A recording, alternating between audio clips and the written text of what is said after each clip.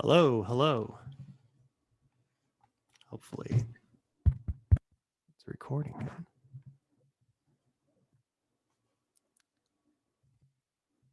Oh, Hey, how's it going, man?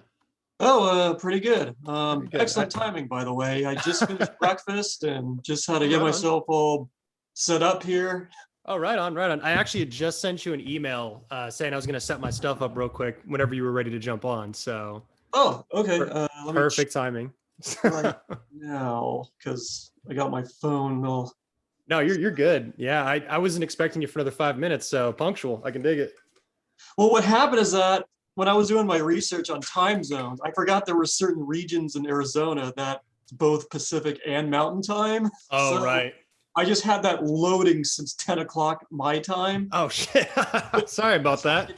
No. I mean, I got up at around 9:30 because I got all prepped for this. So Oh, right I'm on. really glad that I kind of anticipated that. No, fair enough. No, I appreciate that. Oh, I just got a reminder. It's like, oh, you have a meeting starting in 5 minutes. No, I appreciate that.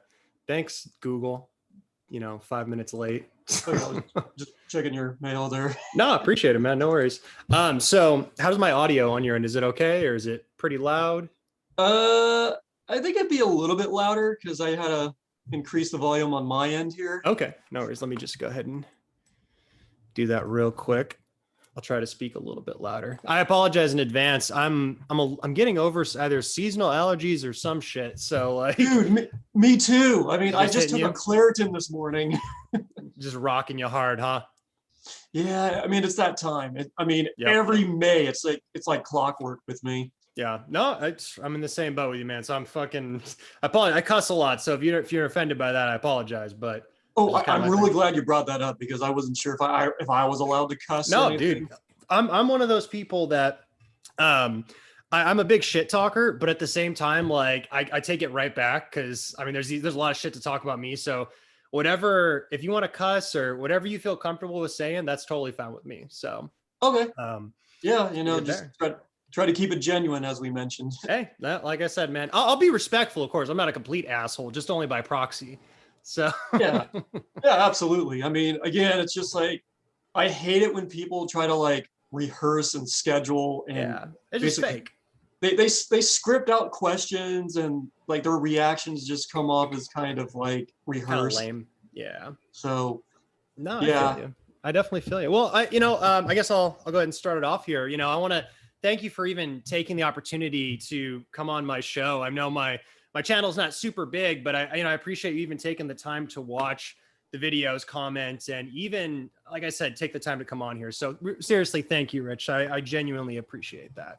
No, my pleasure. I mean, I'm just kind of flattered that, not flattered, but just conflicted that people are still kind of talking about all the Freaking drama. 10 years later, right? Or no, longer than that. Would it be longer than that now? Yeah, about 11 years now because it's 2021 now. Yeah. So I only found out about the video I'm sure you watched the first video I did, and it was really bad. Like I don't know what had happened with my research. It was so bad. And someone put in the comments, they're like, you didn't bring this up. I'm like, what the fuck are you talking about? I don't know what the hell you're talking about. And then I'm like, oh shit, I fucked that up. Fucked that up hard. So yeah, because I was just kind of Google searching my name because I do that sometimes, like every once a month or so. Because as you probably know, I'm very infamous in the Sonic fan base, so I'm always kind of. I've read stories for sure. Yeah. So I just had to check out your other videos too because it's like, wait a minute, is this turning into like a trilogy or something? So it wasn't intentional. Well, after you graciously decided to come on my channel, it's a quadology now, and I didn't fucking expect that shit. So, yeah, well, we're living in uncertain times, so you never know what could happen. hey, man, I respect that. So, actually, kind of. Oh, sorry, I'm going to cut you off there. I just had to wet my whistle a bit there. Oh, for sure. So, I actually kind of to circle back. So, when you initially released that video. I was kind of thinking about this even when I was shooting the initial video. You had mentioned how I'm sorry, the most recent video, you mentioned how after like a week or two, you kind of like, I'm not really feeling this. I think it's kind of stupid. I'm going to get rid of it. Kind of walk me through, if as much as you remember, of course, the thought process of what led you to putting the video out to eventually deciding, you know what, I'm not feeling this anymore. Was it the general heat you were getting from the comment section? Just kind of go over what was kind of going through your head at the time. Yeah, basically there was a lot of factors to consider, since this was around when I was still working on my SATIAM movie, and it was basically converted into a fan film at that time, since Sega rejected it in late 2007. And I kind of gathered some other people to help me turn it into a fan film, but that's a whole different topic. And that's not to cut you off, that's the film that's currently still on your YouTube channel, right? The fan film that's on there, or is that a completely different one?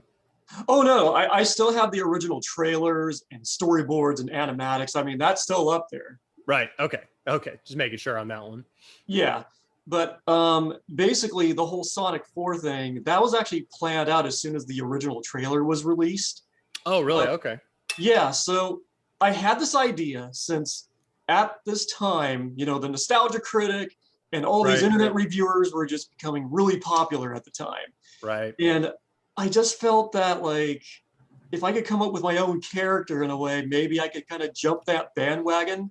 Since I had this delusional idea that, hey, I'm working on a movie, maybe I could like increase my agency a bit here. So right. Well, you figure, yeah, you can get some heat over here, which can also draw you over to this section. I get that. I respect that. Yeah. So when the trailer dropped, I genuinely had an emotion about that, since Sega was hyping up this game for like an entire year. They were dropping hints. They alluded to how this was supposed to be like the long-awaited sequel to Sonic 3 and Knuckles. Right. And the way they were just kind of hyping it up, it was very misleading, because the way they were showing like the silhouette, saying like this character is not going to show up, but this one is. And it's just like, okay, we get what's going on here. So it's like, just do the reveal. And then the trailer came out. So when I first saw it, I was a little disappointed, because the silhouette didn't match the CGI one. So it's like, well, wait a minute. You obviously used a 2D silhouette for your advertising and marketing campaign, and then it's just like you pull a Simpsons joke, and it's like, wait, you pull a 180 there. It's the CGI Sonic, not the classic one. So in your mind, it was kind of misleading the way they were like, oh, they pulled the veil right over your fucking eyes. I'm like, oh, gotcha, bitch. It's like, God damn it. You fucking assholes. They kind of pulled like, what's that Pokemon type of deal? And it didn't match the silhouette. That great meme. Yeah. So I was, honestly upset about that. But at the same time, maybe I could kind of, jump on this whole reactionary type of trend that's going on. Right. And that was the vibe I got watching it. I know it's some people, I know I put a couple of clips in my video in regards to some of the reactions to your video. And honestly, I mean, I was sitting there and I still genuinely believe this. Like, I don't think it was too far off from, I don't know if you remember like the Spoonie Experiment or any of those type of people. Yes. But that's what I got the vibe of. I was watching it. I'm like, okay, it's still rough. I know I mean, back in the day, that was really popular. I even tried to do stuff like that to lesser effect, I would say. I would actually argue yours came off better than mine. I'm not even just trying to stroke you right there. I'm just being real, mine was pretty shit. But no, I mean, that's kind of flattering in a way, because I had some shitty equipment going on at that time.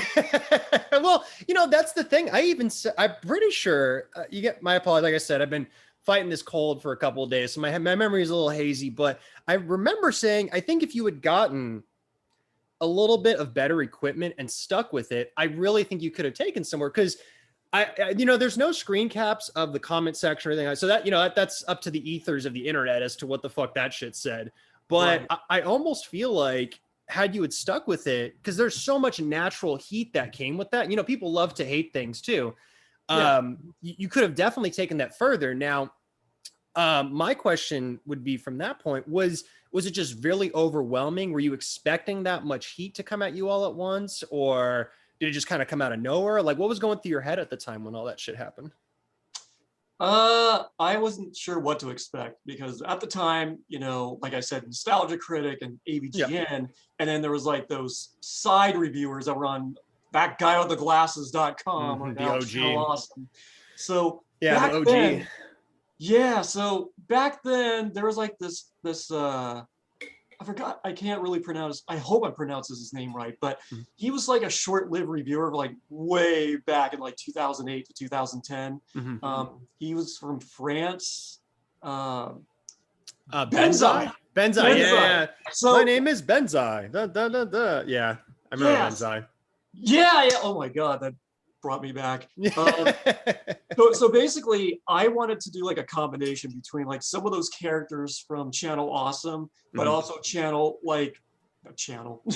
basically, kind of do an homage to the Nostalgia Critic, right? Doug Walker or whatever. So I kind of incorporated like this signature Sonic plush that I still have. Oh wow, you still actually have it? Right on. I can respect that. Oh yeah, I've had this since like I was a kid. I got this way back in '94. Oh, okay. So that wasn't a bit. That was legit then. So you've legit had that this entire time. Okay, that's fine. I legit thought that was part of the bit and the character. Okay, no, I respect that. Oh yeah, I mean, I got that plush way back in '94 from a carnival game from Reno. I'm not sure if you've been to like Circus. Oh yeah, I've been there before. Yeah, so I was playing. Yeah, so I was playing one of those dart games. You try to hit the balloon and you win a prize. Oh, okay. So, not only did I win Sonic, but I also got Tails. My boy Tails, there he is. Oh wow, so it's the animated version of him too. It looks like. Yeah, but we're talking like OG Tails from like SatAM Adventures because he's brown. Right. Okay. See, no, that's the thing. When it comes to Sonic, for me, I believe I'd said it in my first video. I'm more of like, I've always kind of casually liked Sonic. Now, on the other hand of that, though, my younger brothers are big fucking Sonic fans. So, what's funny is they actually knew who you were. So, like, I told them, like, yeah, I'm going to be talking to the guy who was an AKnotHoleResident. Like, are you fucking serious? I'm like, yeah, we're talking Saturday. So, and one of my brothers, it was just funny that they knew who you were because they're big Sonic fans. So, in terms of my knowledge of Sonic, the most knowledge that I have comes from like the stuff that they talk to me about because they're still pretty passionate about it and whatnot. When it comes to your love of Sonic, I imagine you like other stuff too, right? Not to change the subject or anything, but other, like, are you into other genres of games, or is that like your primary focus? Like, do you still play video games, any shit like that, or what's kind of your spiel now? Yeah, I'd say I've always been delving into like geek culture my entire life, but it just seems that Sonic was like that perfect marriage between adding sci-fi fantasy to adventure platforming and everything. Okay. And then when I got into like the SatAM cartoon show and the Archie comics and everything, it just kind of expanded the lore and allowed me to branch out into other things besides Nintendo. Since when I was a kid, I was such a loyalist to Mario and Zelda and all those IPs and everything. And I just felt like Sega and anybody else in the gaming industry was like the enemy. So I was just so adamant about defending Nintendo whenever I could. The big console wars. Yeah, I remember that back in the day. Yeah, because like I was around like 9-10 years old when the whole Sega versus Nintendo feud was happening at that time. Okay. And I was like on the Nintendo side, obviously, since Sonic the Hedgehog was like the enemy. And it just seemed like, I got to do what I can to, defend my hero. Because defend your honor, right? Yeah. Yeah. The samurai code. Pretty much. But, all those playground discussions and debates that kids used to have. And they're like, oh, well, Sonic could kick Mario's ass. And, oh, yeah, well, it's like Mario has all these power-ups. And the new Super Nintendo that's coming out, he's going to have a dinosaur. He's going to kick his ass, man. Fucking it was bitch. It was just like this endless debate that was going on between like elementary school kids. So a lot of people were just kind of like, shooting back and forth about what they assume was going to be like the dominance of the console wars at that time. Right. But, I never thought that I would be into Sega or Sonic the Hedgehog after, laying my eyes on the very first game when I saw it as a demo in Toys R Us. Oh, okay, so that's when the magic started, I'm assuming, right?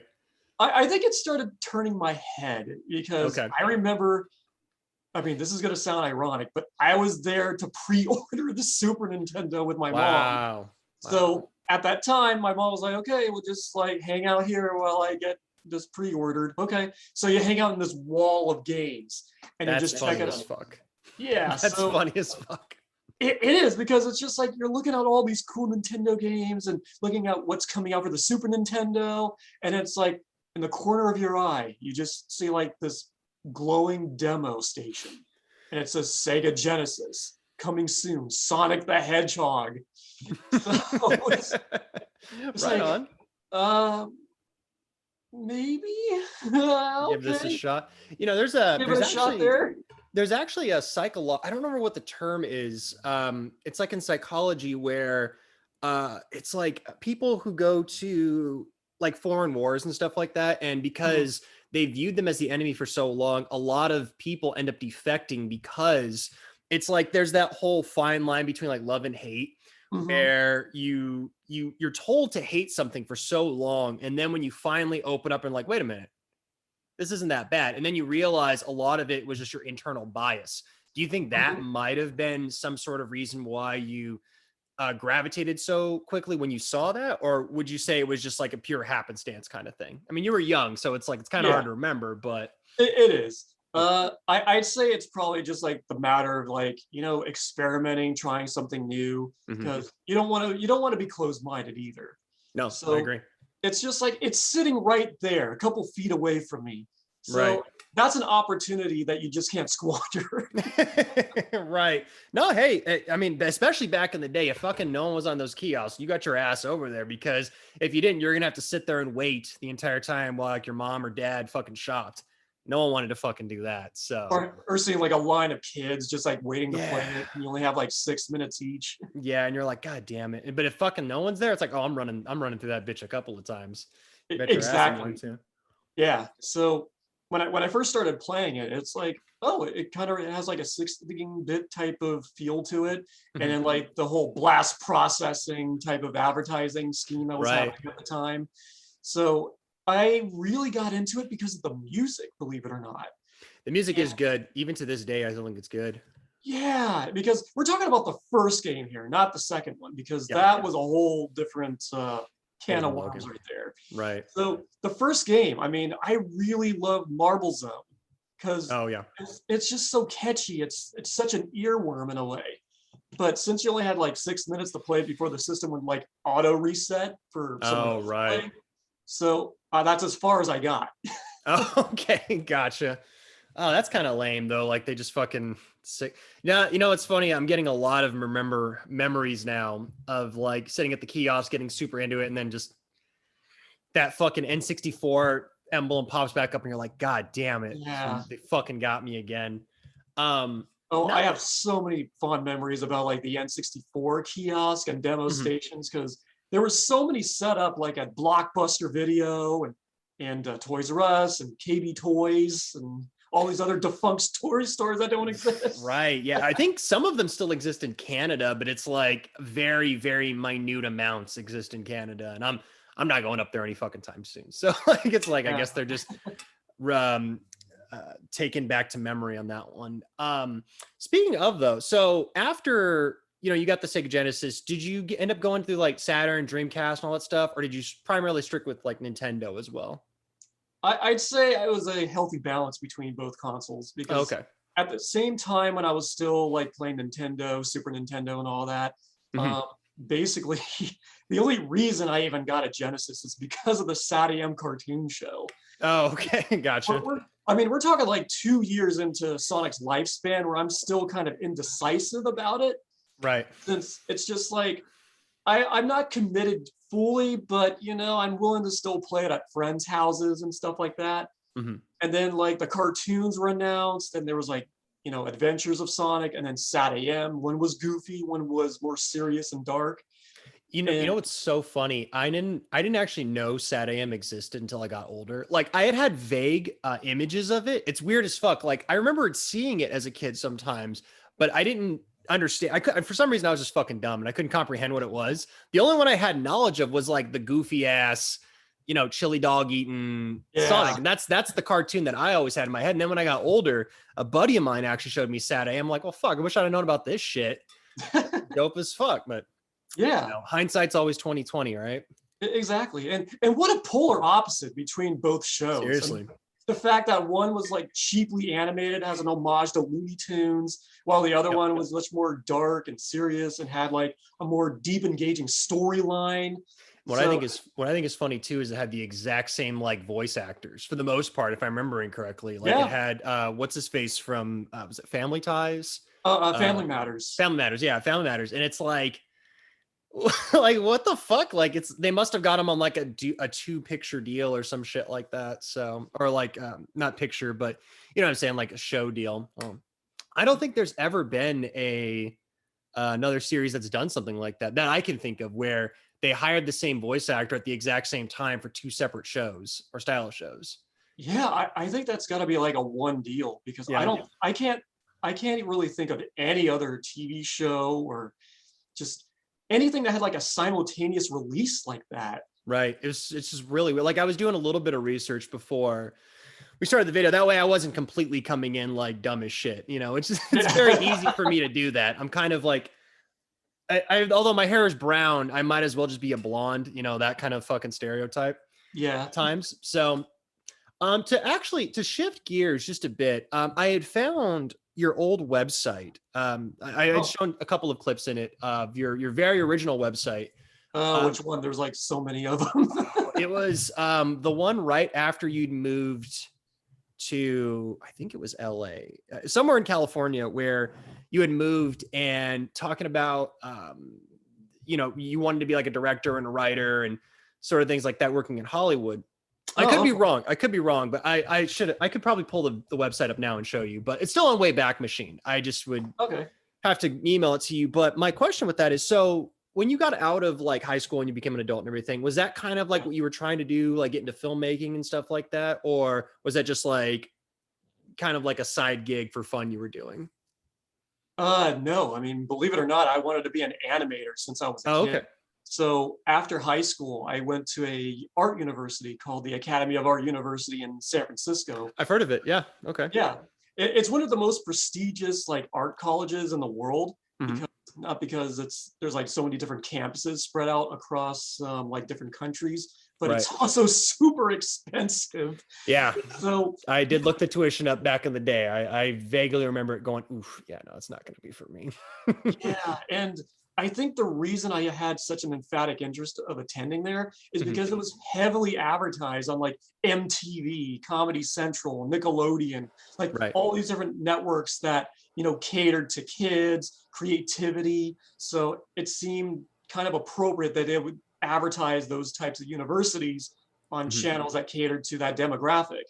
So I was early influenced, like way back in junior high, that, hey, that's the college I'm going to, Dad. Oh, okay. So this was something you had planned for a while, and this wasn't like a spur of the moment, I'm 18 and I just want to get the fuck out of my parents' house thing. Like this was something you really wanted to do then from the beginning.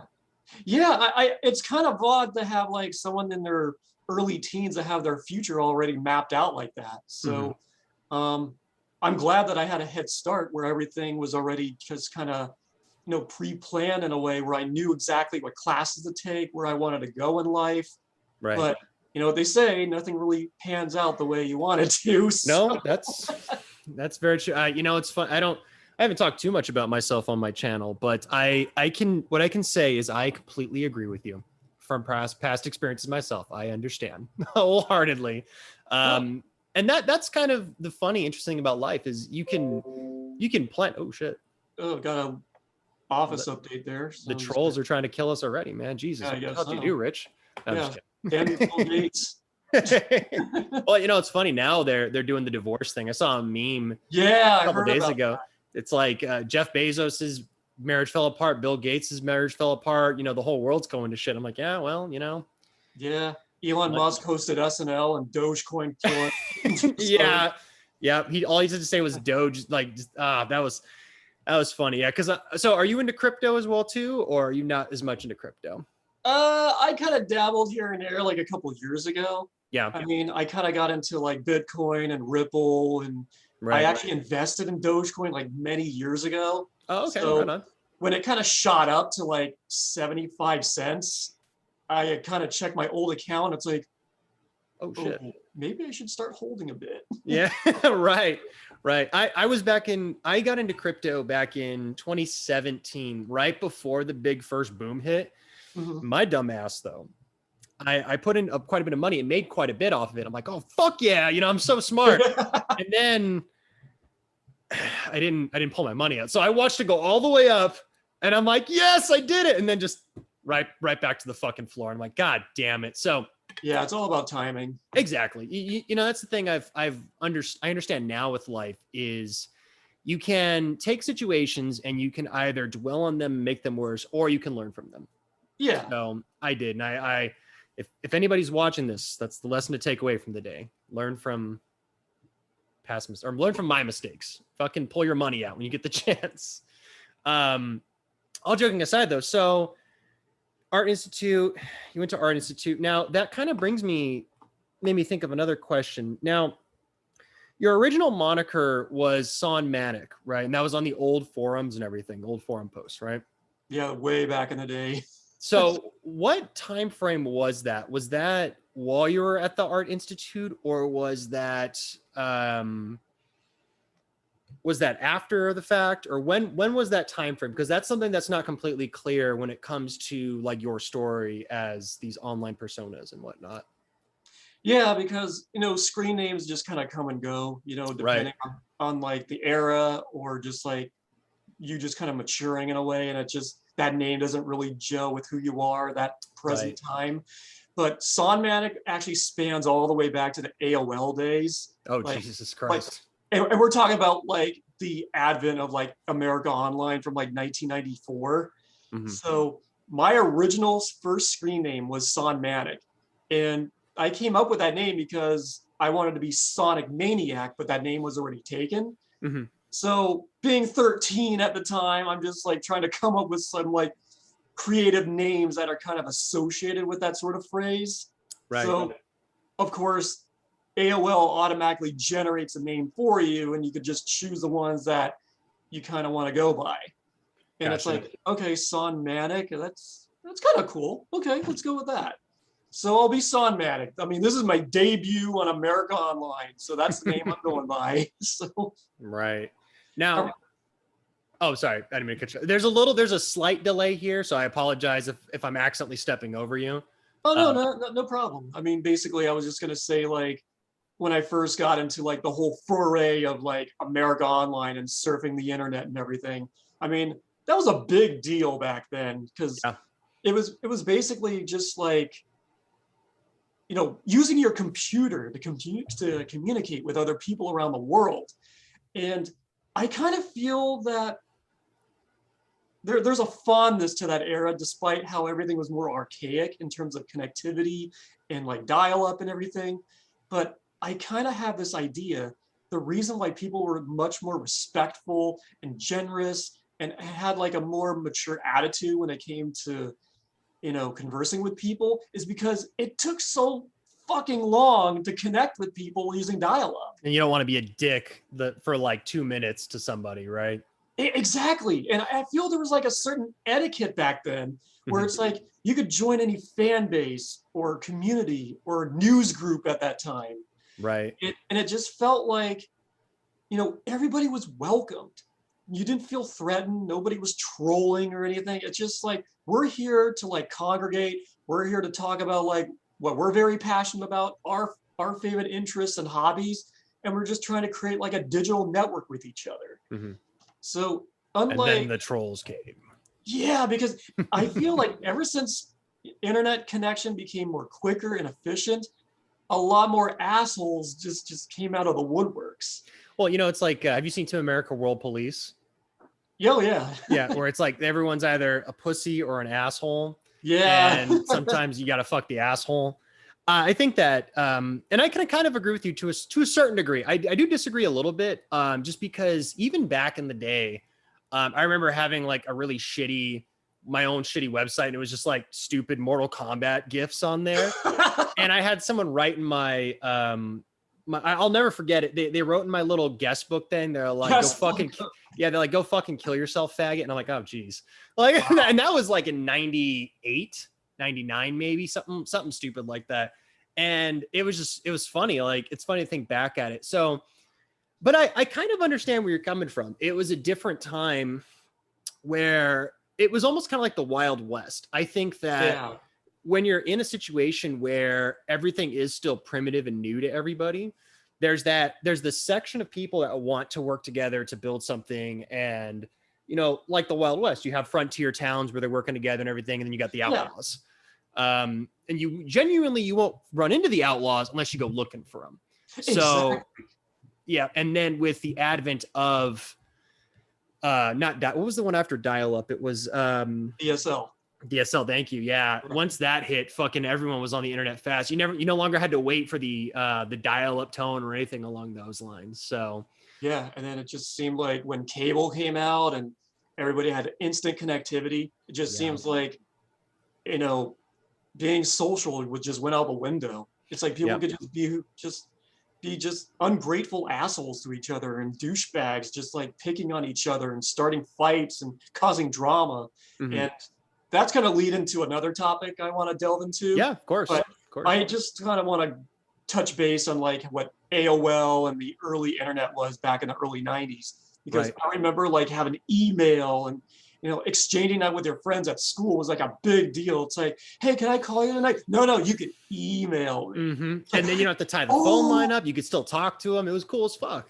It was. Well, there was a drawback because if you were still on dial-up and one of your family members picks up the phone downstairs from the other room and it's like, no, I was downloading that picture and it was going to take me 20 minutes. Yeah, see, that's the funny shit right there. That picture is going to take me 20 minutes. Kids today, God, I'm fucking old, but it's like kids today will not understand what it was like to be halfway done downloading like a really crappy Dragon Ball Z, like not even Photoshop wasn't even a thing back then, like a really shitty MS Paint edit of Dragon Ball Z. You're like halfway there and then it just fucking stops. And you're like, well, fuck, I can't remember where I found that picture, so I guess it's gone now. And you're actually like seeing it loading in real time, like do like that. Yeah, dude. Oh my god, you're making me too nostalgic over here, man. I'm gonna have to become a critic, a nostalgia critic. Okay, well, I'll fucking quit now. I'd say more like a retro tech critic because believe it or not, there's like certain YouTubers there that I subscribe to that talk about like all this obscure technology. One of my favorites is Tech Mode. I don't know if I've heard of them before. He's like this elderly British dude that talks about old record players, MP3 stuff, and right on. So not to cut you off, that actually reminds me of something I did want to touch on. I apologize. You can continue. I'll remember what I'm going to say though. Okay. Yeah. I was just going to say, like, basically he talks about like old technology, like mostly from like the 80s and 90s, like obscure shit that people probably don't even know of, like laser disc players and mini disc Walkmans. Right. Oh my God. Yeah. Those were a thing for a minute. Yeah.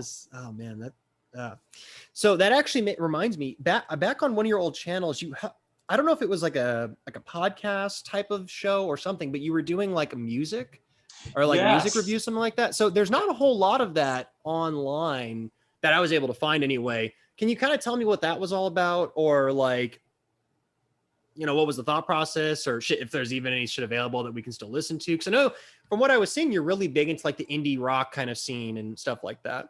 Correct me if I'm wrong, of course, but no, absolutely. I mean, basically music has always been in my household since I was a kid, since my father was a drummer, and he always had like all these cool bands that would play in the background and he was doing housework or yard work. And at such an early age, I got easily influenced into like all these 60s and 70s bands. He was heavily into like, the Beatles, Rolling Stones, The Who, and then he started playing like the Television, the Turtles, Iggy Pop. And around the 80s, he got into like Dire Straits, REM, U2. So there's Do you just play like any instruments? Ironically, I don't, but Oh, wow, I okay. was in a ska band for a short period back in high school. Yeah, I was too. Right on. Nice. Yeah, right on. Okay, what were you doing in the band? Were you singing or? I was kind of like the spectator lead singer because like Oh, okay. ska, because as I remember ska bands back in the 90s, it was more about a spectacle than just Yep. like, instrumentation and presentation. Yep. Since it was just like some guy jumping around and yelling into a microphone and just like getting the party going. Yep. Now, And yeah, every ska band has a great name. What was your guys' name? Did you guys get that far? Yeah, we were the Pirate All-Stars. Pirate All-Stars. I love it. Nice. In fact, Fuck yeah. they were the first like um the first band that I actually did like graphic design work for, because that was kind of like the catalyst to my career. Okay. So now, I designed the album cover, Uh-huh. concert posters. Oh, fuck yeah. Now, are they still around, or is this like broken up like a long time ago type deal? Oh, they broken up like 20 years ago. I mean, like I said, we were a short-lived band because ska was at the cusp of like dying out at that time. Yeah, unfortunately. Since this was around like 1999. Oh, wow. Okay. So it was during its dying age. So gotcha. We went out with a burst. Fair enough. I know for me, I was in the ska band in 2005, 2006. So we were well after it was dead, so we were the lame kids that were trying to do a fucking ska band in the mid 2000s. So oh damn. Yeah, it all works out. I mean, there was still ska bands just floating around at that time. Right. You had like Streetlight Manifesto and stuff like that. Yeah, but nothing to eat. Yep, Mad Maddie's. What was the 10-foot iron pole or something like that? What the fuck were they called? They were it was a golf club. Their name was literally just a golf club. I just don't remember what the actual golf club was. Geez. Yeah, kind of lost me there. Yeah, sorry about that. A little bit of an interjection. My apologies. No, not at all. Because like ska music just kind of reminds me of like that endearing time of the 90s when everything was all about having fun and partying. Yep. And just like around the 2000s, 2010s, I felt like music kind of went into like this brooding and edgy period where people were talking about like life problems, and then we got into the emo scene where I remember that. Oh boy. Do you listen to any like heavy metal or anything like that, or are you strictly like indie rock and hard rock and stuff like that? I kind of delve into metal in terms of like classic metal and shit like that. Black like Sabbath, Metallica, Megadeth, right? Iron Maiden, Judas Priest. Okay. Mastodon, I guess that's the most current metal band, but wow, Mastodon. Okay. Yeah, well, because they kind of have like a connection with like Foo Fighters, and Dave Grohl like drums with them. Right. So excuse me. Sorry about that. Yeah, it's okay. See, I'm doing this all raw. I'm not gonna do any cuts or anything, so I get to leave all my fucking coughs and shit in here. No, I mean, like I said, I prefer off the cuff interviews because it just comes off more genuine. Same. So okay, right on. Now you had mentioned you wanted to talk about a topic you wanted to bring up I believe it's in conjunction with like trolls and stuff like that. Yeah. So it kind of relates to like recent situations. Now, is that the Rally for Sally deal, or is that like going to be a different thing? Do you want to touch on that yet? Because we could save that for later, because I have some questions about that as well too. Yeah, absolutely. I mean, basically, Rally for Sally was something I got into like last summer because it kind of spans from the whole Tangle and Whisper inclusion to Sonic Speed Battle and Sonic Dash, which is the mobile games. So, thank you. Yeah, I was going to ask. I knew what it was, but for clarity's sake, I'm sure there's some people watching that would. Okay, if they're watching a video on Sonic, they probably already know. I'm the only dipshit that needed to look that up. So no, believe it or not, some Sonic fans out there are completely oblivious that there's actually mobile games out there. So okay, kind of helps add clarity to certain things. No, I respect that.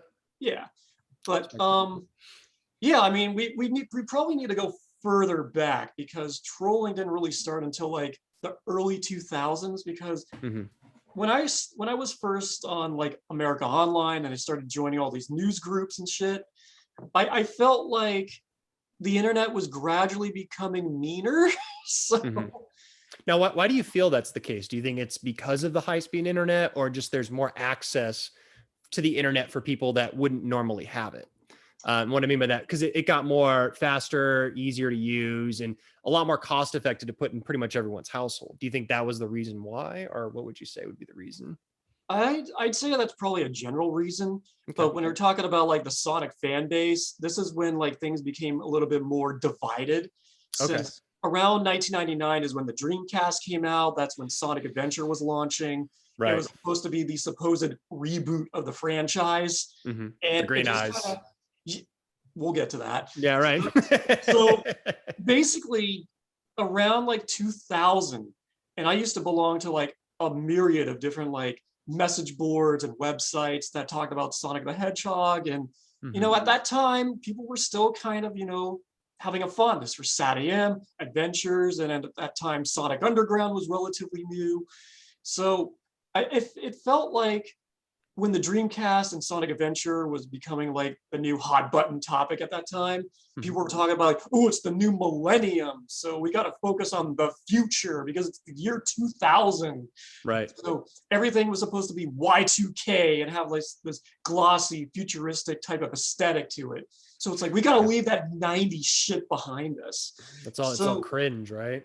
Yeah, but it's the year 2000. 1999 was like a couple months ago. Right. So why are we just like casting that off like that decade never happened? Because like, you know, it's so funny. We're still kind of in that point where a lot of people fondly remember it, but then at the same time, it's also shit talked a lot. So that's an interesting point, actually. I'm gonna have to delve into that a little bit deeper. But anyway, continue. My apologies. No, because nostalgia is pretty interesting. Because I remember in the 90s, the 80s was viewed as a joke. That's a good point. That's a very good point. And then as the decade went on, especially when we got into the 2000s, people started to yearn for the 80s type of era. Yeah. So, and I could actually pinpoint exactly when that happened. When was that, in your opinion? So in the year 2002, a lot of these programs on MTV and VH1 started. I love the 80s. Yes. Yep. So they got all these celebrities from the 80s to like reprise their roles, talk about the shows and cartoons they were a part of. Yep. And it just kind of triggered that nostalgia button with everybody that was turning 20 around that time. So people that were just out of high school, entering college, we were that perfect spot to where people wanted to be a little bit more reminiscent of their childhood. Right. So it's like, oh yeah, classic NES, 8-bit games. Yeah, I know what we're talking about. Cabbage Patch Kids. My sister had one. Yep. I remember being in high school right when the 8-bit fucking retro crave hit, and fucking, I just remember sitting there because I was kind of one of those elitist people back in the day where I'd be like, they clearly didn't play the games that I fucking played when I was younger and shit. I mean, and then eventually I grew up, but it was like, until then I was like, fuck them. But yeah, I actually agree with you because I did a video about reality TV. I'm actually doing a series right now going over that old MTV Fear show. Oh, yeah, I remember that. Yeah, I'm doing a reaction to every episode of that. And it's funny going back to that time frame because I agree with you. I think that that's when we got a lot of that nostalgia for that, because I think with reality TV, they put like a spotlight on just where we're at as a civilization. And I don't think people liked it. I don't think people liked it at all because, you know, because you look back at reality TV now, people still look at it and laugh at it because it was such like, you know, garbage television and whatnot. And I agree with them to a certain degree. But I think that might be one of the reasons why, to add to your reason, people were just like, oh, fuck this generation. Fuck this era. Let's go back to the 80s, back when everybody was doing cocaine and we were having a lot like more fun of a time. Yeah. You know, like people put more effort to like, you know, cartoons and video games. And there was just like this spark of creativity that there was no restriction. It's just like before everything was relegated. Right. Yeah. Everyone put a muzzle on creativity. Yeah. And I just kind of feel that the 2000s, we're kind of entering that period where people are now getting nostalgic for that era, which is kind of cosmic to me. Yeah, I don't like it, man. It just, as the decades go by, I feel it. And I'm like, oh, fuck, man. It's like, but back. Oh, God. You know, I feel it, man. But at the same time, it's just like, I have a certain nostalgia for the 2000s because at that time I was freelancing full time in the music industry.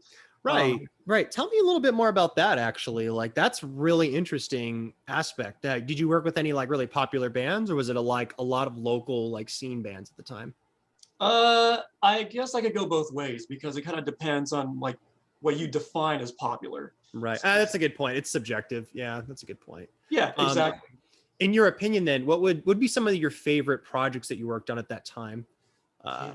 Oh man. I know it's hard. That's like asking who your favorite kid is. I get it, but like, yeah, but it's just like around this time, it's like I was already in a ska band. I'm entering college. I'm trying to get my career going. But since I was going to be an animation major, I just felt like what I was doing on the side didn't really gel with what I really wanted to do. Right. Since animation has always been my passion since I was a kid, since like watching, the animation renaissance shows like Animaniacs and Tiny Toons and stuff like that. But those are good. That was good shit too. Yeah, but as time went on, I wanted to be a CGI animator because 3D animation was basically becoming more popular. It was becoming more mainstay in Hollywood. So it's like, oh, if you want to be an animator, get into CGI, Pixar and DreamWorks. I mean, that's where the money is. Yeah. Now, do you believe that, or? I'd say in hindsight, maybe because, it was during the height of its popularity. And a lot of my teachers, instructors, and just like people that I was hanging around with, because again, I was heavily into like the animation groups and I joined an anime club too. And there was a lot of influence about like, yeah, you got to get into 3D animation, learn Maya and Lightwave and 3D Studio Max and all that. Wow, that's taking me back, man.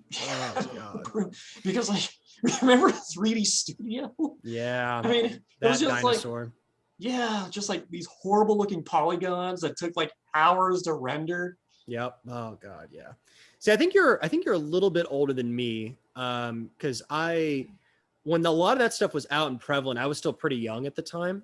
Okay. Well, I hope you don't mind me asking, but like, how old are you? I am 57 years old. Oh, no, hey. I'm just kidding. Hey. You know what? Whatever you're doing, I got to know your secret. No, I appreciate it. No, I'm 31. I usually get the joke off better than that, but my go-to is 61. But like I said, I'm feeling kind of sick today still. So like, I'm like, what the fuck is the number I normally say for that shit? So, but yeah, I'm 31. So we're roughly in the same kind of area, but I think you're a little bit older than me if I'm getting that correct. Believe it or not, I just turned 40 like a month ago. Oh, wow. Oh, well, happy belated birthday then. Hey, I appreciate it. Well, maybe I shouldn't say when your birthday is, especially this being online. I'd rather not. It's probably public anyway. Yeah, even then, like that's one of the things while researching your story that,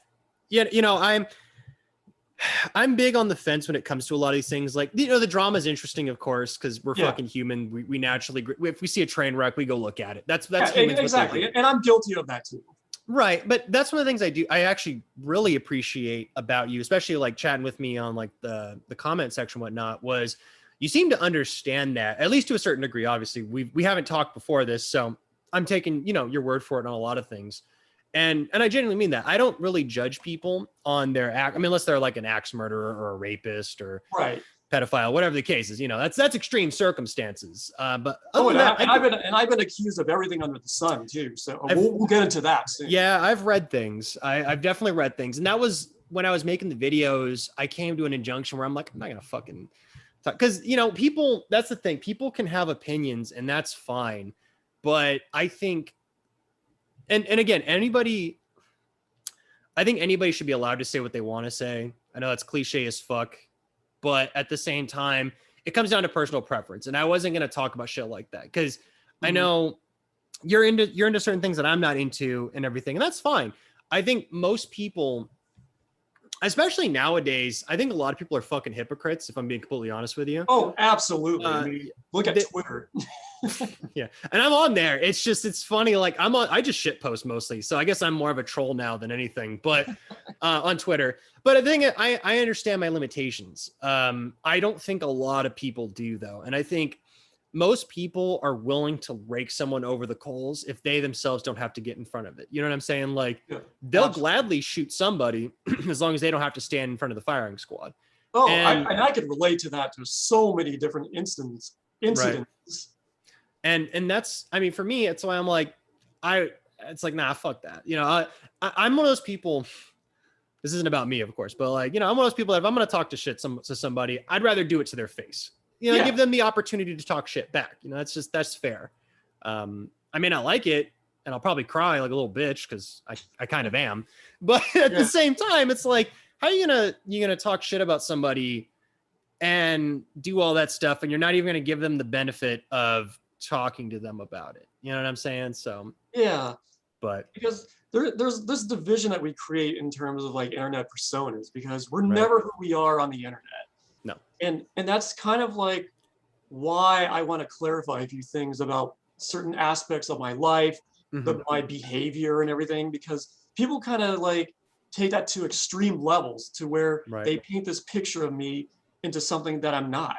Right. And it's kind of troubling sometimes, especially when you're trying to get a career going, you're trying to network with people, and it just kind of destroys your reputation if like the wrong information is circulating. Right. And then all of a sudden they go to, especially now with the advent of social media, and everyone likes to pretend like the social credit system doesn't exist here in the States, but it fucking does. Every fucking every major company now goes on Facebook and Twitter and Instagram and all that shit. They know everything about you before you know about yourself. And that's kind of creepy in a way too, because they could sell your data for like millions of dollars and you wouldn't even know it. It is. I've mentioned it a couple times on my channel. I don't know about how forefront I have been with it, but I'm ex-military. I got out like almost 4 years ago. And when I was in, I learned, I won't say names or anything, but there was an incident where we had somebody that they were posting stuff on, you know, Facebook, and it got up to like the high fucking chains of command. And they were saying some rough shit. And that's when it dawned on me like, holy fuck, these people they're really looking at all of our shit. And then you take it a step further than that and go, okay, yeah, if the military is going to look at it, every major metropolitan company, every major corporation is going to be looking at your stuff, prospective clients, because you're in the freelance work, right? You know, prospective clients, shit like that. So yeah, man, to circle back to you, like I said in my other video, I'm not here to cape for you. I'm not here to cape for anybody. But I'll at least listen to anybody what they got to say and talk to them, because everyone fucking deserves a chance to be spoken and heard. Yeah, so I emphatically agree to that, because there's been like recent events basically where I've been kicked out of servers and I've been blasted on the internet for like stupid petty shit that nobody really gives a crap about. Right. And I just feel that, there's a lot of things going on in the world right now that we should focus on, instead of just like, oh, he said the wrong thing or he has a different opinion than I do, so I'm gonna like blast him on Twitter and let everybody know what a raging asshole this guy is. And right. Well, you're an easy target though too, because there's that past history that you have. So a lot of people, instead of deciding to take the fight to now, where it's like, okay, let's discuss this situation now, they like to pull up your past, which, I mean, I guess to a certain degree that's fair, but at what point are you just hiding behind that instead of actually having valid arguments as to now? You know what I'm saying? Like, yeah, because like recently there's like a couple Twitter accounts out there that are like dedicating all their time to troll and stalk me and everything. And they're pulling up shit from like 10 years ago and twisting the narrative into something out of context that has no reflection on who I am. Right. So like going to the whole, pedophilia accusation, which is a very serious allegation to put on someone. Right. So they took some random joke post I made like 10 years ago from Facebook. And I don't remember why I said it or when I did it or whatever.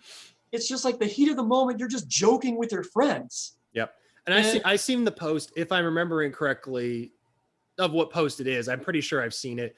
The thing with a lot of the information, it's still pretty easily available to find. It's not like on the open clear. Oh, it is on the open clear web, but it's in places that you wouldn't expect to find it. I'll say that, Yeah, but that particular post, that's been on like Encyclopedia Dramatica and Kiwi Farms and all these different satirical websites that are out to destroy reputations. Right. But the thing that really upsets me is the fact that they're taking a throwaway joke that was private between me and a couple Facebook friends. And they're just like taking it out of context to twist the narrative to work in their favor.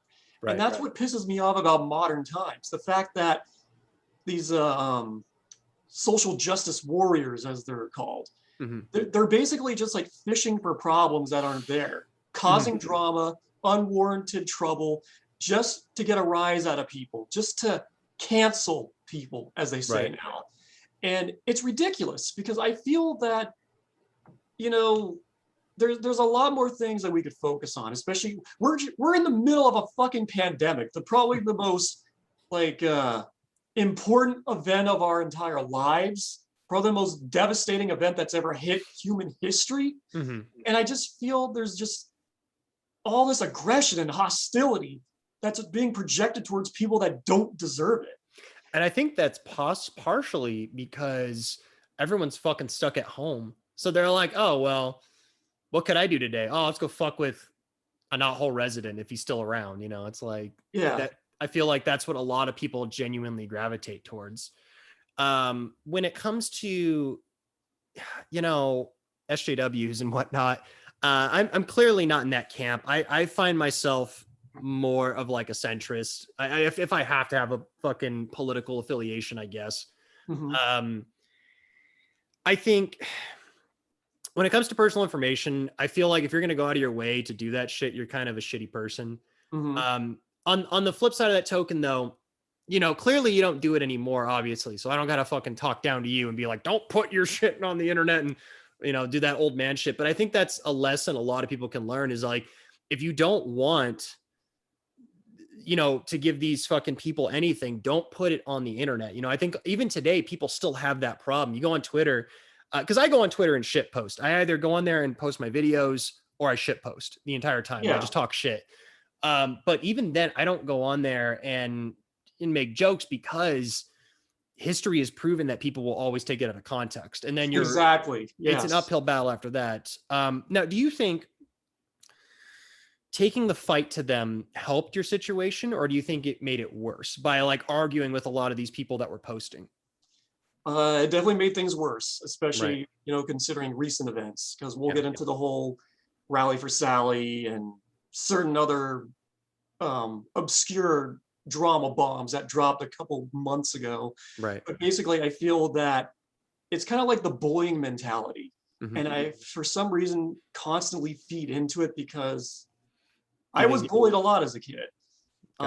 Especially like elementary, junior high, I had it the worst. I don't know why around that time, but I just felt like people were just like more narcissistic and conceited. They talked about like how, you know, being part of a group was more important than having friendships. And I feel, oh man, I'm in like the exact opposite camp of that. I would rather have my own individual thoughts and tell everyone else to go fuck off. Like, you get lonely for sure, but man, it's like, but anyway, I apologize. That's my own fucking thing. No, it just feels that like you're trying to belong to a certain clique at that time, because when you're 13, 14 years old, you're just discovering who you are. Yeah, it's scary. It can be, especially if you're fat or skinny, or if you have some type of aesthetically compromised thing going on with yourself. I mean, you're an easy target for people that have low self-esteem, and they just like take out their aggression on other people just to mask their own insecurities. Yeah, I think you hit the nail on the head. A lot of the times that's what it is. They're insecure about some shit. So, and I'm probably going to get a little controversial here, but that's fine. This kind of relates to the Sonic fan base, and I've gotten shit for this many times, or even bringing it up. Speak your truth. That's what I always say. Yeah, so from an observational perspective, and I really want to emphasize that, I feel the majority of the Sonic fan base, the reason for the division, hostility, and the viciousness that goes on has to do with the fact that the majority of the community seems to be autistic. It's possible. You know, the thing with that, because I did see some of your original posts when it came to that. It's always possible. It was always possible. Now, I don't necessarily agree with that, but we can agree to disagree when it comes to that situation. You know, yeah, absolutely. I think that's one thing the Sonic fandom, because I think the Sonic fandom does get a lot of hate. Some undeservedly from like outside sources and trolls and shit like that. Oh yeah, I agree. I'm kind of laughing because I've seen videos of people fighting, you know, amongst the Sonic community and shit like that as I'm, you know, trying to, you know, cape for them, of course. But I think I'll have to agree to disagree. You know, I think that you go to any fandom, you're going to find people that will call you, you know, I was called, well, I mean, it's not about me, but like, you know what I'm saying? You can go into any fandom and you'll see people that will screech and whine and cry and be angry and fucking just for super irrational about the whole situation. And it's like, yo, we're just talking about fucking Yoda here. Like, who gives a shit? Like, and you know what? I kind of get into those heated arguments myself because since I'm a passionate Sonic fan, of course, I'm going to defend certain aspects of that franchise. Right. And I think that's fine. I think heated discussion is a good thing. I think the problem a lot of fandoms have, and especially in the Sonic community, I'm assuming so, is they just don't know how to agree to disagree. You know, you circle back to the Sonic Green Eye controversy shit, you know, that whole spiel. A lot of people took it so fucking serious. When I mean, I was obviously you didn't like the trailer when it initially came out. You know, we talked about that. And then, we actually do have to circle back to that because I didn't. Yeah, of course. I didn't really give you the origin story of where the Green Eye meme came from, actually. Right. So, and I definitely want to touch on that for sure. So, you know, with that, it's like I can definitely see where, you know, you didn't like the initial trailer, right? No, but you wanted to make a character based off that because you thought, oh, this would be fucking funny and I can do this and do that. So part of my problem I see with the Sonic fandom and community was that they took it way too fucking serious. And it's like, yo, like you gotta fucking chill. Like it's the world's not gonna fucking come to an end because he said that. I know there was somebody who commented on my video, and I know they were trolling. They were trying to troll me. They were like, I was reading them too. Did you read some of them? Okay, yeah. There were some people that were trying to troll me, and they were talking about the green eyes thing, and I was like, you know, honestly, I think there's enough to like about both of them. Oh, okay. Why not both? Why not both? Yeah, you know, it's like, oh, that's a good point, I guess. So, but anyway, so you mentioned it. To circle back to the green eye thing, the meme. So, what was the origin to that? Because a lot of it. It's funny, in my first video, I made the joke, you know, my fucked up video, which I'm keeping it up. I don't give a shit. You know, people can talk shit. I don't give a fuck. It's like, I fucked up. I admit it. I mentioned how the chance of it being completely scraped from the internet was super low. I didn't realize how true that was until I started, you know, researching your story and all that stuff. And I realized that it's not scraped off the internet. It's just harder to find if you're not looking for it specifically. So what was the origin to all that shit? I'm really curious about that. Well, to give you the short version, basically it was just my way of dividing between classic and modern Sonic. Okay. That's all it was. Yeah. And people, and what's funny is you could see people debate about this shit online. I'm like, look, that's the focal point. And what's funny, you're an artist. The eyes are the focal point of any design. You know, that's of a human. That's the first thing you notice when it comes to anything. Yeah. So it honestly kind of, I don't know if this was intentional, but it's kind of brilliant because that got so much fucking heat so fast because of it. And maybe that's a psychological thing with humans. I know you'd mentioned about the autism thing and that's entirely possible. I tend to believe. I speak from that, from like, you know, my experience with other people I worked with, people I conversed with, as well as like statistical research. Because I've been in this fan base since 1994. And the fact that like everybody I've associated with or done business with or even conversed with, they all said they have some type of autism, they have Asperger's or something. And that made me think a bit. It's like, why am I coming into contact with people that have this specific type of disorder? So it might be something worth looking into for sure. Like, I mean, if it's a trend. Now, just to preface, everybody out there, I want to clarify, I'm not doing this to insult you guys. This is not me being like biased or anything. I'm saying this from a observational perspective.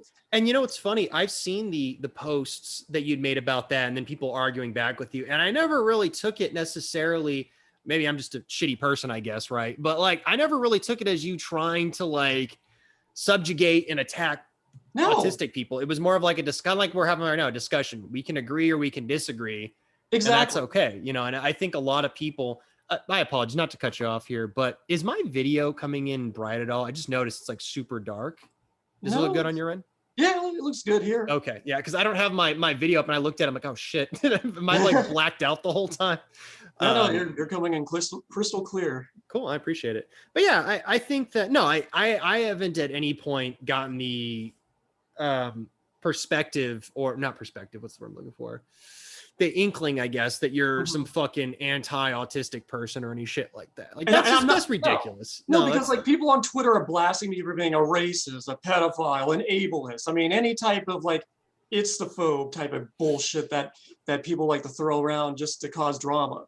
But yeah. It's just like I made a post a couple months ago that may seem a little bit off color.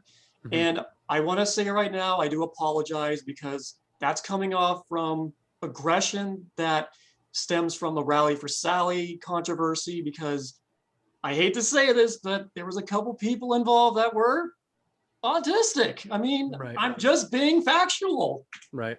Now with the Rally for Sally thing, I know you'd mentioned about they'd taken money from, or I'm paraphrasing, of course, but definitely correct me. Sure. You'd put like $1,000 in.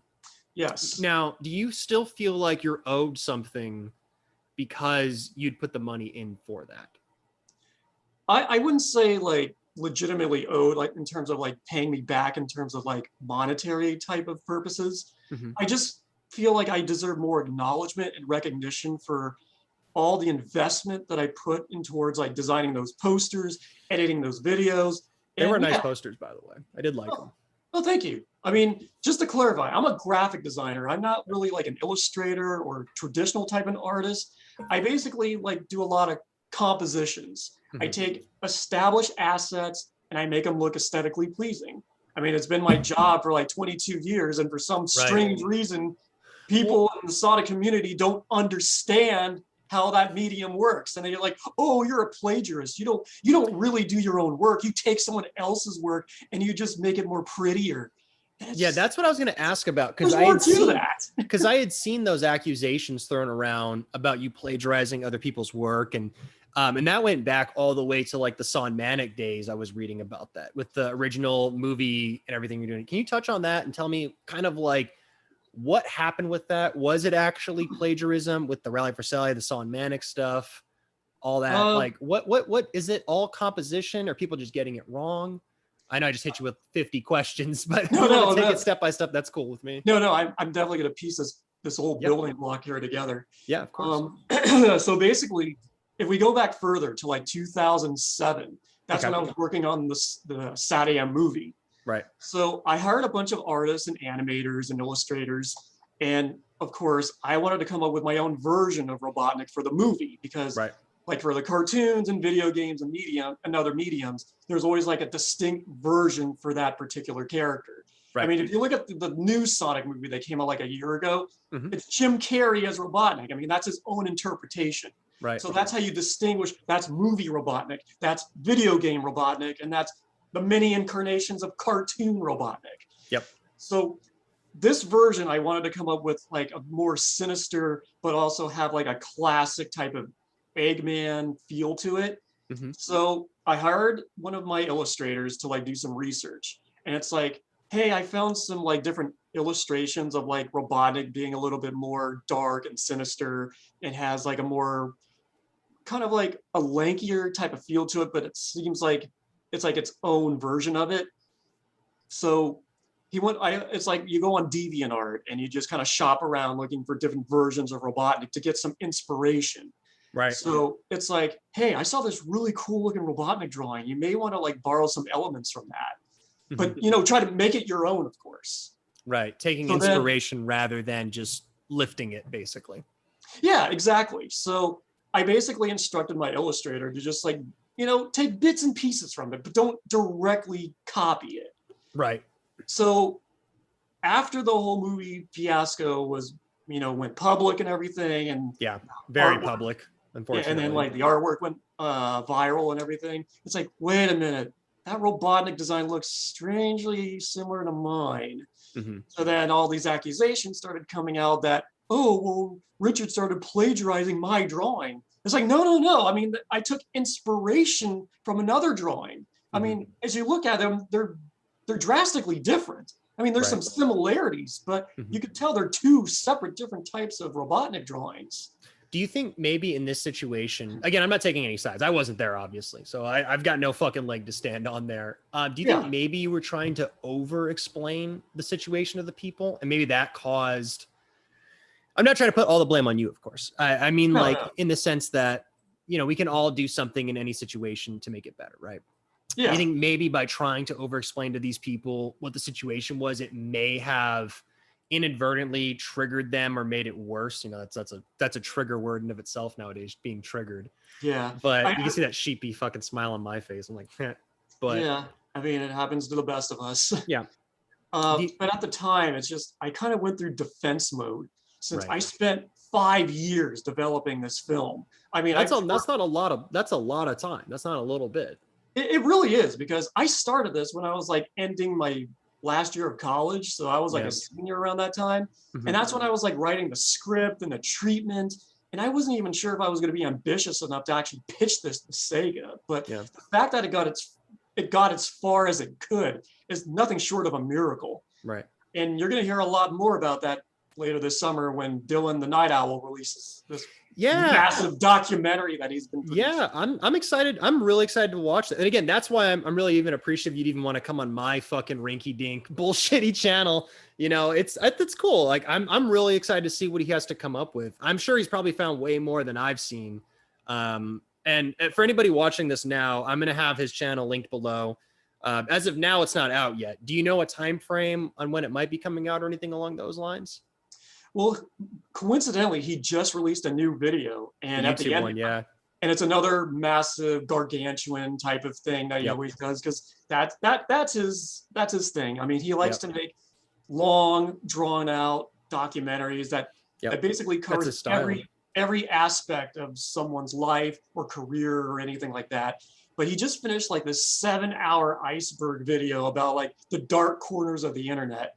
Yep. So at the very end, he does like an epilogue where he talks about future projects. So he did touch base on like my documentary. So it's still in the works, but he said it should be released sometime soon. Cool. So for anybody watching now, if it's somehow released now, it's linked below. So that just, you know, I don't think my channel is going to pop off like that or anything along those lines. But if in case someone does happen to show up and see this, it's below, so you guys can go see the real story, you know? Yeah, and soon could be interpreted anyway, because anytime he says my video's coming out soon, that could be like maybe 5 months from now, so who knows? Yeah, I've noticed, I looked at his patterns when it comes to how he releases. I've watched a little bit more, it's time frame wise, it's been hard to squeeze it in, but I've watched a little bit more now, and I've seen that he does space out his uploads from time to time, which I think that's good. His quality shows, especially in the more recent videos, the YouTube ones. I kind of skimmed through those a little bit. Yeah, because when he approached me, I was like, oh God, another YouTuber wants to do some bullshit. You know, slam shit on you. Yeah. Some type of slam piece on me. It's like, they're trying to get famous, you know, they ride on, because I mean, let's be real. You've got some clout. I mean, it may not be the clout you want on the internet, but you've definitely got some clout, and a lot of people, I think even in the worst situations, a lot of people will try to jump on that to try to gain some sort of fucking clout for it. Cause and it's cheap heat. It really is, because you see like e-celebrities like Game Grumps or something, and they have like different people on their show. It's just like they do it for the clicks, they do it for likes and subscriptions, and it's just so hollow, because it just seems like nobody is really honest with themselves. It's all about narcissism, and that kind of circles back to like their own ego. Why I fucking hate social media, because as of May 1st, I am no longer on any platform. I basically just said, fuck this shit. I've done it for 17 years. It's caused nothing but trouble, and I'm done. I'm not only trying to like distance myself from that, but I'm also disconnecting myself from the Sonic community, because I've done that twice already. But at my age, I feel like I just can't go back anymore. It's just too toxic. Well, you know what they say, first time, shame on you. Second time, shame on me. So it's like, if you can't learn at that point, when are you going to learn, right? Yeah, exactly. So, hitting the rewind button again, back to the whole movie situation. Right. I think that's when my infamy started. Okay. Because everybody viewed me as a failure, that I was a delusional Sonic fan that was looking for like high ends of grandeur. Right. And it's just like, nobody. That's the image they definitely painted in some of the places I looked at. Yeah, and it really bothers me because it's an insult to my friends and family and everybody that contributed to this project, because that's 5 years out of their lives. Mm-hmm. And the fact it's an insult to you too. Like you put the time and effort in. Yeah. So after all the bullshit happened and like the whole blackmail happened with SPACs and all that will be covered. Yeah. So I'm just gonna bypass all that and just that's fine. Get the brass tacks. Yeah, that's fine. I mean, if you want to talk about that, we can talk about that for sure. If you don't mind, I apologize. Like I said, I'm still recovering. Do you mind if I put this on pause real quick? That way I can get a cough drop, use the bathroom and whatnot. Okay. I'm getting a little raspy myself. For sure. No, I appreciate it. I'm just going to pause this. I'll be back in like 2 minutes. Sorry about that. Oh, no problem. I'll be right back. All right, we're back. Sorry about that, people. Like I was saying before, I'm a little sick today, so I'm just trying to stay alive. Thankfully, Rich has been really gracious to put up with my bullshit today. So, hey, so for someone that suffers allergies, I mean, I could relate. So, yeah. get a stockpile of Claritin and Benadryl, and you're good. Yeah, I've got all my cough drops. I'm ready. Nice. So we were talking about Rally for Sally, some of the trolls. I think we were on the troll aspect, and I know I mentioned if you're not really comfortable with going, because I know a lot of that is kind of fucked up, some of the shit that I was reading. Did you want to touch on that, or how did you want to kind of approach that?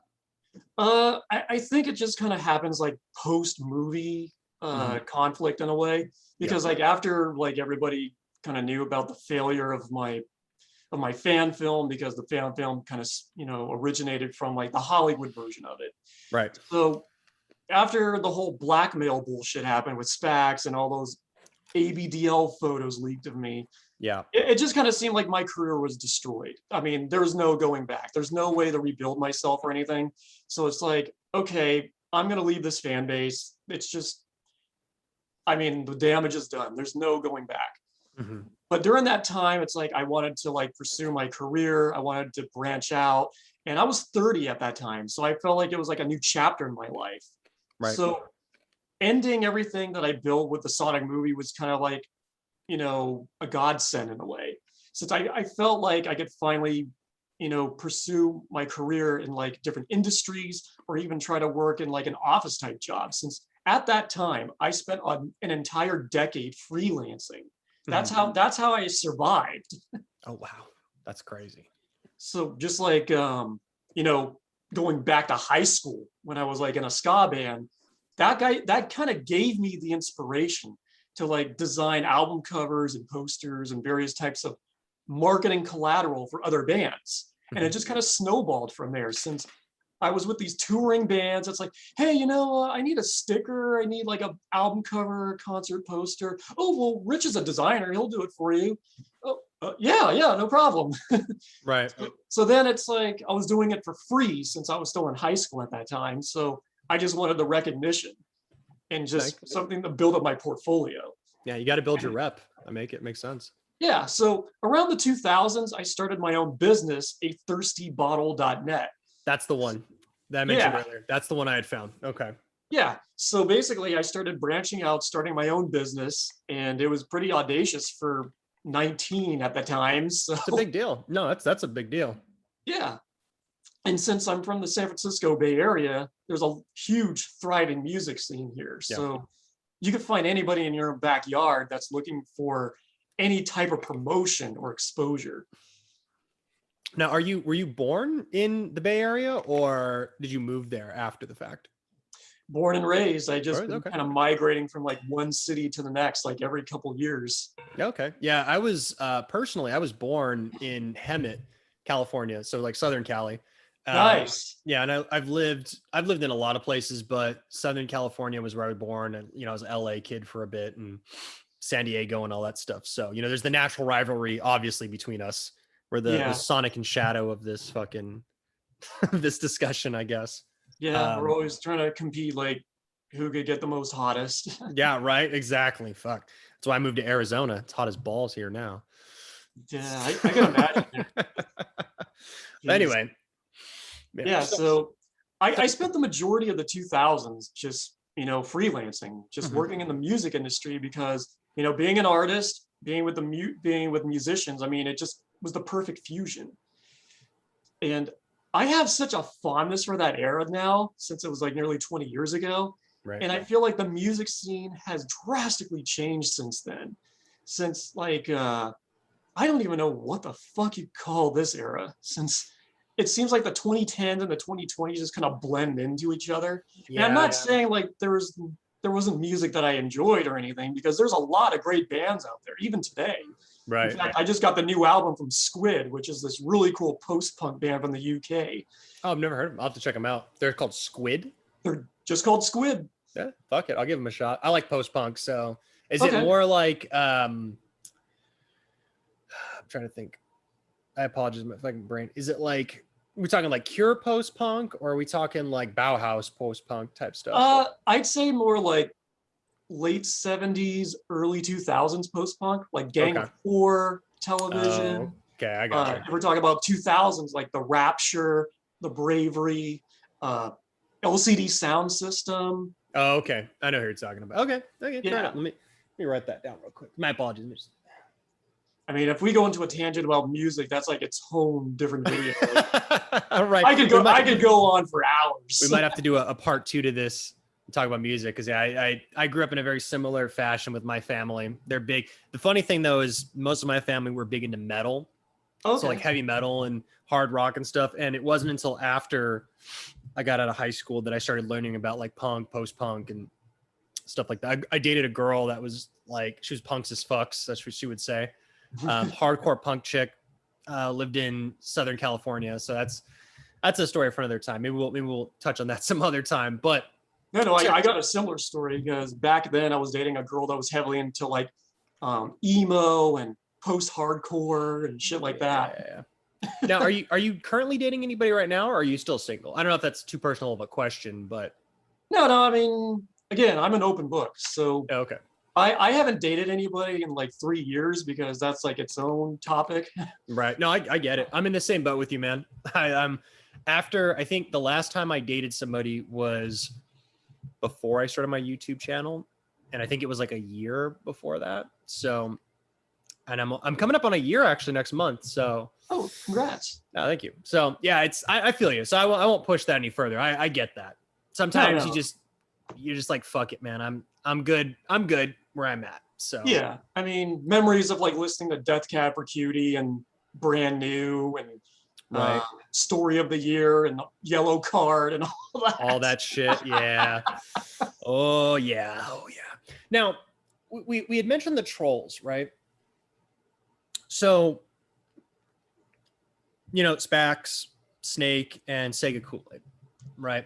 I completely forgot about Snake. I mean, after you showed me those links to those like Wayback Machine Tumblr links, it's like, oh, that's right. Yeah, he prank called me. Yeah, he was the prank. Yeah, how did the fuck did that happen? Did they just hack your shit, or did you accidentally leak it? Like, what happened that led to them? Because I don't know if I want to go into. I mean, if you want to go into everything they did, that's fine. If you're not comfortable with that, that's cool too. I know Dylan's going to be bringing his video out soon. I'm sure that's going to be in there. But which Dylan are we talking about? The Night Owl.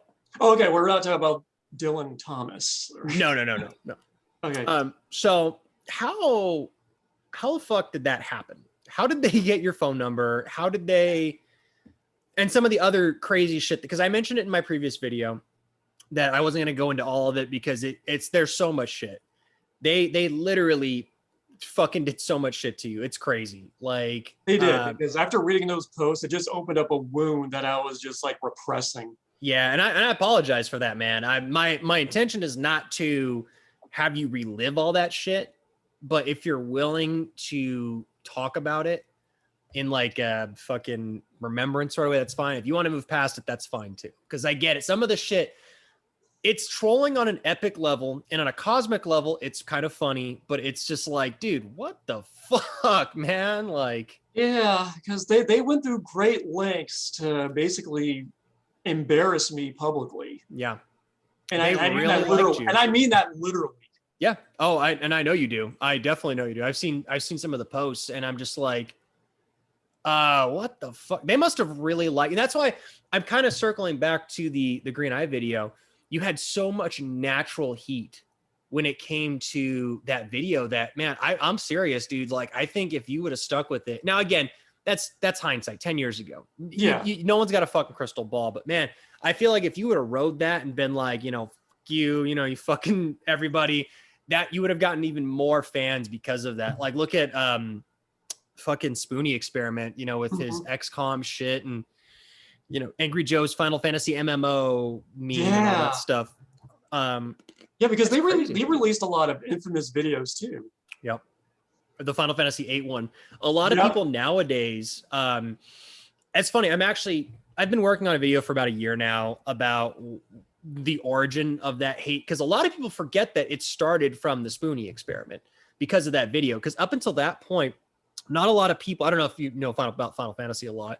Oh yeah. But I'm big into the series. Like, I love the series. But a lot of people didn't hate 8 until after that review came out. And it's so funny because he capitalized on, he got a lot of fucking heat. Yeah, I even called him a fucking dumbass in the comments. I'll never forget that. But he was able to ride that heat and become one of the most influential people on that site. Granted, his hubris and his mental instability was his downfall eventually. Yeah, I remember reading about like how he had a fallout with his girlfriend and basically Channel Awesome cut ties with him without even telling him. Yeah, it was kind of fucked up. I'm not going to take sides on that because that's a whole fucking can of worms. Again, I wasn't there. I don't know the whole bullshit with that. I don't either. I mean, that's like past drama that I don't even want to focus on. Yeah, it's stupid. None of my business. Right, exactly. So all I can do is hope the guy gets some help and fucking comes back. I thought he was funny as fuck. When he was on, that dude was funny as fuck. But yeah, I really enjoyed his like movie reviews and his vlogs and everything because he was genuinely funny. He had like a certain charisma about himself. Mm-hmm. I think a lot of it stems from like his fear, because I know he was afraid to do a lot of things. Or at least I was reading some of the things about how it was that fear of taking the step or taking the opportunity. And that kind of actually circles back to the trolls and whatnot. Because I know you'd said about how you were bullied and whatnot when you were younger, right? Oh yeah, I mean, basically because of my physical appearance, and I was also in the GATE program. The What's gifted and talent. I'm not sure if your like school system had it back then, but we had a program called the Gifted and Talented Education Program, or GATE as they call it. So around first grade, I was taken out of like my regular class. And I was put into like this advanced placement classroom with all the people that were like heavily into advanced reading and like puzzle solving and stuff like that. Oh, wow. And those kids got picked on constantly because it just kind of created this segregation between like the dumb kids and the smart kids. So there's that natural anger towards you because they perceive you as being superior to them when in reality you're not. You're just exactly. I mean, it's just like, hey, we're both into video games and cartoons. I mean, there's no reason why we can't get along just because we're in like different advanced placement classrooms and everything like that. Right. But it's like, no, they got really offensive about that. It's funny. I won't touch on in mine too much, but I was actually in something similar to that. The only reason I didn't stick with it was my family, we moved around a lot. So I got put into one of these classes things at first. I don't think it was GATE, but it was something similar to that. And for the longest time, I thought that I was put in like the mentally challenged class. Because like all I remember from being in that class was drawing pictures, and I was drawing like Final Fantasy 7 because that was like my thing at the time. And for years, I thought that I was in like the disability class. And then one day I was talking to my mom and she's like, what the hell are you talking about? That was like the advanced class. I'm like, fuck, I wish you would have told me that. Damn, I would have fucking tried way harder in high school. fuck. Yeah. So, but I'm sorry that you had to go through that, man. That's shit. Did you ever take like, like self-defense classes or like get into like weight training or anything along those lines? I did for a short period because karate was a big thing back in the 80s, Yeah, especially with like Karate Kid, American Ninja, and like Ninja American Gaiden Ninja just came out. So like the whole ninja craze, especially with Ninja Turtles and everything, every kid just wanted to be like, karate and how to defend themselves. So I think I was an orange belt to the extent of it. Okay. So I didn't really fulfill the program since I didn't really commit myself to it. But in terms of like extracurricular activities and school sporting events and everything, I did take wrestling, soccer. Oh, right on. And then in junior high and high school, I was on the track and cross country team. Right on. I did long jump and pole vaulting. Okay. And I can talk about pole vaulting because I got this big ass fucking scar on my leg. Now, was that from the pole or did you land wrong? I landed wrong because, as you know, in track and field, you wear like these spike shoes to give you a better grip on the track. Mm-hmm. So when I was sprinting down that long runway to catapult myself, I sprung myself over this 10-foot bar, and then when I was flipping over, one of my feet scraped against my leg, and a big chunk of my leg came out. And as soon as I landed, it's like all this blood started squirting on the pad and everything. Fuck. But at the same time, my coach was like, "Yeah, you did it." It's like, I'm dying. And I was like, "Yeah." It's like, I got second place. Like, you better go to the emergency room about that. I was like, "Oh, what happened?" Holy shit! Yeah, what the fuck? Oh, because your adrenaline's running. Yeah, it makes sense. Okay. Yeah, and I wish I could show you this, but nah. No, hey, I'll take your word for it. If you want to send me like a private DM of that shit, or whatever. But, so, wow, man, it's crazy. So, what? Well, yeah, I definitely see what you're talking about tangent wise. That was my bad. I'll try to keep us on. That's the problem. My brain, it's very scatterbrained. We're talking about trolling, but we're doing the best we can to avoid it, like legitimately, because we want to, avoid the trolls. Right. Exactly. Well, that's the thing. I think the message. This is the actual message of the interview. Don't feed into your trolls, people. Like, it's not gonna do anything. It's just gonna make it worse. That's what they feed. They're looking for the attention. And fuck me, man. They went after you. Like, I'm gonna be real. Like, it's some of the worst shit I've seen trolling wise. Like, I mean, okay, I'm sure you've heard about the Boogie 2988 fucking drama that's happened recently and all that shit. Yeah, that's insane. Yeah, and now he's going to jail. I definitely understand where he's coming from too, because everybody's trying to out him out as like this serial killer or he's psychotic or whatever. It's like, no, it's like if you understand the person himself. I mean, he's not. He has a lot of emotional issues that he's been dealing with. I mean, throughout his entire life. But it's like everybody just wants to frame him in a certain perspective to where it's like, no, he's the one that caused all this. It's like, no, it's like this asshole actually went to his house when he told him not to do it. Yeah. I think it's that situation is 100% whatever the fucking guy's fault was. He shouldn't have gone there. I mean, like, that's spirit. He shouldn't have fucking gone. I think Boogie, where I will slightly disagree with you is I think do you watch Review Tech USA at all? Yeah. I love Rich. Yeah, he's great. Yeah. He brought up a good point where it's like, look, you're going through shit emotionally and you're going through shit in your life. Mm-hmm. Don't be putting it on the internet. Don't do that shit because not every person is going to be out there to actually listen to you and give a shit. Because there's a lot, because with the internet, it's anonymous. I mean, for the most part, you can figure out a way to dox them and hack them, but if you don't know how to do that, you're fucked, and you're stuck in a situation where there's these anonymous people calling you a fucking rapist and a murderer and all this shit. And it's like, okay, if you're going, and part of the problem with Boogie, I feel, was he was feeding into that by letting it get to him and being like, these people would much better if they kill me and blah, blah. It's like, dude, don't say that because that's what they want you to say. You're walking straight into their hand. Sometimes being like, whatever, dude, go fuck yourself. Yeah, because that's always been my problem. I've always talked about like how you can't feed into bullying, because they're looking for a rise out of you. And if you give that to them, they're going to continue, antagonizing you. And you know what?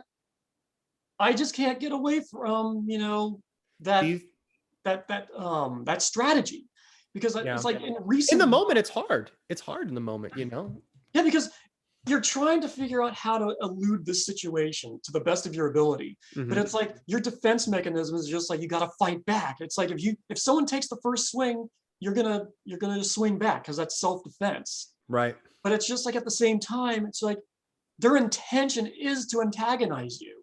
Yep.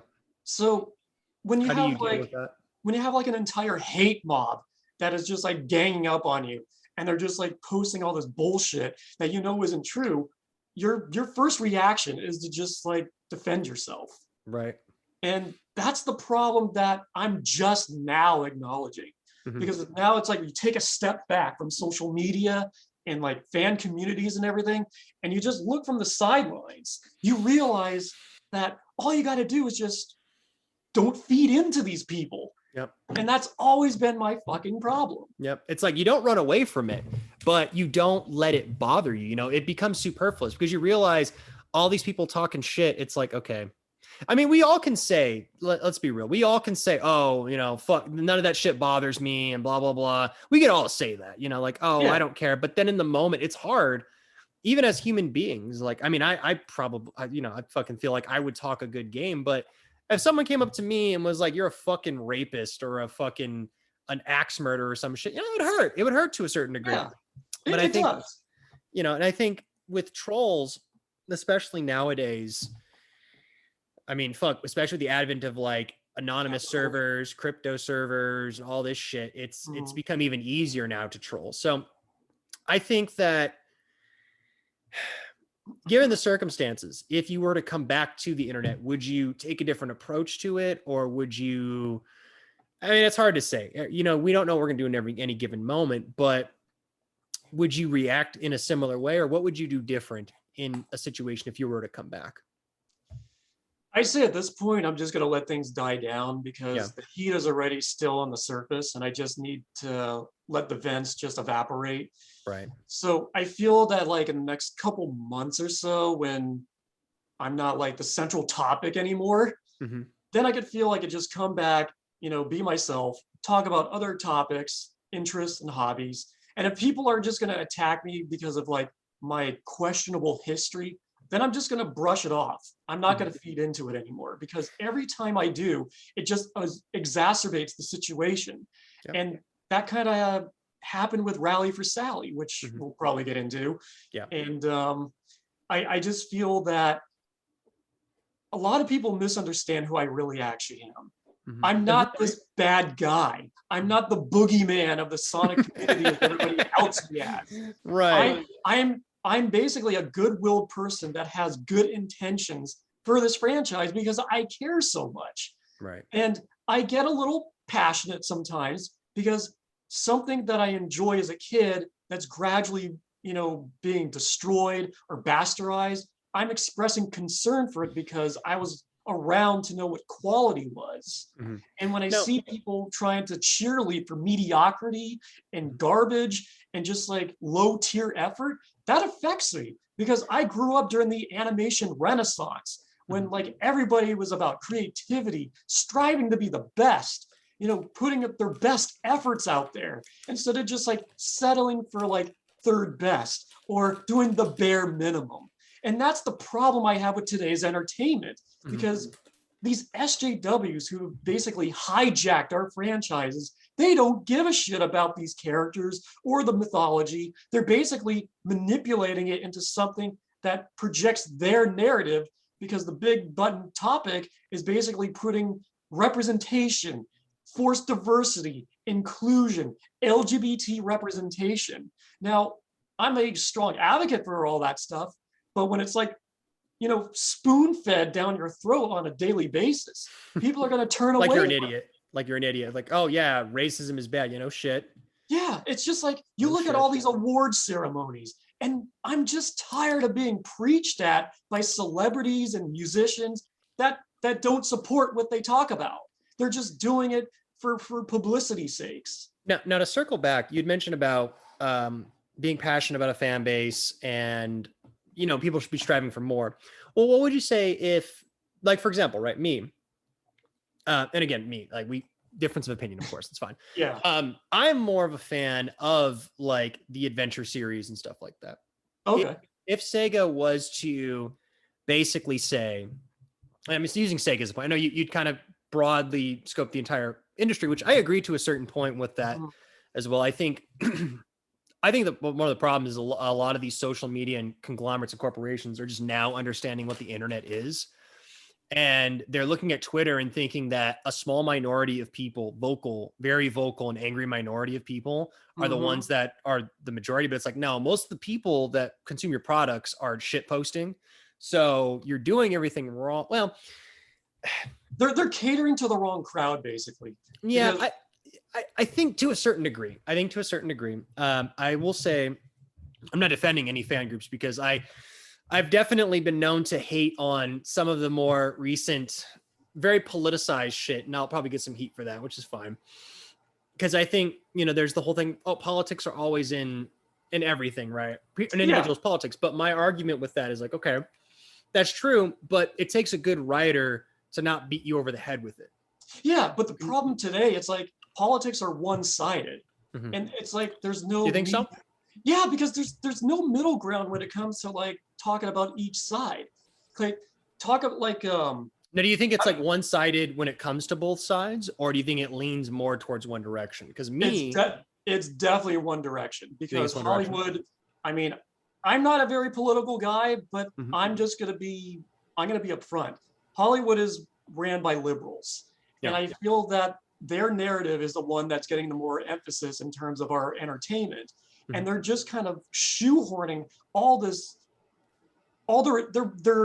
pointless agenda into things that doesn't need to be. Because I was watching like last year, they rebooted Star Trek Next Generation, but they called it Picard. The entire narrative was basically an allegory for Trump politics. And that just didn't work well because Star Trek isn't supposed to be about this dystopian universe where everybody's fighting each other and there's like this wide division. No, Gene Roddenberry envisioned this utopian society where everybody got along, where there was no use for currency, there was no war. It was all about using diplomacy to solve your problems. But in this new incarnation of Star Trek, which is just completely off character, they have Picard like swearing, saying F-bombs. That's funny. It's so jarring to watch because I didn't grow up with a lot of Star Trek, so like I don't really have an opinion either way on it. So I'm just gonna have to take your word for it, unfortunately. But that sounds kind of funny. It's like everything I've seen on the guy, I would think he's like a stoic, like leader type person, not someone that's gonna sit there and go, "You fucking piece of shit," Like, exactly. Doesn't make any sense. And it gets kind of worse too because there's also this feminism message to it as well, because I noticed like all the male characters are viewed as like stupid bumbling idiots while the female characters are elevated to like these more intelligent and courageous like tacticians in a way. And I have a problem when everything has like a pigeonhole to it like that, because it's just like everybody doesn't act that way. It's like, why are you putting everybody in these groups? It's like men are not all evil. Women are not all perfect. That is something I will agree with you on. I think the constant needing to label people and put people in segregated groups, I don't think is smart. Like you were like, okay, it's good to be something and you can be anything. Like, I mean, people would look at me. I use myself as an example. I don't want to use anybody else because I like being a target. Well, I don't like being a target, but if people want to talk shit on me, that's fine. So I won't. I one on me because I've always been one. Right there. There you go. So, but I think the rampant need to put people in a little box is just fucking annoying. Now, I will say, I think a lot of it comes in cycles. Like I can remember a time like 15, 20 years ago when it was the conservative side of the argument that was doing a lot of these things. Now it's just funny how it's cycling. It's almost like the same group of assholes join up on a political side when the spectrum is shifting towards their favor. I find that I find that so ironic in a way, because it's like liberal politics today is how conservative politics were in the 90s. Yep. That's why my stance when it comes to a lot of this shit is I think it's just this era and time frames. I made you sick through the fucking webcam. Yeah. But I'll give you a fucking, Yeah, just teleport one. Yeah, right. Fucking Nightcrawler, that shit. I think a lot of it is, especially after the election happened. Which one? The most recent one where Biden won. I saw a lot of conservatives turn into the same liberals that were screaming and yelling the week prior. And I just it's made me take a step back and go, I think everyone's just fucking complaining. Like everyone's complaining. Now, I'm not saying there isn't a bias. I definitely think there is a bias that leans more towards pandering to individuals rather than, because I think people are afraid. I think people are mostly afraid to talk. And if people are angry that I said that, that's fine.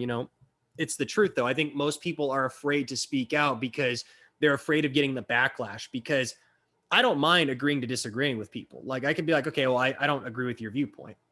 And I think a lot of people are afraid to do that because they're afraid of being demonized as these monster type people. Yeah, I mean, it makes absolute sense because, like, I'm not sure if you kept up on, like, Stuttering Craig from, like, Screw Attack. Oh, yeah. I've watched some of his podcasts with his brother, right? Yeah. Weekdays with Craig and Brad. Yep.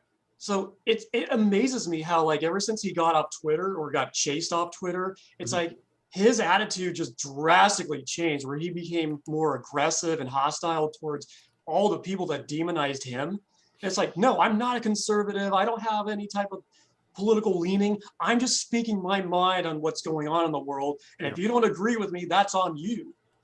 Yeah, and that's where I stand. I'm like, okay, well, I think if you're gonna, I prefer to be neutral about things. I mean, I want to have a conversation like what he's doing. Yeah. And it's just like the problem is that, and it kind of, goes back to like the Sonic community and social media.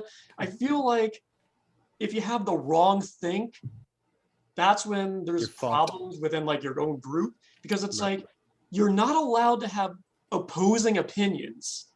And that's kind of like another issue I have. Yeah, because the minute you have an opposing opinion, that it scares them because they're like, oh shit, now I got to think. Yeah, so for a good example of this, and it's a really bad one, but for the Sonic community, there was a lot of projects and different groups I used to belong in, with Discord and everything. So there's this group that I used to be with. They were all like Ian Flynn supporters. I'm not sure if you're familiar who that guy is. That sounds familiar. Can you refresh my memory? Like, what is Ian Flynn from? He is the writer of the Sonic comics. But there's a lot. Yeah, okay, yeah. I knew that sounded familiar. So there's a lot of controversy surrounding around him because the way he weaseled himself into working in the Sonic comics is very despicable. Because he basically harassed like a lot of employees from Archie, like shoving his stupid fan fiction in their face, and he admitted this on his podcast. Oh, jeez. So he is self-aware about that. But the problem I have is how he was able to manipulate people in the higher ups to get what he wanted. How he basically destroyed all the world building, all the character development that was building for 25 years into something more generic and bland that people are just kind of detracting from. And there's a lot of people that support that, which kind of baffles me. So I was with this group, and they're all Flynn supporters, and I always had like opposing opinions. It's like, yeah, well, I don't feel like that issue, kind of gelled with me because it's like the way that character was written didn't really, kind of mesh the way like the other writers did him. Right. And it's like, yeah, but Flynn, he's just more passionate about using the game narrative and trying to make it more akin to like how the Japanese narrative had it for the video games. It's like, you said game. I thought you said gay narrative. I was like, oh shit. I was like, I didn't realize it went that far. Well, we'll get to that. Okay. Because he is classified as an SJW. So basically, he likes to adapt the Japanese canon into everything Sonic. He wants to completely deconstruct the American canon and just like coerce that into repression, pretending 25 years of Archie didn't exist. And I find that really insulting because there's a lot of fans out there that, were dedicated readers to that particular comic, like myself, because Archie Comics was basically the continuation of the SatAM cartoon show. Now, do you think... Oh, sorry, go ahead. It basically gave it that extended life period. Now, do you think that primarily is the reason why you didn't like it? Is that because it felt almost like a betrayal of the SatAM cartoon? Like, do you think if it was a different comic altogether that you might have appreciated it more, or is it because it's the SatAM legacy that hurts the most? I think it has some, because it's the legacy. Because the way everything was just kind of built up, especially from when the comics were first debuting, it was basically, adapting the cartoon show. Right. And the reason I even got into Sonic the Hedgehog in the first place was because of SatAM. It just kind of felt like, they made it a little bit more serious. It was more dark. It had a deep, engaging narrative, cohesive and compelling characters. It had a sci-fi fantasy element to it that borrowed like aspects from Star Wars and Star Trek. And believe it or not, one of the writers of Archie was a huge Star Trek fan. And I kind of noticed some of those nods and those references and everything. And that's what kind of kept me hooked on those comics. Since I felt like SatAM was the direction Sega should have went with this franchise, because it is just so engaging. The fact that there's like this deep and dwelling lore attached to a hedgehog that runs around killing robots and defeating an evil fat guy. I mean, it just proved to me that there's something more to this franchise, that it had potential to grow. Okay. Now, did you like the new slight tangent? I was going to ask you at the beginning. It was going to be my opening question, but I forgot. Did you like the new Sonic movie that came out? Because I liked it. I thought it was pretty good. I did. Yeah. I mean, it had its set of problems and everything, but it's it was a very lighthearted, family, G-rated film. I mean, it's not exactly what I envisioned the Sonic movie to be, because of course I wanted it to be like my SatAM movie, of course. Right. But it's hard to beat your internal vision anytime, right? I respect that. Yeah. And I understand that they were going for their own original narrative and mythology, because again, movie, comics, cartoons, video games, they have their own separate narrative, and that's understandable. I almost feel like would have been funny if you would have came back as just like a complete fucking asshole and did a green-eyed Sonic type of video, but for the original design of Sonic that came out. Like, I don't know how it would have gone, but like I can almost picture you now doing like a reaction video to like the first trailer for Sonic, that fucking blue, whatever the fuck that alien looking thing was. Oh god, that ugly gremlin roadkill thing. I remember. Oh god, I feel like if you would have come out now and been like, these motherfuckers, like that shit would have been hilarious. Believe it or not, I was contemplating about making a video about how bad that design was. But then it's like I saw the entire world collectively getting together and like unifying themselves, saying like, we fucking hate this shit. But it's like, no, it's not worth it. Yeah, no, I can respect that. I think that, man, that would have been funny as fuck though, to go on there and see like, because if you go on there and you just pretend like you don't give, like, you feel like you're in on the joke. And it's like, oh, well, okay, I know about my shitty fucking thing in the past, but I'm going to do this fucking shit now. It's kind of like the redemption arc of that fucking story. And funny as fuck, but. Yeah, and how great would have been to coincide with the 10th anniversary of my video. Right? Like that would have been fun. Because it was right around that time, wouldn't it have been? It was. Yeah. Did they actually reach out to have you like cameo or anything like that? Because I know Sanic was in there and I was like, fucking Sanic made it in? Like, nah, no, nobody reached out to me, but a lot of people were wondering what my opinion was on the trailer, of course. So, yeah. I just kind of gave like a written review. Yeah, it looks like shit. Like everyone else says, it looks fucking terrible. Man, I almost want to fucking do a petition now to get you in the Sonic sequel. Like, even if it's like a 2-second cameo, that'd be funny as fuck. Just like have you go up to Sonic and scream at him and say like, I don't fucking like your eyes, or something stupid like that. It's just I don't hate green-eyed Sonic or modern Sonic. Right? No, I know. That was the bit. Yeah. The reason I was a little bit adamant about that is because that particular Sonic doesn't belong in the classic mythology. Right. I get the joke. Yeah. Because like when Sonic Mania came out, I was like, that's Sonic 4. That's how they should have done it. Right. No, I get it. I was just talking about more like a self-aware kind of joke. Like clearly you don't give a shit. Well, okay, you do, but it's like you give a shit to the point where it's like, oh, excuse me. You're not gonna fucking lose sleep over someone that's like, oh, I think Green-Eyed Sonic is fine. Oh, okay. Yeah. That's kind of what I feel like you would be like. No, because I just felt like, hey, this is Sonic 4, so you want to bring back the classic Sonic for the classic series. I still haven't played Mania yet. I have it downloaded. I'm so fucking behind on games right now. Like I need to get around to it though. I hear it's great. Oh, it's a fantastic fan game. Yeah. Basically, it's kind of like the spiritual successor of the Sonic CD. Oh, really? Oh, okay. I didn't know that.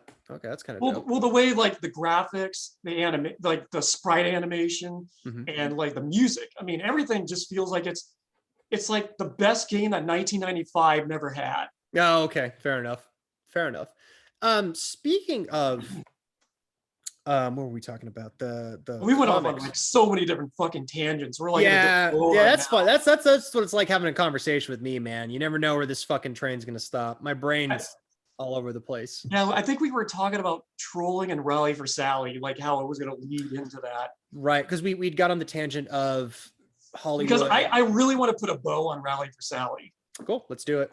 So what would you say would be like the main thing you want to talk about when it comes to that? What do you want to say when it comes to your experience with that and ultimately how you feel with everything? I feel that there's a lot of misconception about how everything was handled.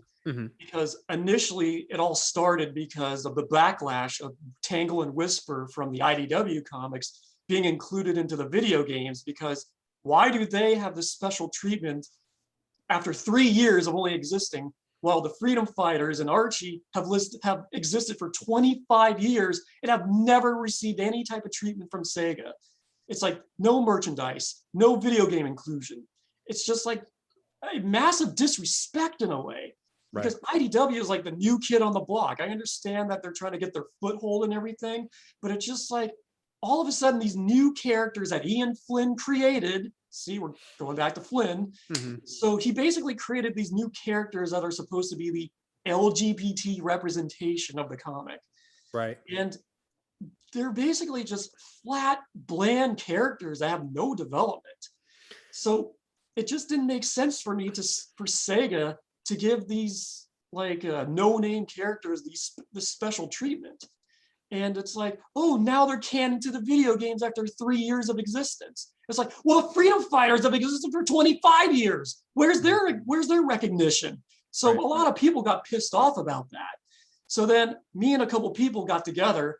We were in a Discord chat, and this was actually in a Sega Hardlight server. So we were actually mingling with like people that worked on those video games, because they do like Sonic Forces and Sonic Dash for the mobile games.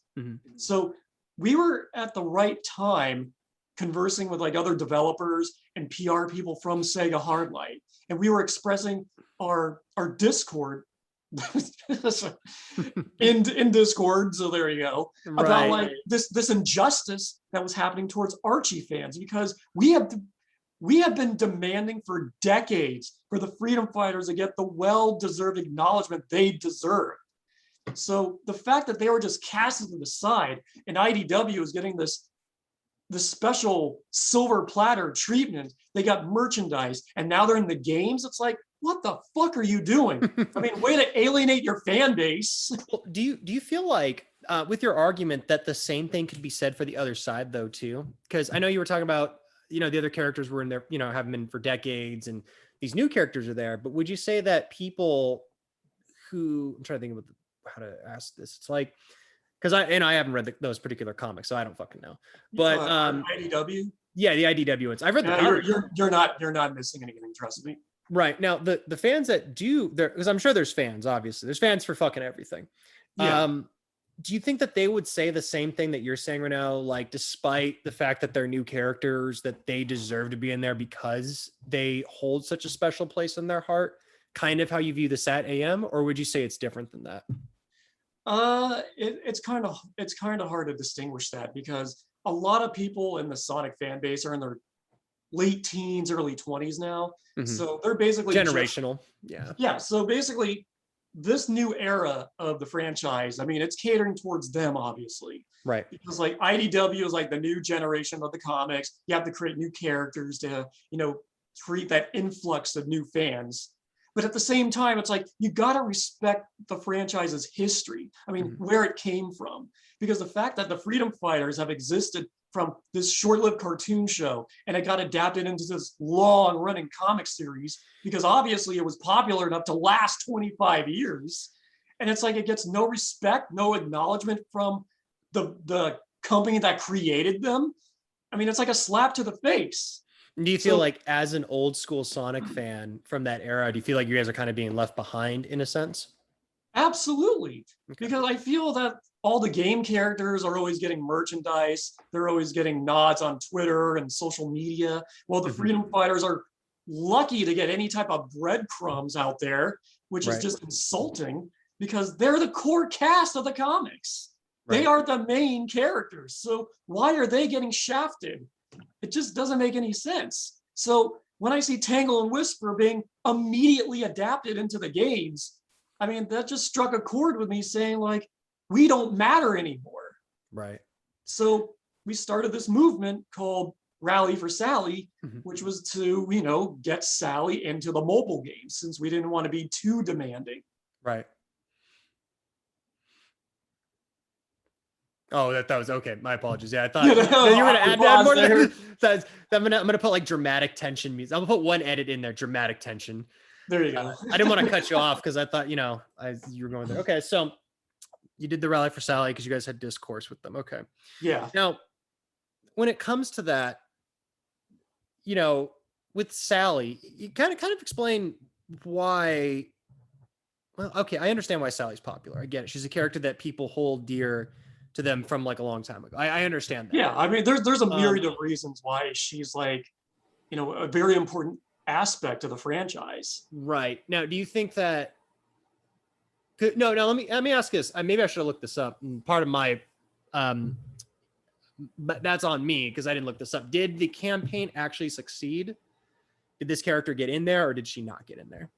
I'd like to think that it did in a way, because it actually got attention from Sega's internal offices, because we randomly got contacted from their PR people from Sega of America. And they said like, hey, we just wanted to let you know that your movement kind of reached all our internal offices in America, Europe, and Japan. So your message is heard. Okay. Fair enough. Like, now, whoa, cool. Okay. Right on. Okay. Well, congratulations. Accomplished. Yeah. Fuck it. They heard you. Now we'll see if Sally shows up. So now where did everything go wrong when it came to that? Okay. We've been kind of tap dancing around that. I figure I'll just straight away ask what fucking happened. Yeah, we gotta spear this head. So basically I joined the movement as a graphic designer, because everybody said, hey, you're very talented at what you do. Maybe you could make some cool posters and everything. Yeah, I would love to do this, because this is our opportunity to finally get Sally into the video games, drum up this interest about getting Satyam and Archie back into the mainstream again. It's like, let's fucking do this. Right. Yeah. Fucking Rally for Sally, right? Fucking the name of the goddamn thing. Yeah. Okay. Yeah. And just to clarify, I did not create that hashtag. That was somebody else. Oh, okay. And I'd say it's smart as fuck. So I'm not the person to name drop anybody, because I'm actually respectful in that manner. Right. So I'm just going to say like group or people or individuals or whatever. Yeah, no, that's fine. And if they want to find out who they are, I'm sure you can fucking Google it. Yeah. If you care that much, it's not hard to find. Yeah. So things were going smoothly for like 6 months. I mean, It's like, we're making cool posters. We're getting people like interested in Satyam and Archie. They're making cool artwork, and they're circulating around social media. They're getting Sega interested back into like the Archie comics. So everything was going, fantastic. So then we started getting like celebrities involved, and one of my co-campaign manager or whatever I could call him. It's like, hey, you know what? It's like, artwork and everything is pretty cool, but what if we got the original voice actors involved? It's like, how can we do that? It's like, okay, there's this new service called Cameo where you could actually contact celebrities and they will record a special message for a certain cost. So we're going through Cameo, trying to look for any of the voice actors from the show. And unfortunately, there wasn't that many. So the first person we hit was Jim Cummings, and he's the voice of Robotnik. Yeah. So my co-manager, he was like, hey, let's get Jim Cummings involved. Okay, $200. It's like, well, pretty pricey. It's like, do you want to do it? Do you think it's worth it? Yeah, I mean, it's Jim Cummings, it's Robotnik. I mean, how cool would it be if he did his Robotnik voice that said, rally for Sally, and it was like in a very menacing tone. It's like, that would be kind of cool. You know, if you were a fan of that, like a big fan of that, that'd be pretty sick. Yeah, so it's like, I was like, fuck it, let's do this. I mean, I'm going balls out on this campaign. So we got Jim Cummings. The video comes out. Holy shit, they got Jim Cummings to do Dr. Robotnik after all these years? This is awesome. This campaign is serious. So then it's just like, it started this snowball effect. It's like, hey, let's go after Julia White.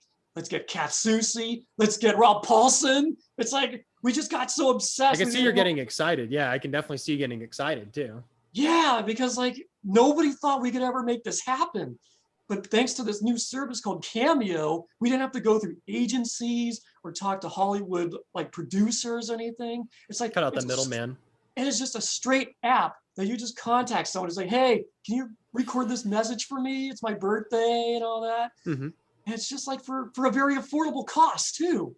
Right. Because basically, if you approached like a Hollywood agency, hey, wonder if Jaleel White's interested in doing this online campaign. It's like, yeah, we'll do it for like $1,000 or something.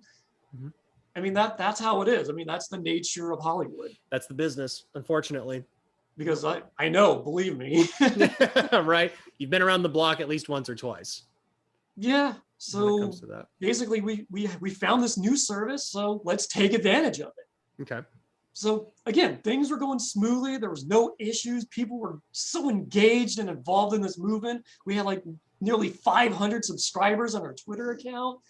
And then I started getting a little bit more creative with the videos. It wasn't just a still image of the voice actor talking. I started putting cool edits and animation. It's because I wanted people to really get into this. It's like we were serious about this movement happening. So, you know, I wanted to put as much effort into it as possible. Mm-hmm. So I was losing like weekends, sleepless nights, editing these cool videos, making these posters, because I cared so fucking much about getting representation of the freedom fighters by Sega. Mm-hmm. It's kind of funny, you know, in a cosmic sort of way. That's almost like the people you were talking about earlier. It's a really similar thing that they would fight so hard to get representation for whatever it is fucking they want in their thing. It's kind of interesting dichotomy when you look at it from that perspective. Now there's the controversy about you exiting the project. The fallout. Yeah. Do you want me to kind of start with that, or let me hear from your perspective, because I kind of have some thoughts on it. But I kind of want to hear what happened from you, because I mean, you can only read Twitter posts for so long, and you lose all the nuance when it comes to a situation when you're just reading a fucking cold fucking post from somebody or hearing it offhand. So what happened with all that? Yeah, so basically, I thought everything was going smoothly on our end, but it turns out there was a lot of shady, deceptive shit happening behind the scenes. Mm-hmm. Because apparently some of my associates, so to speak, were kind of like ratting me out to like the trolls and everything, because we try to keep this whole thing a secret. Since the whole point of me joining was not because I cared so much about getting Sally back into the video games or anything. It's because I looked at it as a method of rebuilding my reputation. So I created this alter ego for myself. I called myself Trent Dalton. Mm-hmm. So it's like, okay, create this alter ego of yourself, rebuild your reputation, do all this cool, generous stuff for the fan base. And then after so many months, reveal yourself. He's like, oh my God, Rich did all that? Mm-hmm. That's awesome. Do you think that was a good idea though, in hindsight? Like, cause it could come off, this is just for me as an outside perspective looking at it. Do you feel like that could come off as disingenuous though? Because Uh, now I know at first going into it as yourself, you're gonna get some heat. But yeah. do you think if going into it as yourself, getting that heat, okay, yeah, throw your fucking stones, cast your throne, throw your poop at me, whatever, I don't give a shit. Do you think in the long run that could have prevented some of the fallout, or do you feel like you still made the right call by doing that in the beginning? I think it's a combination of things because I made some bad calls too. Okay. Because that kind of stems from like this twit longer post I made on New Year's Day, and we'll get to that. But basically, what happened is that there was a lot of betrayal happening behind the scenes because I wasn't aware that somebody ratted me out that I was this Trent guy the whole time, and they were just harassing me behind the scenes, like egging me on, trying to reveal myself and blackmailing me, saying like, if you don't reveal yourself, I'm gonna drop those ABDL photos of you again. That's okay. That's not okay. Like I can argue that I don't agree with the fact that I will go on. I will say that I think that going under a different moniker was a bad idea. And I think that, doing that, trying to get like some redemption points, I think that was a bad call, but going on there and blackmailing somebody to do that, that's fucking scummy. It's like, dude, come on. Like, yeah, that's not okay. Like, I'm sorry. It's not. I mean, I know you're open about your the adult baby stuff, and that's fine. we'll get into that too, maybe. Yeah. If you want to talk, that's fine. But to me, that's not that big of an issue. Like me, I'm like, for me personally, again, since you're open with that stuff, I'll be open with me. I'm openly bisexual, but I don't make it a big fucking deal because I don't think it's that big of a deal. Like I think people put so many labels on shit because they think it's, funny or whatever. And that's fine. They can think it's funny. But I think to blackmail somebody, especially with shit like that, that's just fucking scummy. It's like, dude, you're not being a good human being. You're being a fucking piece of trash. No, because these people have malicious motives because they're using my established history and weaponizing it to discredit anything I do. And the problem is that the whole ABDL thing happened to surface in the first place is because I did some poor judgment as a college kid because I thought I could just be open about myself, experiment, and like talk to no people one would judge you, who I thought I could trust at that time. And then those photos leaked out. So what happened? I had to make a decision. It's like, do I deny it or do I just be upfront and say, yeah, that's who I am and embrace it? I think that was good, but then at the same time, there's always going to be shitty people. Exactly. But in hindsight, embracing it a little bit too much is probably where I went wrong. It's because I came up with this like short-lived YouTube channel where it's like, this is a day in the life of my ABDL lifestyle. And I tried to make people feel a little bit more comfortable with what I actually do. But instead, it kind of backfired since maybe I got a little bit too involved in it. Yeah, and there's something that can be said about, it's kind of like, we all like candy, right? But if you eat too much candy, you're going to get an upset stomach. Oh, it's like you do anything. So I think that can be constituted with any fucking topic, though. I think, the adult baby stuff, if that's what you're into, that's cool, man. Excuse me, apologies. That's fine. But I think that to backpedal, not backpedal, but to circle back to the blackmail thing, so you would put money in and everything, and that sucks that you weren't able to get that back. When I've found in life is that anytime you go into any situation, especially if you're working in a group, don't expect anything, and I'm not trying to cheat you a fucking, you're an adult, you fucking know. Yeah. But it's like most people, and one of the problems that I've had in the past is I would expect certain things, but that's the problem is I feel like nobody, no fandom, no nothing deserves technically anything on the planet. I'm one of those people that if you want something, you can either go and achieve it yourself or someone else will get what they want or whatever the case is, right? Nobody necessarily deserves anything, whether that's good or bad. That's just a gray area because good or bad in and of itself is just a fucking fallacy. But and I can understand that to an extent. Yeah, and that's the thing. I think if you're gonna go about and fucking blackmail somebody when you're on the same team as them, that's just fucking scummy. Like, did that end up coming out that this person was doing that or anything along those lines, or?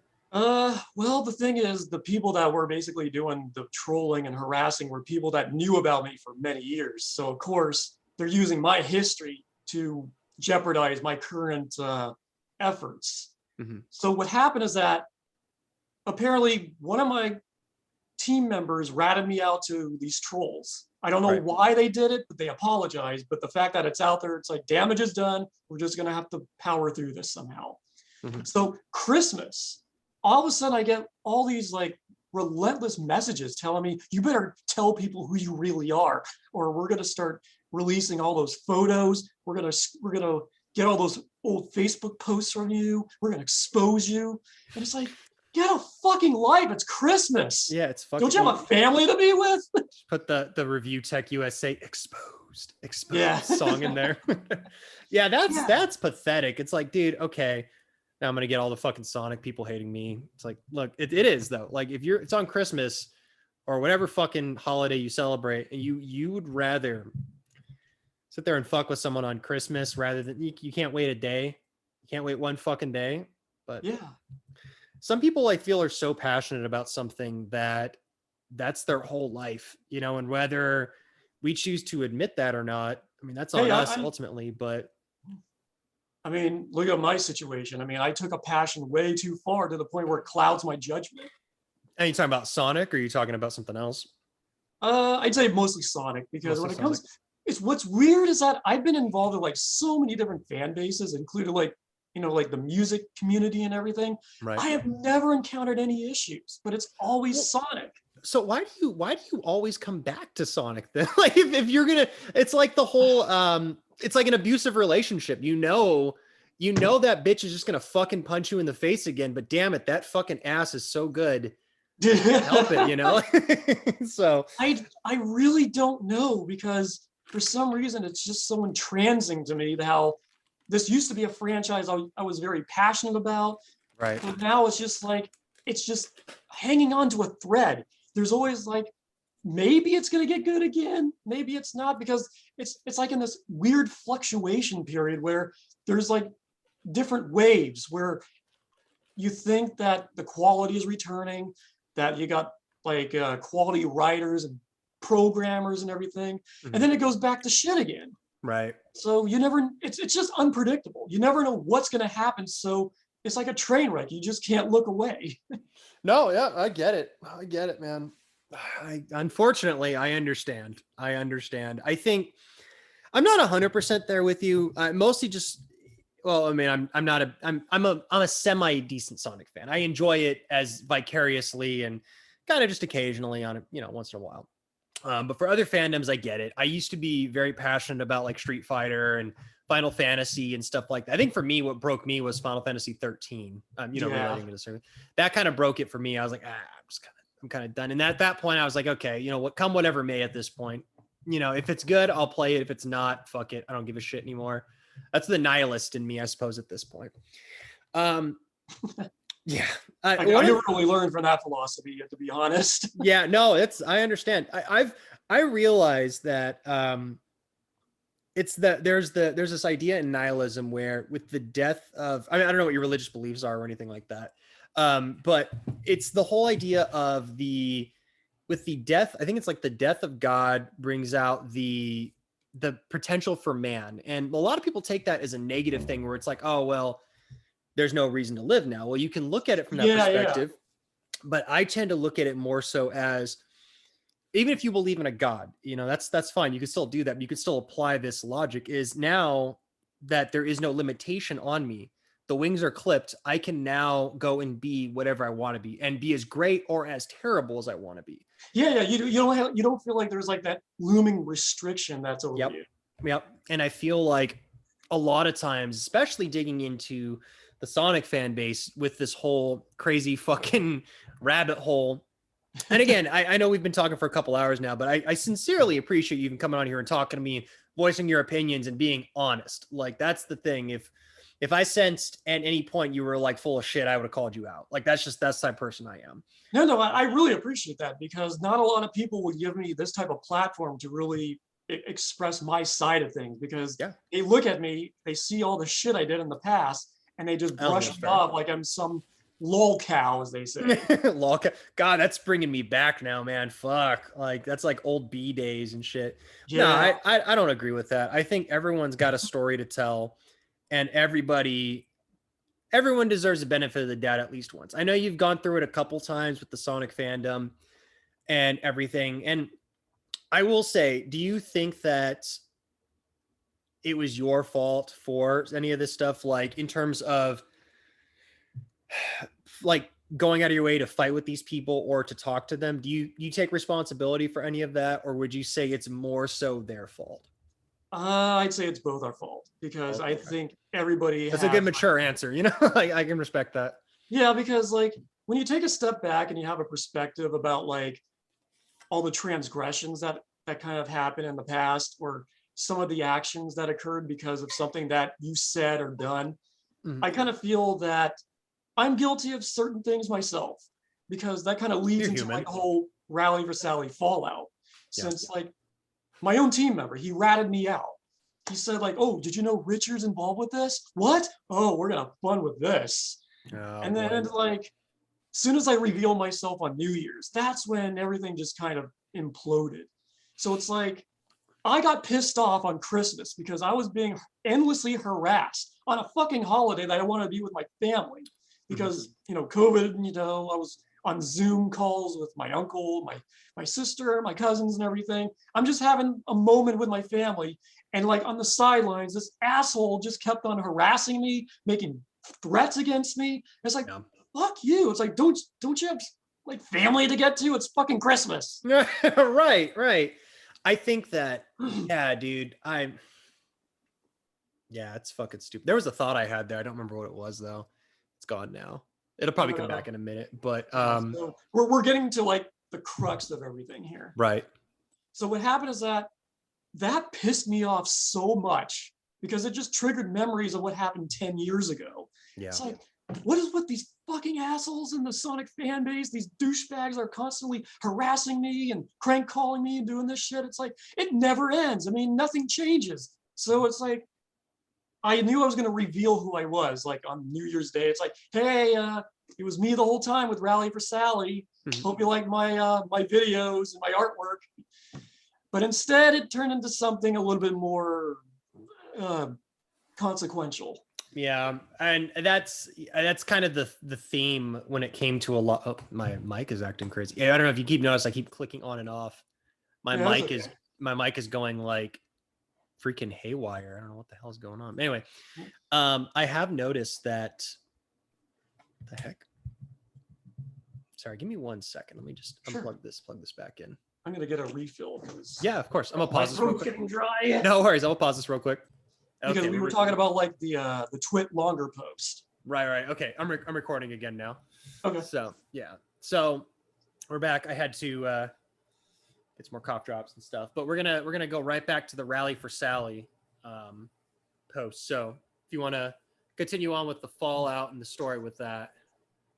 Yeah, so as you know, I was being endlessly trolled behind the scenes because one of my teammates ratted me out to all those douchebags on Twitter. So New Year's comes, which is supposed to be the big reveal about, hey, Richmunk was actually involved with this movement the whole time. It was supposed to be this celebratory moment to redeem myself from my past transgressions. But take the sins away, right? Yeah, but basically I had my own plan in mind, since the trolling that was happening again kind of triggered these memories of what happened 10 years ago. And it just caused me to make this long ass post about like the corruption and toxicity of the Sonic fan base, because it still exists. So it's just like, I talked about the trolling that was happening, how people are so deceptive and vicious and malicious to each other over the most petty things, that projects are being sabotaged, friendships are being destroyed. And I wanted to make that clear in this reveal post. But apparently people took this the wrong way and thought I was attacking the fan base. But maybe I was, being a little bit more volatile about that. But at the same time, it's just like, I'm being upfront about this. It's like, this needs to be called out. Yeah, you're speaking your truth, So what happened then was another team member betrayed the entire team. Basically, he kicked us all out of the Discord server. He changed the passwords to the Twitter account, and he gave it to the same troll who was harassing me. Oh my God. So the person, did they continue with the Rally for Sally thing, or did they just stop doing it? Like, well, that's another topic. I mean, basically, he's somebody that doesn't genuinely care about Satyam, Archie, or the Sally character. So he treats this whole thing as a joke to fuck with me. Like, how so? Like, what do you mean? Like he doesn't like the character? So I'm confused. Like, well, because like I said before, there's like certain aspects of the franchise that people are biased about. So my side is always about like Satyam and Archie, and then his is all about like supporting Flynn, his writing style, the reboot he did with the Archie characters. Because going back to the whole SJW thing, what Flynn did was unforgivable because he rewrote Sally to be a fat, ugly lesbian. Are you serious? I am not kidding. If you go and read if you go back, if you read the Archie reboot, the Archie reboot happened in 2012. And the reason this even happened is because this whole lawsuit between Ken Penders, who was the original writer for Archie, there was this lawsuit. That's a whole other can of worms I will not get into. Okay. But, I'm sorry, I'm Googling this. I have to see the image because I know what Sally looked like back in the day. Yeah. But I just have to see it now. So basically, it's just like the comic was going to be rebooted because the mythology, certain characters had to be removed from the comic itself. So what happened is that there was this arc that basically tortured the freedom fighters. And I mean that literally because it's like Antoine, the swordsman, he gets his face blown off. Rotor was trying to save Tails or Bunny, I think. No, I think it was Tails. He was saving Tails from a collapsing building, and a piece of debris falls on him, and he breaks his back. Bunny basically gets de-roboticized, and she loses confidence in herself, and she leaves the team. But the most insulting is that what he did to Sally, he not only like got her. Okay, there's this part where Sally and Sonic are infiltrated the Death Egg. And then Sally's going off on her own tangent, trying to like disable like the roboticizer cannon or whatever, because Eggman is planning on Eggman plans on roboticizing the entire world. So typical Eggman shit. Yeah, that makes sense. So there's this part where Sally gets shot like multiple times, and then she's brought back to life through this Genesis wave. And then it's like, oh, well, it didn't happen. Okay. So they resume their activity trying to stop Eggman. But it doesn't stop there. Directly after she gets shot and brought back to life, she gets roboticized. So now she's a slave. So it's like, fuck off already. Leave her alone. So then it gets worse. So Eggman utilizes Sally as a weapon. So he rips her limbs off, guts her parts out, and pumps her with all these weaponry to where she's not even herself anymore. And then she comes back as a lesbian. Well, here's what happens. Okay, so yeah, I'm just trying to understand where the logic is, where they, because I can see from like a storytelling standpoint how that could work. Because it's like defying expectations, and then the hero triumphs in the end kind of stuff, right? Like I could see it could lead it to a happy ending. It's just, well, not really, because you have to understand how this doesn't make any sense. Why so basically Sonic is fighting Mecha Sally for 2 straight years, which is another reason people hate Ian Flynn, because he likes to drag out his story arcs for so goddamn long. Excuse me, for so long that nothing is resolved. And it just seems very lazy in that sense, because why would you drag out a horrible arc where the main character doesn't get her arc resolved? It's like she's endlessly being tortured for 2 straight years. I could see why some people would like it, especially if they're not if they're not as emotionally attached to the character. But I can what's the word I'm looking for here? I can respect the sentiment, especially if it's a character you like so much and they're just constantly being put through the ringer. I'm big. I'm pretty big. I guess it's personal preference though. I'm pretty big on characters that get dropped to their lowest point, and like that typical hero rises from the ashes storyline. I like that kind of shit. So I could see if they were taking that perspective, that could be interesting. But it doesn't sound like that's the perspective that they went with. No, because I understand that you gotta raise the stakes once in a while because the heroes can't always win. But with Sally, it's like her situation constantly got worse. It got to the point where it's like, now she's brainwashed. They can't restore her anymore. Her body parts are gone. She can't be de-roboticized anymore. It's like, leave her the fuck alone. What can you do to restore her now? So then it's like, the only way they did this was the most unbelievably insulting thing. They basically used this super Genesis wave that basically wiped out all of existence on Mobius. Because this whole stupid lawsuit thing that was happening with Ken Penders, they found this as like a co-solution to not only like reboot the franchise, but also remove all these characters that could no longer be used. So they basically New 52'd the whole series. Okay. Because in issue 252, that's when they got rebooted. That's funny as fuck. That's ironic as fuck too. So here's what happened. In issue 251, they finally dismantle Mecha Sally. She's no longer causing havoc. She's like dismantled. She's like laying on the ground. Right when they're saving her, everything gets wiped out.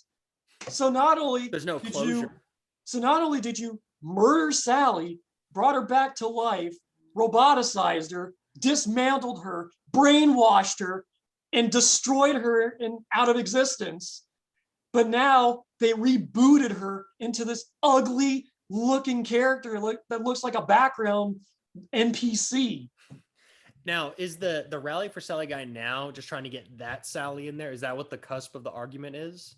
Yeah, because the way he's basically presenting himself, especially with the campaign nowadays, there's a clear bias that he's focusing mainly on the reboot Sally.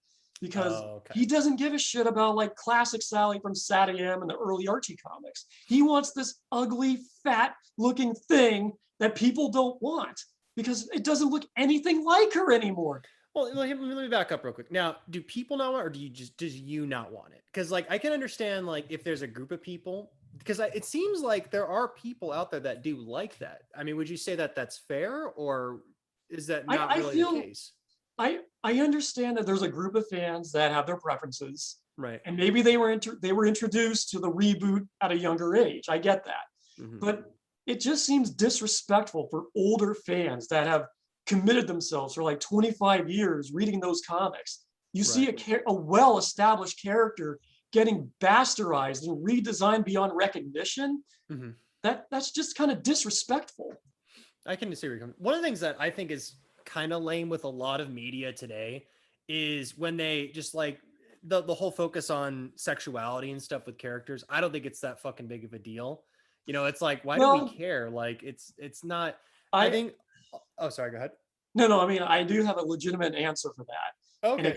And it kind of stems from the whole rant I have against SJWs, like making all these drastic changes to characters and trying to project their LGBT lifestyle onto them. Yeah, you know, that's one of the things I never understood. Like, why do people need? Because I was watching, and I don't know if do you know who Jay Longbone is? Yeah, she's funny as fuck. I love JL.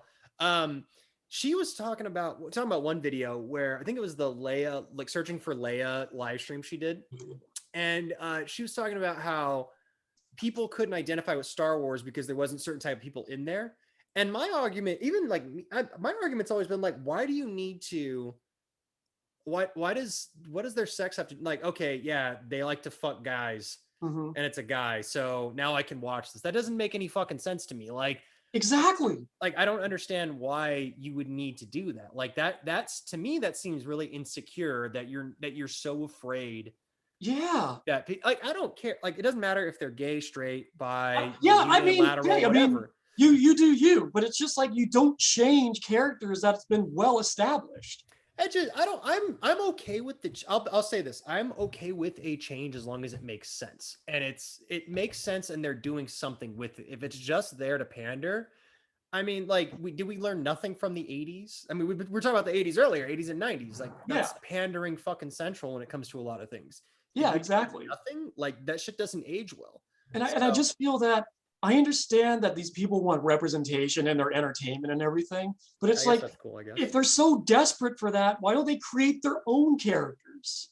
There was actually an interesting argument recently where, with the whole Black Superman thing, where there was a Twitter argument with someone. They were saying how, because no one would take it seriously if it was a black character. I'm like, that's bullshit. So that means that you only see like, what? Yeah, like they're like, okay, so you only see white characters as being valid characters. That's stupid. Like, I mean, I could think of fucking a million different characters right now. Yeah. Like Luke Cage, fucking Black Panther. I mean, that's just basic ass Marvel shit. I'm not even getting into video games and all this other shit.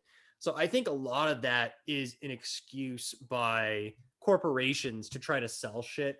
I don't think it's, this might be controversial, but I don't think the SJW problem or anything like that is as bad as people say it is. I think it's just amplified because corporations are pushing it so hard because they think it's going to sell a lot. Yeah, and there's a vocal minority on Twitter that just like constantly shills that crap. Yep, they're crazy and they fucking do that. And hey, if they're into that, that's fine, and I respect their opinion for that. I do think, however, they're going to feel really dumb in about 10 years when the corporations leave them behind and they move on to the next thing, because that's what happens every 10 years. You know, exactly. 10 years ago, we weren't talking about this shit. 10 years before that, we definitely weren't talking about this shit. And 10 years before that, no one even fucking gave a shit. Yeah. So I think it's a cycle thing. I really want to believe that, because there's also this trend about history eraser going on too, where it's like they want to go back into the past and they just want to sugarcoat it.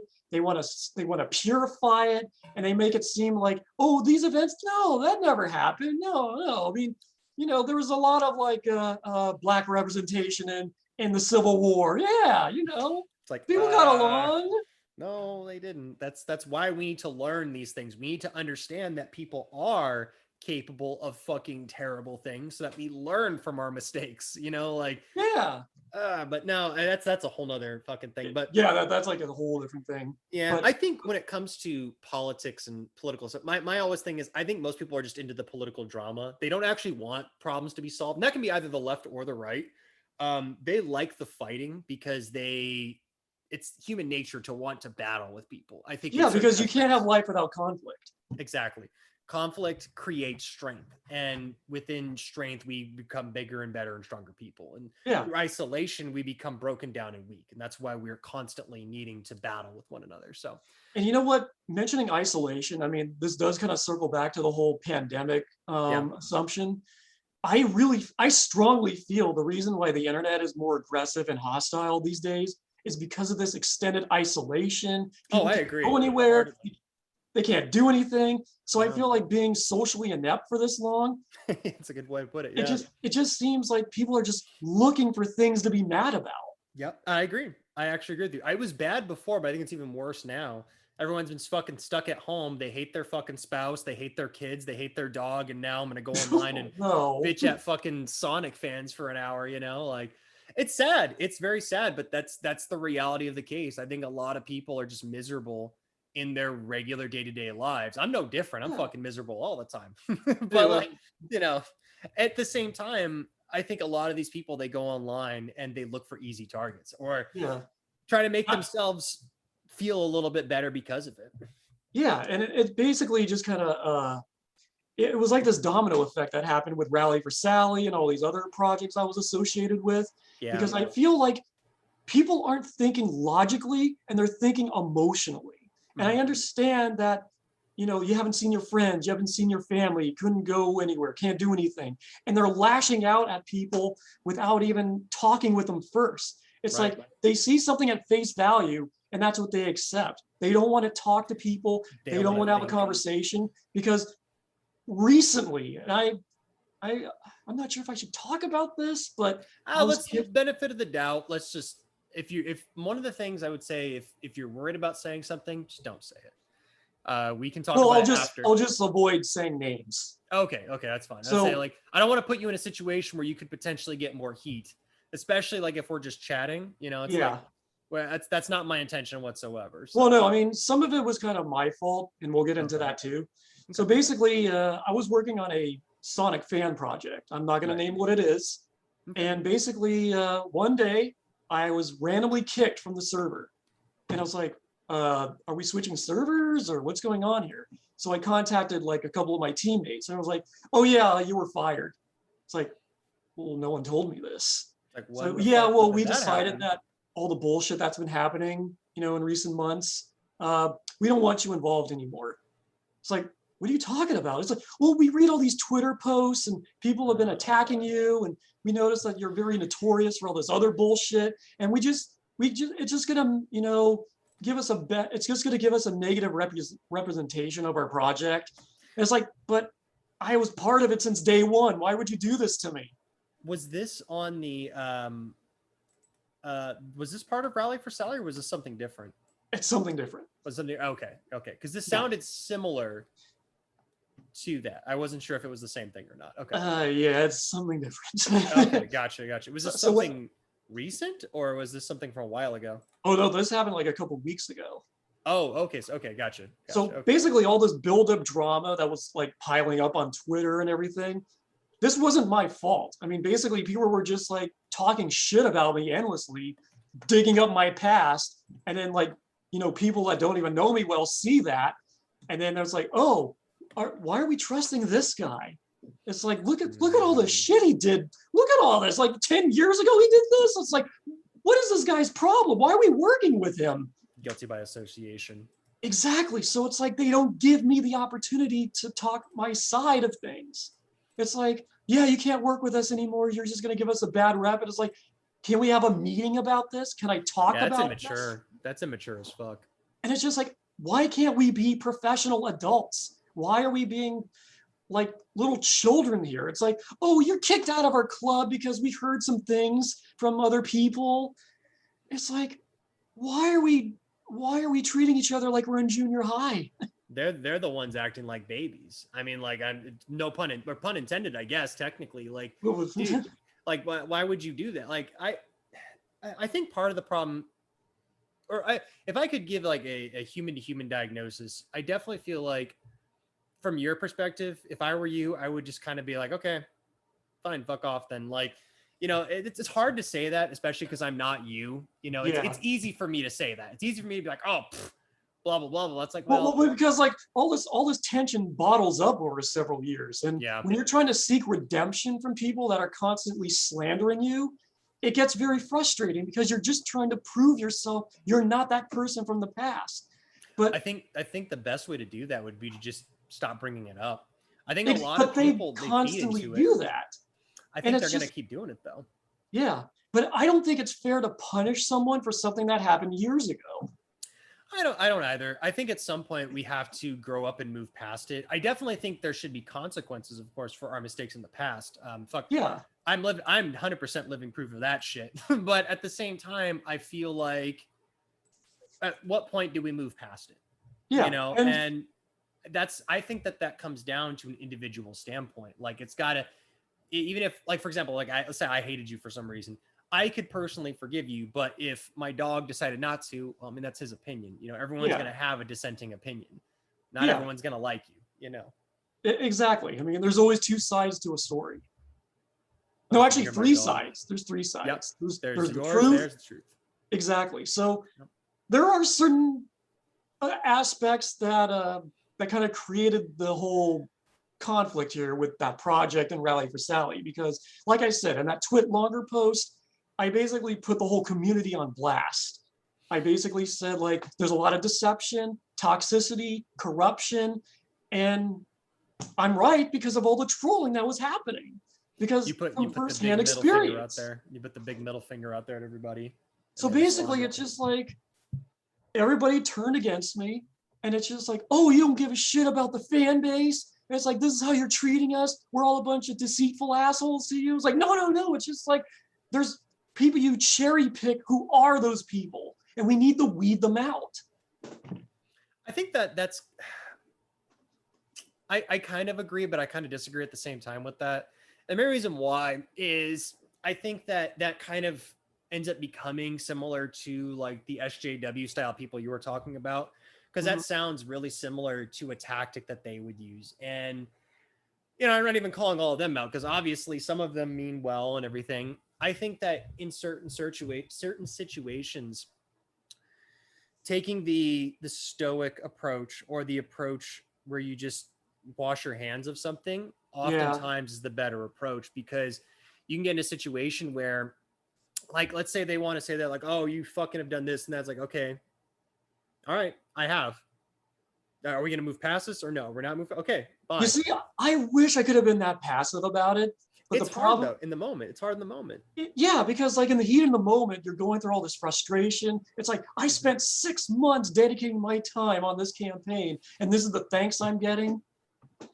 So then, so what happened is that I'm getting all this backlash from Twitter, and then another one of my teammates from Rally for Sally kicks everybody out of the movement. He steals the campaign and hands it over to the very troll that was harassing me. Now, do you think that they really do want the new Sally in there, or is it just they're just trying to fuck with you? Do you think? They're definitely trying to fuck with people, because I have some inside sources from like conversations they've had in Discord chats. They think this all is a joke. They're basically stringing fans along, thinking that, pretending to care. They have this two-faced, manipulating type of betrayal that they're pulling on the fan base. And people are oblivious to this. And that's sad, because there's legitimate Sally fans and Sadian fans who actually trust these people, and they're giving them nothing. Now, when you say you have inside sources, are you sure that they're being truthful with you too? I have to ask because... Well, because I've seen like screen caps. Oh, you see? Okay. I was asking because like I actually had a conversation with my brother. No, it was actually with another family member of mine about a similar situation. Obviously not Sonic fucking related, but I asked him a couple of times. I'm like, now, are you sure? Are you positive that this, because a lot of times I've seen in situations like this where the inside scoop or the inside sources are actually like, they're actually going out of their way to be harmful. I'm not trying to make you paranoid or any shit like that, but it's just sometimes people will do that, especially if they realize they can get a rise out of you. They play the long game, and that's to me, that's scummy, but that's the game people play, unfortunately. It is, because this one particular troll loves to like take advantage of people, and it's so sickening because people are trusting this guy. And the thing is, it's been another 6 months since he took over the campaign, and he's done nothing with it. You don't see posters, you don't see videos, no VA shout outs. All he's doing is just like, hey, Sally fans, I hope you're still supporting the campaign. What to do? It's like, he's not engaging the fan base. There's no activity. There's just, it's just so bland and generic. Nobody's doing anything with it. And then they're constantly slandering me, blaming me that it's my fault that they're not doing anything. So how does that make sense? Now, the Twitter is doing that, or are you talking about like the fan base in general is blaming you for it? Oh, I'd say Twitter, the Sonic fan base. This guy is like building up his own hate mob against me, just pretty much discrediting everything I did with the Rally for Sally campaign previous to his. Because, you know, comparison to me and him, it's like night and day. Because if you look at his side of the campaign, he hasn't done shit. He doesn't do posters. He's not a creative person. He's not, you know, engaging the fans. He's not making a fun type of movement. He's not even getting Sega involved like we did. He's just he's just like stringing people along. Like, nope, I care. Trust me. I mean, it's not because you know, I'm just doing this as a joke to fuck with people, but... Oh, so you think it's primarily just a joke to fuck with people? Like, it absolutely is. Okay. It absolutely is, because I've seen his conversations in other Discord chats. He's basically just taking advantage of people. He's fucking with the original team that got kicked out, because he basically just wants to get his version of Sally into the games, which, again, people have their preferences and everything, but I'm just going to touch base on this.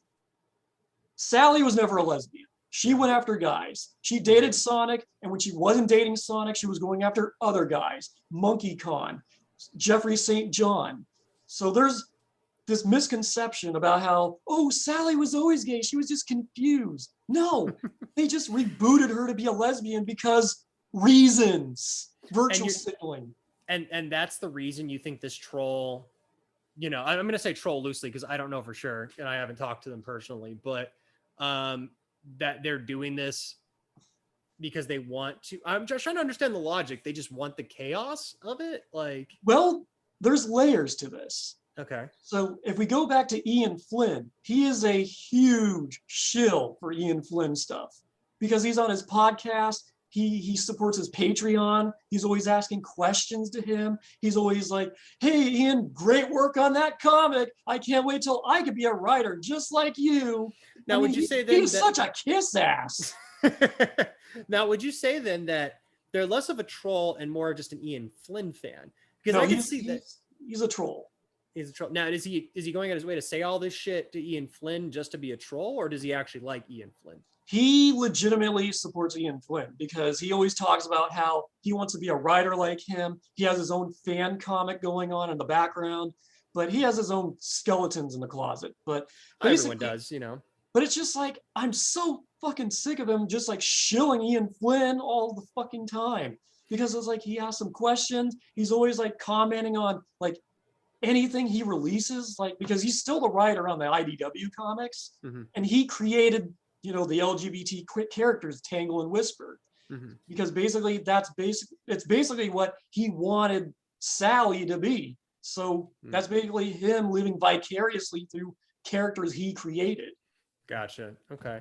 But basically this one troll, all he ever talks about is just like, Ian Flynn's the greatest. He's better than this Penders guy who worked on Archie. And no, he's not, because he is a low-tier, mediocre writer. I mean, he does the bare minimum to impress fans. It's like surface level references. Give us more. It's like he's not a legitimate Sonic fan. All he does is take advantage of this franchise and shill his own garbage. Do you think, not to go back to this person again, like, but to me, I don't know. It almost sounds like this person got a hold of this campaign, had their own agenda, and they're just really shitty at marketing it. Like because it feels like, again, without me doing proper research on them, I'd have to do more research on them, but it sounds to me like they legitimately want this, you know, LGBT friendly, whatever fucking version of Sally in this game. And the way they saw it was to kick everybody else out and try to take advantage of it. They're just really crappy at being leadership. So now they're just, here's the thing. Yeah, let's rally for Sally and keep doing it. But it's like, they're just really bad at it. That's what it kind of sounds like. Well, his ineptitude is definitely well shown, but this is another thing that I want to. You think it's out of malice? Like well, actually out of malice? It's a combination of things, because I don't want to be controversial, but I have to say it. He's also autistic. Oh. And I'm just connecting that pattern, because the fact that these people are just difficult to get along with, they're stubborn, they're aggressive, they don't use logic when they're thinking about like how they deal with things. I'm just putting two and two together, because it just seems like every time I associate myself with those type of people, disaster strikes. Well, my question, I feel you. Well, my question with that then would be, how would you deal with the situation then? Because if you want to be a part of this fan base, and if autism is really as rampant in the fan base as you say, I'm assuming, you know, I'll take your word for it and say that's the truth. Well, I mean, you could legitimately fact check yourself, because if you go through their social media profiles, you talk to them in chats, it's like, oh, by the way, I'm autistic, I have Asperger's. They actually admit this. Right. And it's just like, I'm just racking up the numbers here. It's like, there's a large amount of you people here. Why is that? Right. So then my question would be then, how would you deal with the situation? Like, do you want them to go away? Would you, because if they're going to be there, you kind of have to learn how to coexist. Am I right, or am I wrong on that? Like, you would have to. Well, yeah, you have to, but because they're going to be a part of the fandom. But then it's just like, it makes you dissect the deeper problems with the fan base and the franchise. Because then you realize that if there's a lot of people that kind of have this condition, then it makes you think why the fan base is the way it is, why there's a lot of influences in the franchise of why Sega makes all these bad decisions. I think Sega for a while though, they were making pretty bad decisions without the fan input. I mean, back in the 90s they were. Yeah, back in the 90s, and even in the 2000s too, to a certain degree. I know, funny enough, my slight tangent, when I got a 360, the first 2 games we got were Sonic 06 and Gears of War. And oh shit. Yeah, and Sonic 06 came first. So we were fucking hyped, man. I was like, fuck yeah. Everybody was. Yep. And then you put it in and you're like, oh fuck, this is bad. Yeah. This is really bad. You know what's funny though, is the emulator scene. They're trying so hard to get Sonic 06 running well. And I just gotta commend them. Like, that takes a lot of fucking like time. And I mean, I'm just gonna come out and say that's a huge waste of time, but they're fucking trying to fix it. And I gotta commend them for that shit. Like, that takes insane levels of fucking stubbornness to fucking do that shit. Oh geez, I mean, you gotta like comb through that game, just like through every little detail to make sure that everything is ironed out. Now, is this the Sally that you're talking about when it comes to the reboot? Yeah, that's okay. Yeah, that does. Okay. I was wondering because I saw a couple versions. I was like, I didn't know which one it was for sure. Wow. Okay. Hey, fair enough. I still feel like that. I don't know. Everything you've told me, like, I'm taking your word for it, but I feel like there's more to it than that. I feel like maybe the person, it might be like a miscommunication thing or something along those, maybe not necessarily with you, but like with them in the way that they're approaching their campaign. You know, it's a quote unquote now, because they're not really campaigning from what I understand. They're not doing shit, man. They're leaving it dormant. They're just letting people like pretend that they're caring, but it's like really they're not. Because if they did, they would put more effort into how they present themselves, and they haven't. I'll agree, but I'll disagree with that also, because I think effort's good, but everybody I feel like has different levels of effort. You know, like, I suppose, but it's just like you don't see them hiring graphic designers to make cool artwork or anything. They're not doing anything for themselves like we did. Yeah, but that's I feel like that's different leadership type of styles though too. I definitely would say your guys' is, again, not trying to stroke your all egos or anything, but your guys' leadership style was better in terms of, you know, hiring people, getting graphic designers and whatnot. And to be fair to them, I haven't seen what they're doing recently. But I can only assume. Trust me. Yeah, fair enough. Fair enough. I can only assume they ain't doing shit. So I'll probably reach out to them after this just to see myself. But fucking who knows? Maybe I'll find out the true fucking really fucked up shit if I go and talk to them. But yeah, but there, you know, beyond like fucked up shit and everything, I mean, there's always another side to the coin. So there always is. As I was expressing the innocent part of it. Now I got to delve into like the more shady, underhanded, kind of fucked up stuff. Misjudgment on my part type of deal, since there are reasons why people are upset with me. And it's not because of my past. It's something that I did relatively recently. And I'm going to be upfront for it now. Yeah, I'm actually going to be upfront about this. So last year around February, there is this group of people that were attacking me, saying like being a graphic designer isn't a legitimate opportunity for a career, or it's not a real career. It's basically plagiarism. It's like trolling you. Yeah. And it's like, how's graphic design plagiarism? It's like, well, we look through all your artwork and your portfolio. All I see is just like work you didn't even do. All you do is just like put things together in clip art or whatever. It's like, it's more than that. Right. I mean, I built a career because I worked for fucking Disney and Amazon and shit like that. My last actual full-time job was with CBS. Oh, cool. Okay. So I built a career around this, so I know what the hell I'm talking about. People are just trolling you because they feel like they can get a rise out of you, it sounds like. Exactly. And this was during the beginning of the pandemic. People were going crazy. So without judgment, I did something really retarded. Okay. I basically took someone else's art and said I drew it just to shut them up. I was going to touch on this towards the ending. So like, I'm glad you brought it up and I didn't have to, you know? So what happened? What was going through your head when it came to that? Were you just trying to like satisfy some sort of feeling you were having on the inside? Was it the pressure? Like, what happened with that? I think I was just seeking validation because the Okay. fact that I'm just a graphic designer and I really don't have any illustration skills, because the fact that I wanted to be an animator since I was a kid, it just makes me feel that I squandered those skills. And for people telling me that what I do for a living is a scam and I'm plagiarizing just really hurts because I get paid for that. I mean, I make a living from all that shit. So just to shut these people up, I was like, you know what? I'm going to take this random drawing here and said I drew it. Yeah. And then people, of course, took that, in different ways to where it's like, oh, he's a plagiarist. He steals people's artwork. And it's like, yeah, I fucked up and you did. Yeah, you definitely did. But I will say this, it takes balls. It act genuinely. I'm not fucking around. Like, it takes balls to accept and admit when you fucked up.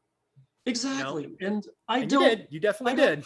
I mean, I don't condone what I did either, because the fact that I was trying to get these trolls off my ass, I mean, it was a poor way of doing it, but at the same time, it's just, I wanted to just show people that I have other skills, but you didn't. I really didn't. Yeah. So that was the justification, right?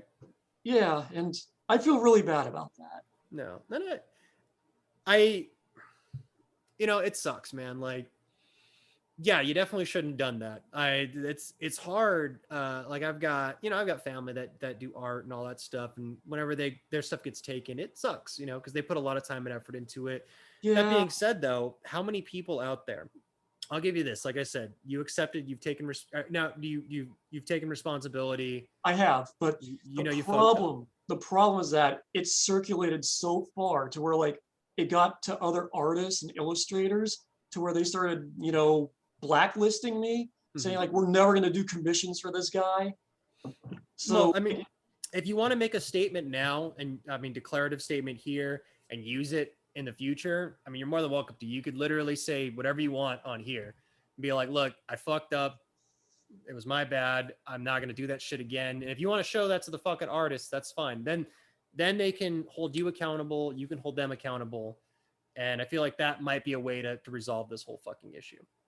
Exactly. And speaking of accountability, I actually did reach out to those artists that I took artwork from. I actually apologized to them, but they're telling me that I didn't. And I have proof of it from like email screen caps and everything. So it turns out that they're just trying to, create more fuel for the fire to make me look bad. So it's just like, it adds more to my, my history. One of the things I can speak of from personal experience, because I fucked up really bad in the past when it comes to things, not on the internet, thankfully, but well, to a certain degree. But sometimes even if you seek redemption, you're not going to get it. Like, that's one thing that I've learned is, even though you can go to apologize to everybody you've ever wronged, and Lord knows I have wronged people in the past. Yeah. Sometimes you have to just do it for yourself. And that may sound fucking cruel and that may sound selfish, but really the only way, because at the end of the day, these people are not going to be you. They're never going to be you. You have to determine for yourself, when is it enough? Do you feel like you've done enough to rectify that? And you're going to have to live with the fact that people will occasionally bring that up, because a sufficient amount of time has to pass, as you know, for these things to go away. But going about, I'm all Dr. Phil in this shit right now. Like, I'm not trying to, I promise. Like, if you want to be cerebral or anything, go ahead. Yeah. It's just, I'm just speaking off the cuff. It's like, a lot of times I feel like with people, going out of your way to seek redemption, I think, is a good thing. It is. It makes you feel better internally. I think that a lot of people will accept you more and they will not hate you if you were to just, if you do these things and you do a lot of these things, but don't expect anything out of it. You have to be, but the thing is, literally, redemption and acceptance may never come. Like, there's people that I have apologized to in the past for shit that I have fucked up on, and they legitimately still fucking hate me to this day. Doesn't that hurt, man? It does. The fact that they're willing to throw away a friendship like that over something that happened years ago. It does. But the thing that you have to understand with that too is, you don't have to throw away your entire life because somebody else has thrown you out.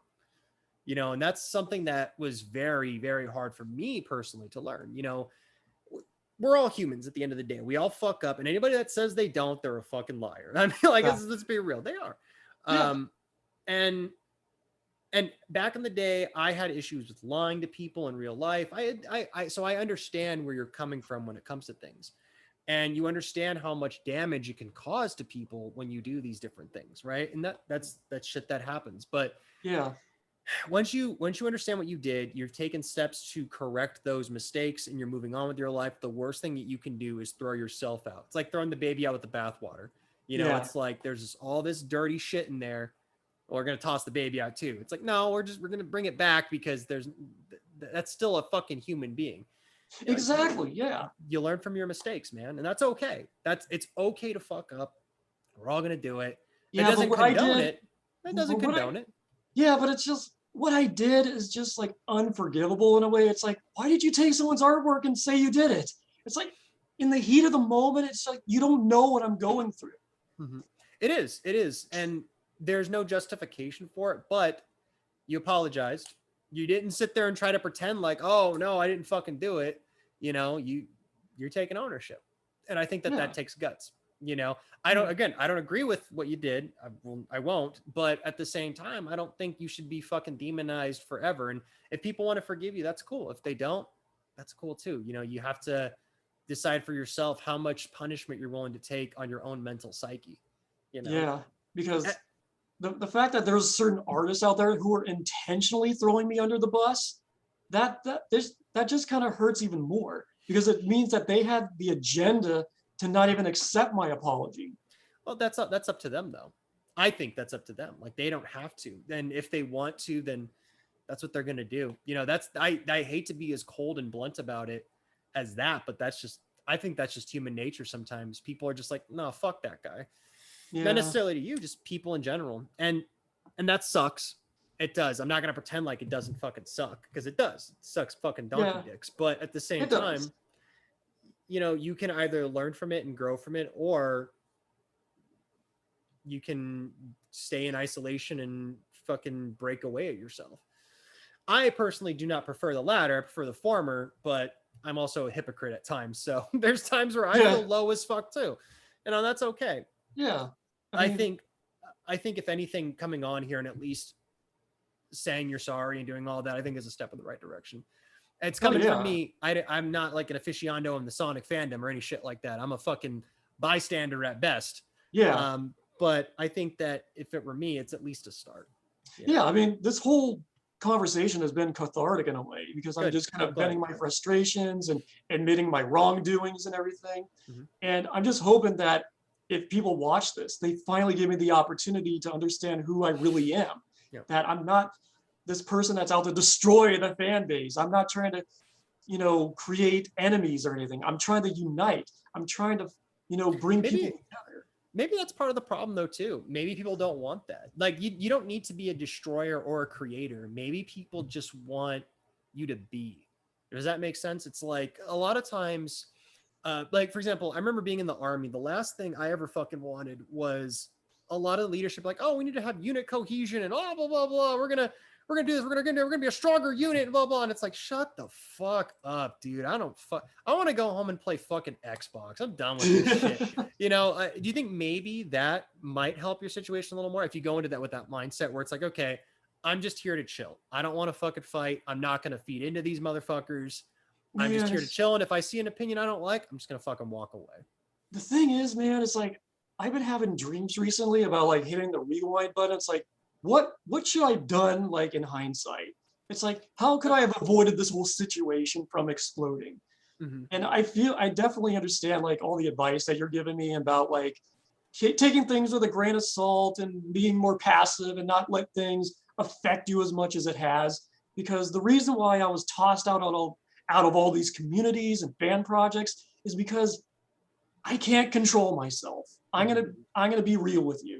Yeah, if I get so overly passionate about something, I'm gonna defend it, and it's gonna be to the point where I'll say some things I don't mean, and I'm gonna attack people because I'm just so adamant about it. And when you do these things, do you do you apologize right afterwards doing it? Like, oh, fuck, I'm sorry. Like sometimes, a lot of times people can lose respect for a person for doing that right away. Uh, well, Or is it just like you fucking gasoline the bitch, toss a match and walk away? Is it one of those situations? it really is, because Is it? Okay. sometimes I don't apologize until I have the acknowledgement of what I did. And I Okay. could sometimes take days or I can be weeks. that way. I can be that way. I get it. I get it. That's But then human, I it's think. just like every time I immediately apologize, nobody accepts it, because like, oh, you're just apologizing just so you could like save face. Well, I mean, that's what human beings do, though, too. Like to a certain degree. Like I think that it genuinely, I think a lot of apologies come from the heart for sure. But Yeah, at the same time, people like we were talking about YouTubers earlier. You know, the people that are like, oh, I don't want clicks or subs or anything. Like, then why are you on here? Why are you exactly. fucking on here? Like, yes, okay, you're doing it for the artisticness, for the fun and all that stuff, but there's a part of you that still wants clicks, they still want subs, they still want the attention. We're human beings. We are creatures of habit and attention.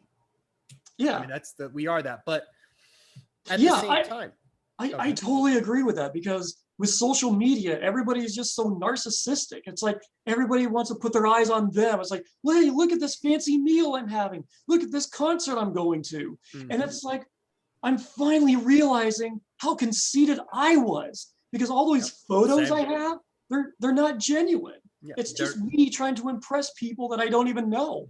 that was one of the most liberating things as well for me when I got rid of my Facebook. I deleted it. I just was like, I'm done.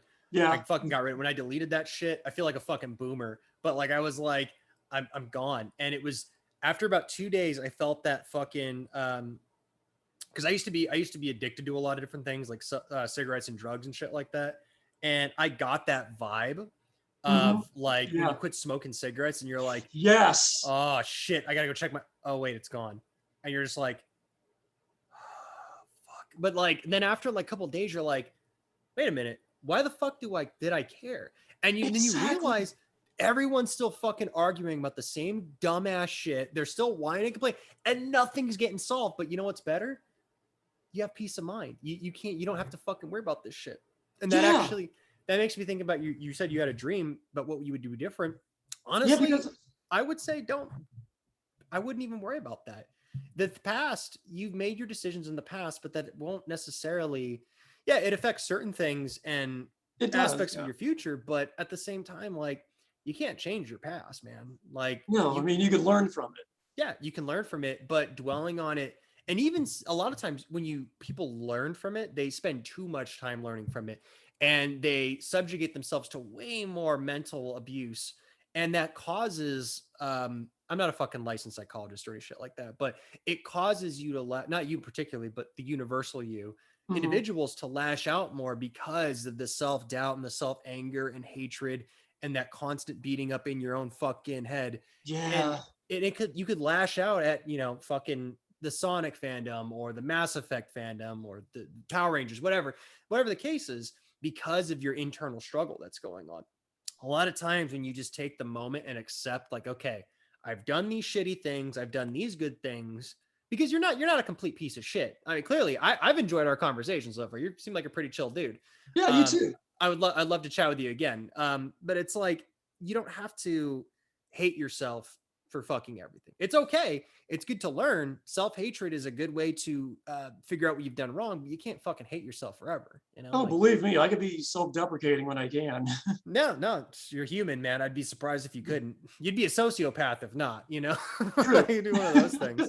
So, but yeah. But But I, oh, go oh, ahead. sorry. My apologies. Well, basically, it's just like when I got off social media like a couple weeks ago with him, I felt like this withdrawal where it's like, Mm-hmm. it's like I had to rush to my phone to check what the updates are going on or what people are talking about or what shit they're saying about me. Mm-hmm. And it's just like the first day was so hard. I think you might even have a little bit of PTSD because one of the things I'll mention is after I'd fucked up in my first video, I went to the Sonic Reddit specifically and asked them, I'm like, hey, what the fuck happened with this whole situation? Because I'm hearing people tell me there's this guy, this whole thing happened, but I want to get the story right because I fucked up my first video so bad. One person commented, one. And they're just like, oh, I think they made a video like 10 years ago. Oh, okay.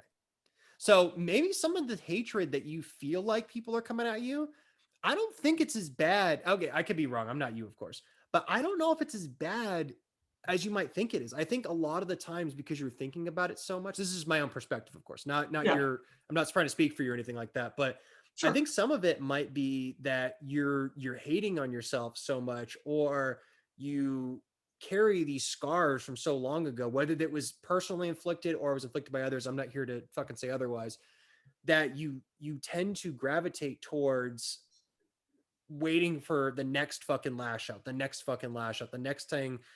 Who made a fucking shitty video about me? Because I mean, be real. When you clicked on my video, were you expecting me to just completely shit on you the whole time? Yeah, to be honest. Right. And I did to a certain degree. I'm not gonna pretend like I didn't. Like, but I mean, anytime I see my name on YouTube, it's like, oh god, what are they gonna talk about now? This person's gonna be a fucking dick. I tried to be fair, as best as I could, of course. That's my justification. But at the same time, I don't feel like people talk about you as much as you think they are anymore. I think a lot of people have moved on from it. And I think certain people will try to bring it up for clout and for the lulls and shit like that, because they're old fucks like me and you. But Yeah. but at the same time, like, I think if you go into it with a fresh perspective and a fresh mind, I'm not telling you to fucking go back, because the last thing I would tell you to do is go back to a fucking toxic ass situation where people are going to be fucking shitty to you. No, because I'm not that much of a masochist. Yeah, right.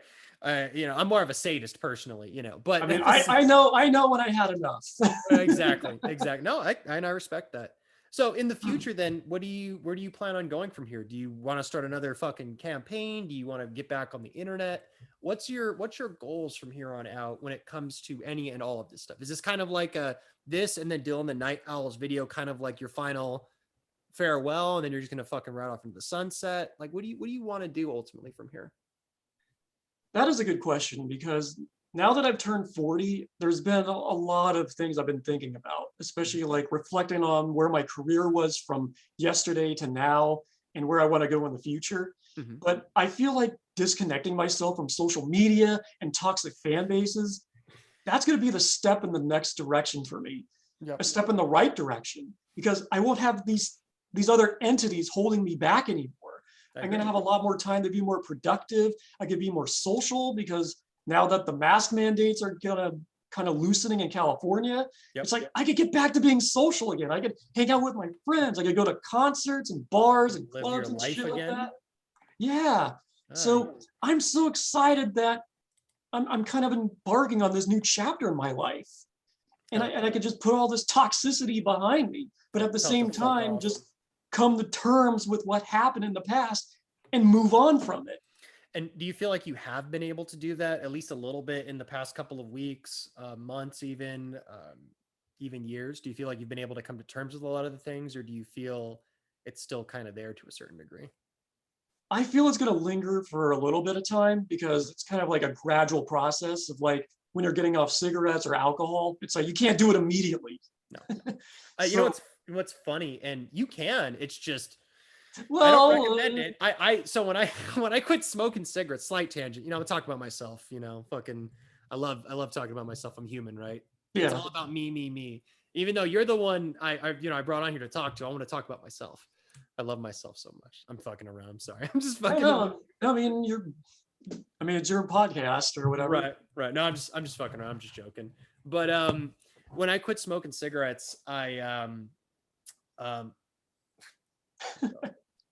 he's like, shut up, Dad. When I quit smoking cigarettes, I did it cold turkey. It was a pain in the ass. Oh shit. Yeah, I can't imagine what type of withdrawal you were going through. Oh, it fucking sucked. But I think that, like anything in life, when you start doing it, it's a nightmare the minute you start doing it. And that could be for fucking anything, whether that's quitting drugs, quitting a fandom, learning a new skill, doing anything. When you're in the process of becoming stronger, it's like we talked about earlier, there's the conflict. There's always conflict in fucking everything in life. And it's through that conflict that we become stronger. So I think with your internal conflict, you've become a lot stronger. Maybe you don't see it quite yet, but I think you will eventually. And with these other people, personally, I always tell you to tell them to fuck off. Like, they're going to judge you regardless of whatever you do. You can try to seek redemption from these same fucking people, but they already don't like you. So yeah, I mean, they pretty much drew their line in the sand about what they view of me. and even though you may not have drawn that line or have drawn any lines, that doesn't mean they haven't. And you can either live with that pain and anger and sadness, or you can fucking move on, man. Yeah, because the fact that I get so wrapped up in fan bases to where I'm attacking people and telling and gatekeeping and everything, it's just like, I'm not that type of person, but it's just like, it's like fan bases could be entrancing in a way. It's like it clouds your judgment, because when you're finally like ripped from fantasy and you take a step back and realize the actions that you pulled, it's like, holy shit, did I really say that? A lot of the times, like, it's cool to be a part of like a fandom or a group of fans, because like, oh shit, these people like the same thing I like. They're gonna be just as passionate about it as me. But then you remember everybody's different. Yeah. Everyone's got different personalities, and you know, they're gonna fucking say and do terrible things or great things. It just depends on the person. It's always a fucking gamble, you know? Yeah. And it's just that I regret the actions that I pulled, because I lost a lot of friends, fan bases, servers that I was kicked out of, projects that I was working on, just because I couldn't control myself. Right. And I feel really bad about that, because the fact that all I had to do was just shut the fuck up, none of this would happen. And that's the funny thing in a lot of things in life. This is why I wouldn't beat yourself up too hard. A lot of times in anybody's life, they will tell you the exact same thing. If I had just fucking not said anything, I would not fucking be here right now. How many husbands are sleeping on the couch tonight because they could not shut the fuck up for 15 seconds? Or That's wives, true. whatever. I'm not going to be gender non-conformist or whatever the fuck they like to say nowadays. Yeah, Whatever but I think we're living in this very surveillance type of society now, almost 1984 in a way, to where like nothing you say is sacred anymore. Privacy just doesn't exist, because you could be in a Discord chat, have a private conversation, and the next day they could leak out that conversation just to put you on blast because you said something wrong, or someone was taken out of context and you just need to clarify it. Yeah. And that's what's happening with me, for example, because this goes all the way back to the whole pedophilia accusation. Right. Yeah, we didn't really touch on that too much, did we? Digging old past from like 10 years ago from a joke post and then just like turning it into something negative. Yeah, I don't think that's right. You got to understand the nuance and the context of a situation, you know, before you judge. But the thing is, it's such a, that's the problem, is a lot of these people, they will use charged words. Like, as far as I could tell, you're not a fucking pedophile. I've never seen anything that made me think that. I mean, I feel like I'm a fucking expert on you at this point, you know, like fucking, but like, there's nothing in my brain that would make me think that. Now, of course, if that happened to be the case, I would have to reevaluate my thing later, but that would be in any subject matter. But to me, I've never seen anything. Okay, so you like to fucking wear diapers and act like a baby. How does that fucking, that's not really that much different to me than somebody that likes to get pegged, or that likes to fucking, okay, I'm thinking about it sexually, of course, but I know your thing is not in necessarily a sexual manner. No, but there is sexual aspects to it. Yeah, and that's fine. I think a lot of these people, they see that, they think, yeah, that's trolling though. They see that, they find a joke that they can make, and they fucking run with it, because they're not going to face any repercussions for it. Maybe mentally they are, but when it comes to anything else, they're not going to fucking face it. Yeah, because they see something at face value. It's like, oh, this guy is an ABDL. He likes to wear diapers. Well, maybe he's a pedophile, and maybe we dig some information about him. Oh, look what he said. We're gonna put him on blast for that. Exactly. It's like the Boogie thing. If Boogie would have just shut the fuck up and just not fed into his trolls, be like, okay, yeah, whatever, go fuck yourself, I don't think he'd be going to jail right now. I'm gonna be real with you. I don't think he'd be going to jail, because there would have never been a situation where the guy would have shown up at his house, because I feel like the guy showing up at his house was fucking wrong. He should have never gone there. Yeah, that was. Yeah, but at the same time, I don't think he would have fucking gone there had Boogie not gone on there constantly and been like, look, I'm not this. Because people, I feel like the more you have to constantly justify yourself, the more people are like, wait a minute, this motherfucker's hiding something. I think that they're fucking hiding something. And I think that's another one of my flaws, because I'm just so hell-bent trying to seek validation from strangers. And that's a problem. I get it though. I get it. I'm not even here to demonize you on that. I can count on all my hands and toes, and probably more than that, people that are in the exact same boat as you. So sometimes that's what happens, and you get caught up, and you're like, when rationally you'd be like, what the fuck does this person have to say? I know they're full of shit, but in the moment you're like, well, this fucking person's saying something terrible. Yeah. I got to defend myself. And you should to a certain degree, but I think sometimes you have to know, like, okay, it's not getting to them. It's on them at this point. Yeah, exactly. So. And the thing that kind of goes back to how I was kicked from all these servers and projects and everything. Mm-hmm.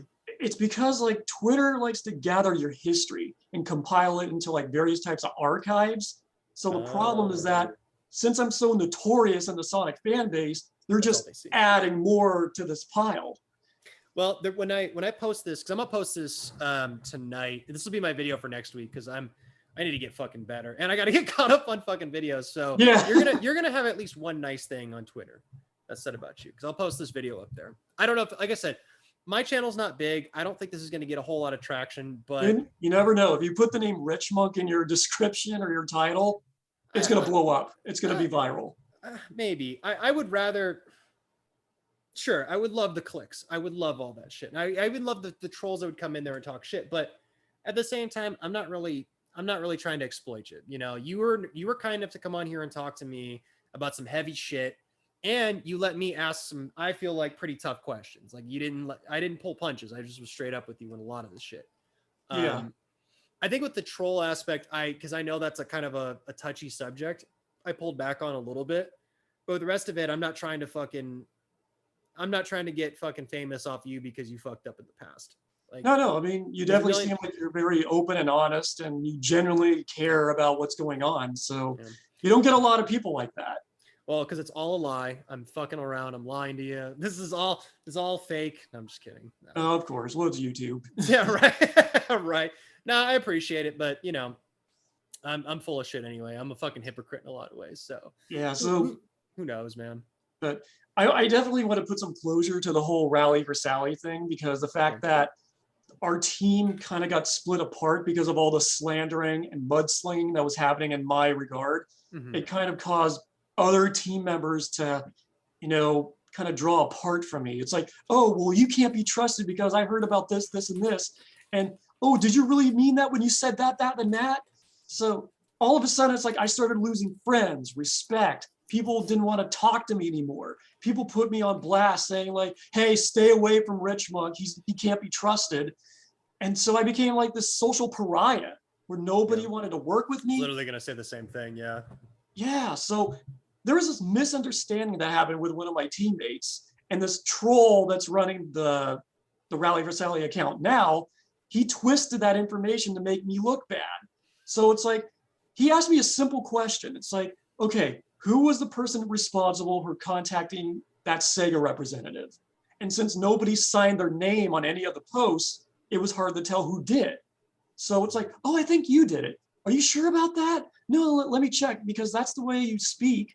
It's like, no, wait, that was me. It's like, wait, you fucked up.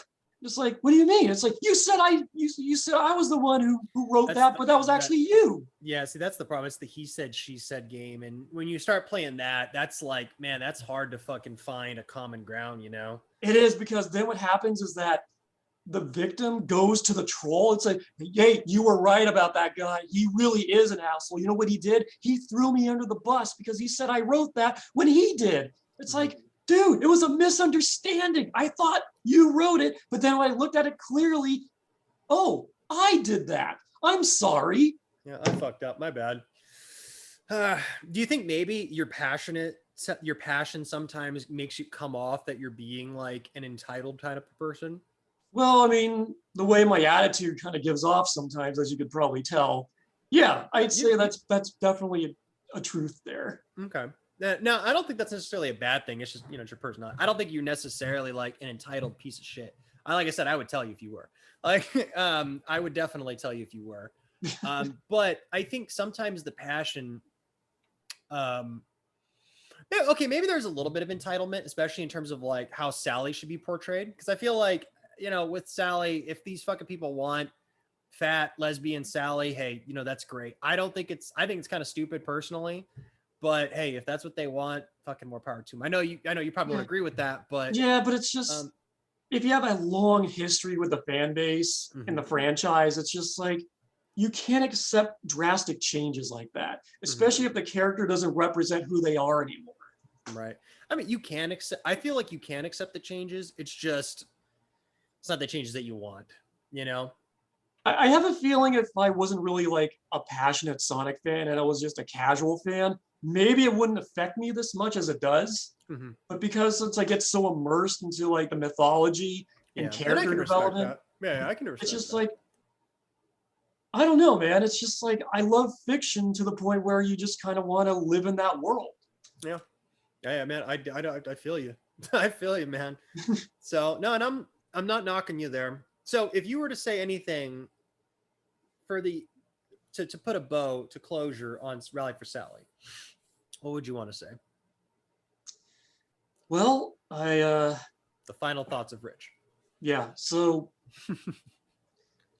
there's a lot to compile here because so much has happened within the last year or so to the point where I just want to make sure that my side of the story gets out there, that no information is being twisted, stuff is not being taken out of context, because a lot of these people and haters, they just like to twist the narrative to work in their favor because they want to perpetuate this agenda that I can never change. I'm always going to be that laughing stock Sonic 4 guy, the person who bitched about green eyes, the person who failed at making a Sonic movie. It's just, I want that finally to be put to rest. I joined Rally for Sally because I genuinely and legitimately care about the Archie and SatAM side of the franchise. They deserve recognition and acknowledgement as much as anything else from any franchise. Whether it's obscure or mainstream, it exists, so it needs some type of attention. So when I joined, I wanted to make sure this campaign was the best it could be. And I could admit that my methods are a little bit unorthodox because people are going to assume that I harassed voice actors to do this. Well, I was aggressive because I wanted them to be a part of this. This is a once in a lifetime opportunity. So it's like, if someone is going to reject me for a petty reason, I want to turn that into something positive. It's like, hey, if you do this, this, and this, maybe this could happen with their career, or maybe you'll get more likes or, attention to whatever. What do you mean by this, though? I'm not sure what you're getting at with that. Like, where you do like a quid pro quo kind of deal, or what are you talking about here? Well, to put some perspective, when I was working in a high-end office type position, because like I mentioned before, I worked for Disney, Amazon, and Oracle as a project manager. Right. There was many times where I have to network and negotiate with clients and stakeholders to make sure that we could score a deal with what we're designing. So I learned from like salespeople how to turn a no into a yes. Okay. So it's like, hey, we're doing this campaign, for, Sally Acorn, from the SatAM cartoon show. You did a voice in that, many years ago. We're doing this fun little campaign, getting some people involved, and we're doing some artwork and getting the fan base engaged. We were kind of wondering if you could do your Robotnik voice. It's like, well, I'm kind of busy and, there's some other things I'm kind of tackling at this moment. Okay, well, that's cool and everything, but you might have time in the next couple of weeks or so? No, I'm still kind of occupied. I'm going on vacation with my family. Okay, that's cool. How much do you usually charge for this sort of thing? Oh, this, and this. Okay, well, maybe we can make this happen somehow. Maybe we could do like a 1-minute type of recording. Okay, that sounds good. Want to do this on a Saturday or something? Yeah, Saturday works. So let's do this in the afternoon. What time zone? Oh, I'm in Pacific. Okay, that works for me. So it's all about compromise. Yeah.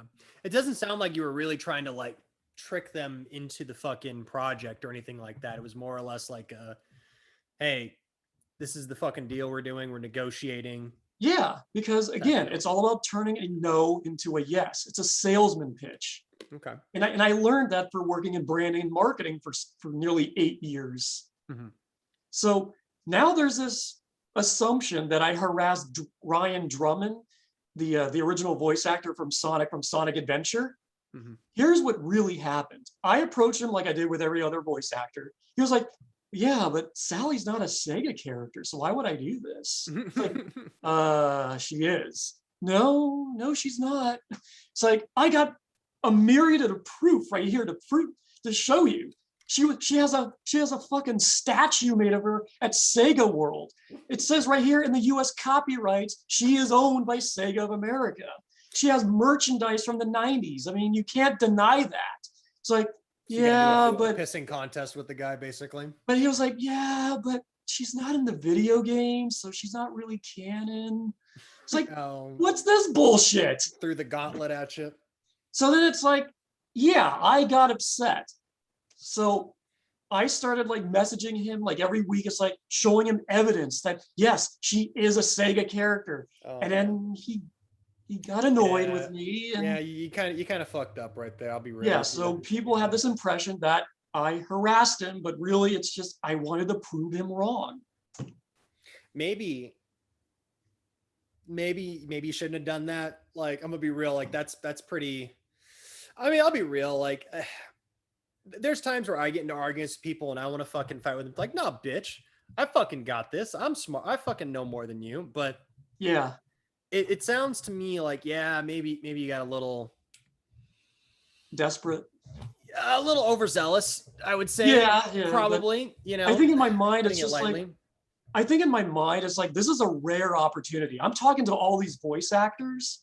It's like, I got to bring them all aboard and I'm going to do whatever it takes to make it happen because I'm that persistent.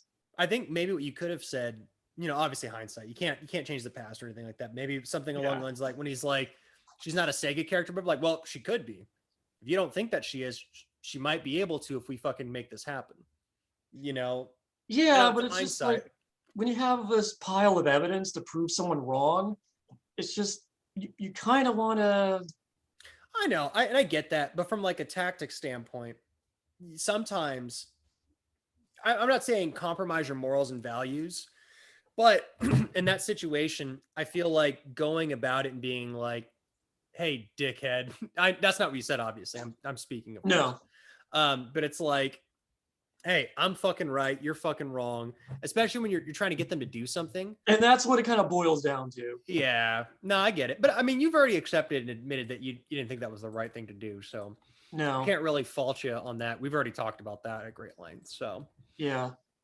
And I just kind of feel that kind of added more negativity to my contribution to the campaign because it's like he stole artwork, he harassed voice actors. Yeah, definitely made it a little easier for them. I was attacking Reboot fans because they like that Sally and not the classic Sally. Like the cartoon reboot? Oh, the reboot. Okay. Not like the cartoon reboot, like the old 3D animated one. No. Was there a Sally in Reboot? I don't fucking remember that. No. But basically it's just, I made some mistakes. I'm owning up to them. It's just a matter of people want to accept them or not. So it's going to come down to it ultimately. Because right now it just seems like I'm this pariah of the Sonic community. There's a new tweet that went out saying don't trust Richmunk anymore. So I just kind of feel like I've been ostracized from the fan base yet again. So if people want to welcome me back to like the fan projects, their community or whatever, I'm willing to do so if they want to apologize because I'm doing it right now. I mean, I spent the last 4 or so hours doing so. And yeah, it's been a while. I didn't actually think this conversation was going to go that long. So I didn't know. I didn't think so either. That's been a good conversation though. I feel like we've had pretty good back and forth when it comes to different things. So yeah. And I just feel that, you know, take it from my experiences, like put some balance within your social life and fantasy and all that, because too much of one thing is bad and you got to have some moderation. Yeah, I agree. Well, did you have anything else you wanted to add to your story or anything along those lines? Or did we pretty much cover everything you think? Because I've asked all the questions that I would have at this point. I probably could think of something, but I think we were going to talk about like some more stuff about my freelancing gigs. Yes. And more about the origins of the ABDL stuff. Right. Well, I don't know if I don't think we brought that up, but we can definitely touch on that. And then the freelancing stuff and what you want to do in the future for sure. Yeah. So now that we've put that behind us, let's look toward the future. And since you brought up the ABDL stuff again, the reason I said that is because I don't necessarily think that's that big of a deal because we all have our own likes and dislikes and stuff like that. Yeah. So I never really go out of my way to talk about stuff like that. But if that's something you want to talk about, why? Well, not necessarily why, because I understand the why because I've read the why. Okay. And I've So read you are familiar with like how like your origin story and everything. Yeah. No. Just like ABDLs in general, like infantilism and oh yeah, aggression. Yep. Okay. Oh yeah, I understand it. Okay. Cool. And that's the thing. Like I get it. It's not for me clearly, and that's not necessarily something that. It's one of those things where. Well, I'm talking too much. I'm doing that thing. So it's like, I'll turn it over to you. So my question would be not necessarily the how or the why. It's are you still doing it today? And if so, have you ever thought about finding like a partner to do this with or any like friends, not necessarily romantically involved, but like friends that are into the same thing that you're into? Well, to be honest, I actually started like becoming more embraceful about this whole lifestyle because again it spans back to when the pictures leaked of me, so Right. it's like, well, I can't deny that, so I might as well be honest about who I am.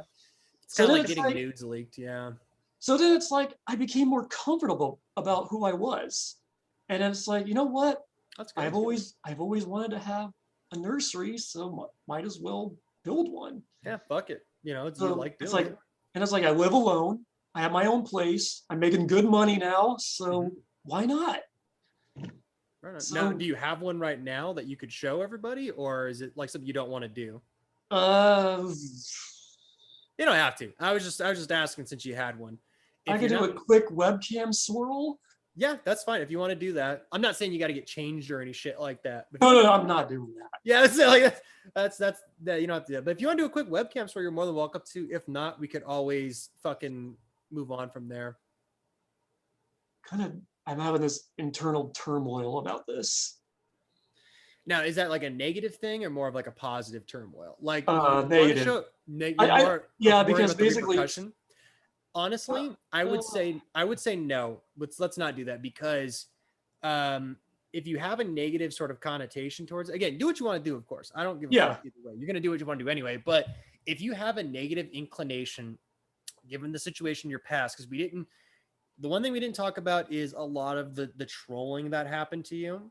And I think if people understood that, they would probably understand your apprehension a little bit. I mean, I'm not trying to speak for you, of course. Yeah. But if some of the trolling that happened in the past about people, your place getting leaked and shit like that, to me, that's understandable why you'd be a little hesitant to divulge a lot of the more personal aspects of your life. So I'm just putting that out there for my own thing. You do what you want to do, of course, after that. That's my disclaimer.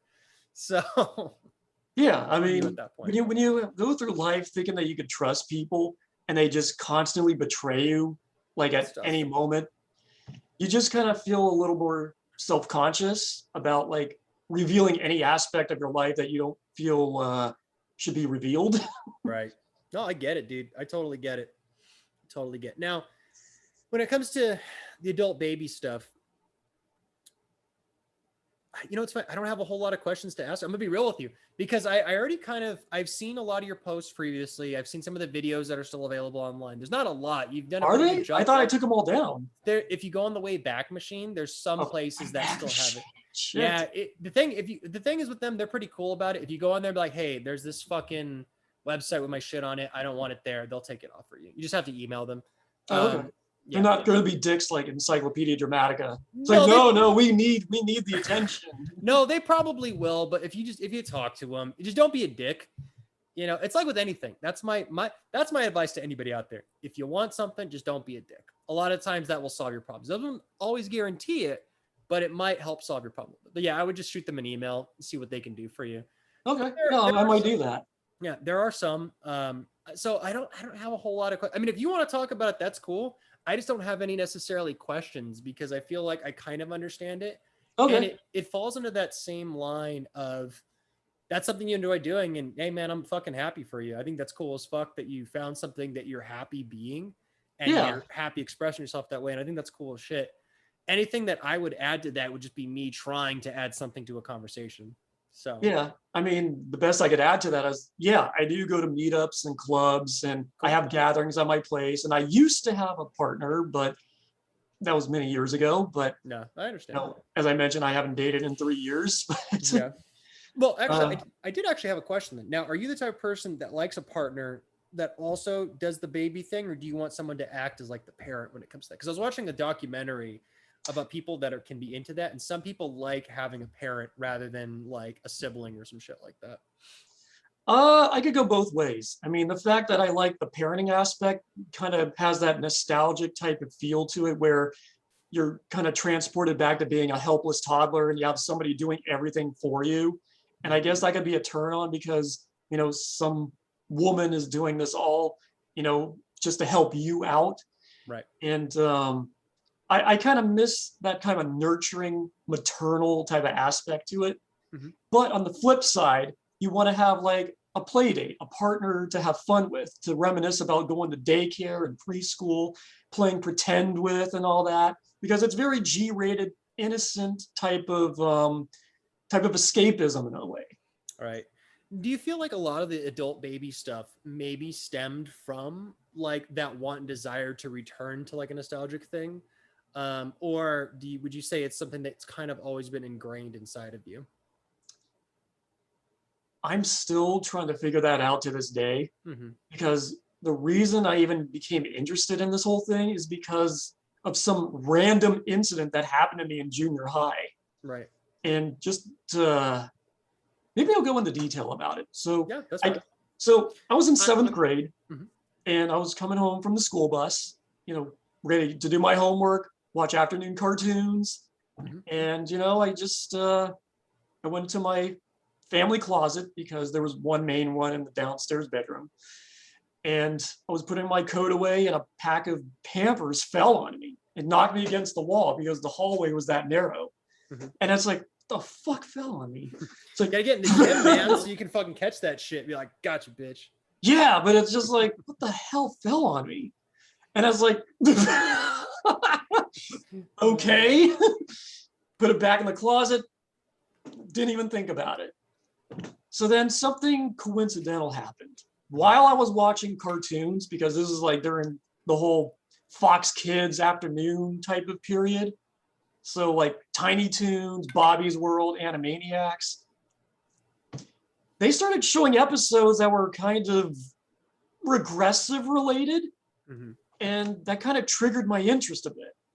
And then I was like, what's it like to wear diapers again? And that was just something that kind of progressed from there then, I'm assuming. Yeah, because this is like pre-internet. So at the time, I feel like I was the only one in the world that had this thought. Right. So but you're not. You're definitely not. There's an entire community out there of people that are like that. Oh, tell me about it. Ever since like the 2000s when they started manufacturing ABDL diapers specifically for that community, it just kind of grew. Yeah. Now I got to ask you this, because there was certain trolls that I would see. And again, this is all about clearing you, right? Sure. Certain trolls would say that you would intentionally, like, this is going to be a little vulgar. So I apologize ahead of time for the people out there. Yeah. But that you would shit and piss in your diaper and roll around in it. Is that true?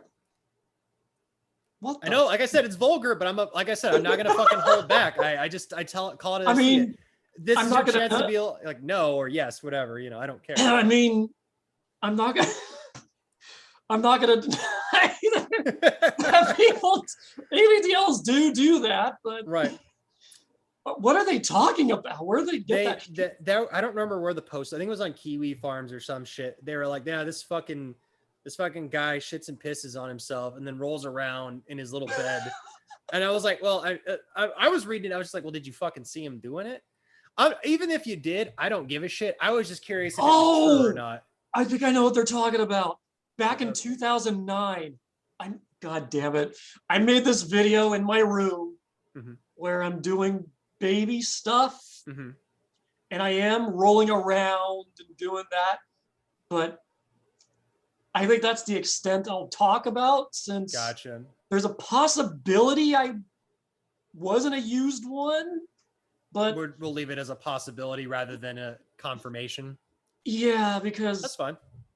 That was like 2009. I was living at my mom's house at the time. Well, that's like fucking 12 years ago. It's a long ass time ago. And yeah, because I know, because once you described it, I was like, I think I know what they're talking about. Okay. Yeah, and again, that's like 12 years ago. Okay, yeah, jokes are still funny. I still get made fun of a lot for shit that I did back in the day as well. Yeah, so but I'm so ashamed of that shit. Yeah, and there's a lot of shit that I'm ashamed of too. Sometimes you just gotta be like, yeah, I know it was an idea I had, but fucking, it just didn't pan out the way I thought it was going to. Okay, fuck yeah, me, you think? Yeah, right. So, but that with that one, I assumed most, or not most, but some people in that community would do that. Yeah, because that video wasn't intended to be public. Yeah, so that's crazy that got out then. Well, okay, if it wasn't about, how did it get out? Like, did someone fucking hack you or something? Well, at the time, I joined a couple websites that kind of catered to that particular community. Mm-hmm. That makes sense then. They're defunct now, but there was one called Diaper Space, which was basically yeah, you're a parody of MySpace. Again, Wayback Machine. Some of it's still available. Just FYI. Yeah, Wayback Machine, man. There's shitty, but yeah, but I guess they like to document everybody's lives, no matter how much you try to erase them. 1984, my friend. Yeah, but yeah, that video was just something of really spur of the moment. Since again, you don't know what you're thinking at the time. It's like, I'm going to make a video of myself wearing a diaper and post it on the internet. I think I could probably take a guess and say what you were thinking. It's like the same thing, like with like what any 19-year-old, or how old are you, like 20 something? I was 28. 28. Okay, you're like, I'm just going to make a funny fucking video. Yeah. Put it up online. Because I feel like that's what look at fucking Filthy Frank and all these other people. 90% of their fucking time, there's like, I'm just going to do something fucking stupid. Yeah. And put it up there. You just happen to enjoy doing what you're doing, but you're like, oh, let me add this aspect to it. I'm not trying to justify shit. I'm thinking I understand what your mindset was. So I'm not trying to give you shit. Yeah, I had to ask. Yeah, because when you think about the Sonic 4 video, that actually inspired the Heavy Rain video. Yeah. Oh, the Heavy Rain video came out after the fact? Yeah. Oh, I didn't realize. I thought the Heavy Rain came out first. Oh, no. Heavy Rain was way after. Okay. Yeah, see, I'm still going to say it to this day. I feel like if you would have stuck with it, we'd be having a completely different... You would have so much more clout. You'd be like, I'm not talking to this little bitch. Yeah, and it's just... I don't know what was going through my mind when I was making the Heavy Rain video, because I remember watching all the reviews. I played the game myself, and it's like, I kind of agreed with some of them, how the controls controlled like a tank, and it's just like... it's more narrative driven than actually interactive. Right. Because like Indigo Prophecy. I mean, I do like David Cage games, but to the extent it's just like, it's more of like a movie. Yeah. When I play a David Cage game, I kind of know what I'm getting into ahead of time. Like, okay, I'm not really playing this. I'm going to be watching this for the next like 10 hours. And have you played like what was it called? Detroit Human or something? No, I haven't played that. I played Indigo Prophecy. I like Indigo Prophecy. That is such the most pretentious, sad porn I have ever played. That's what I've heard. I heard it's a hard fucking playthrough. It is fucking sad porn.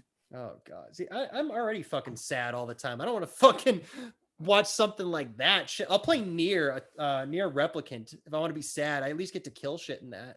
Yeah, but it's just like, I'm mopey all the time. My life sucks. It's hard being a robot. God damn it. So and the ending just drags on to the point where they're just like sticking it into you. It's like, isn't this guy sad? He's so sad, isn't he? I can't believe how depressed he is. Fucking depressed. Let him die. Like, oh my God, back off. Oh my God. Yeah, like, one of these days I'm gonna play it. It's like, been on my list. I haven't gotten around to it. Like, I'm surprised like Dashboard Confessional didn't do the soundtrack. They didn't? From what I've heard, how fucking depressing it is, I'd be fucking surprised they didn't, to be honest with you, more than anything. Yeah, but I mean, Heavy Rain, it is what it is. I mean, it's like a cool noir detective game, but again, it's sad porn. Yeah, well, that's most of fucking David Cage's games, though. Yeah. But to circle back, so with the adult baby stuff, did you want to add anything else to that or anything along those lines? I just want to say that it's just a harmless pastime. I mean, there could be a sexual aspect to it. There could be like a recreational aspect to it. To me, it's always been very innocent, very G-rated, as I mentioned. Right. It's basically recapturing your childhood, kind of like recreating being in preschool or daycare.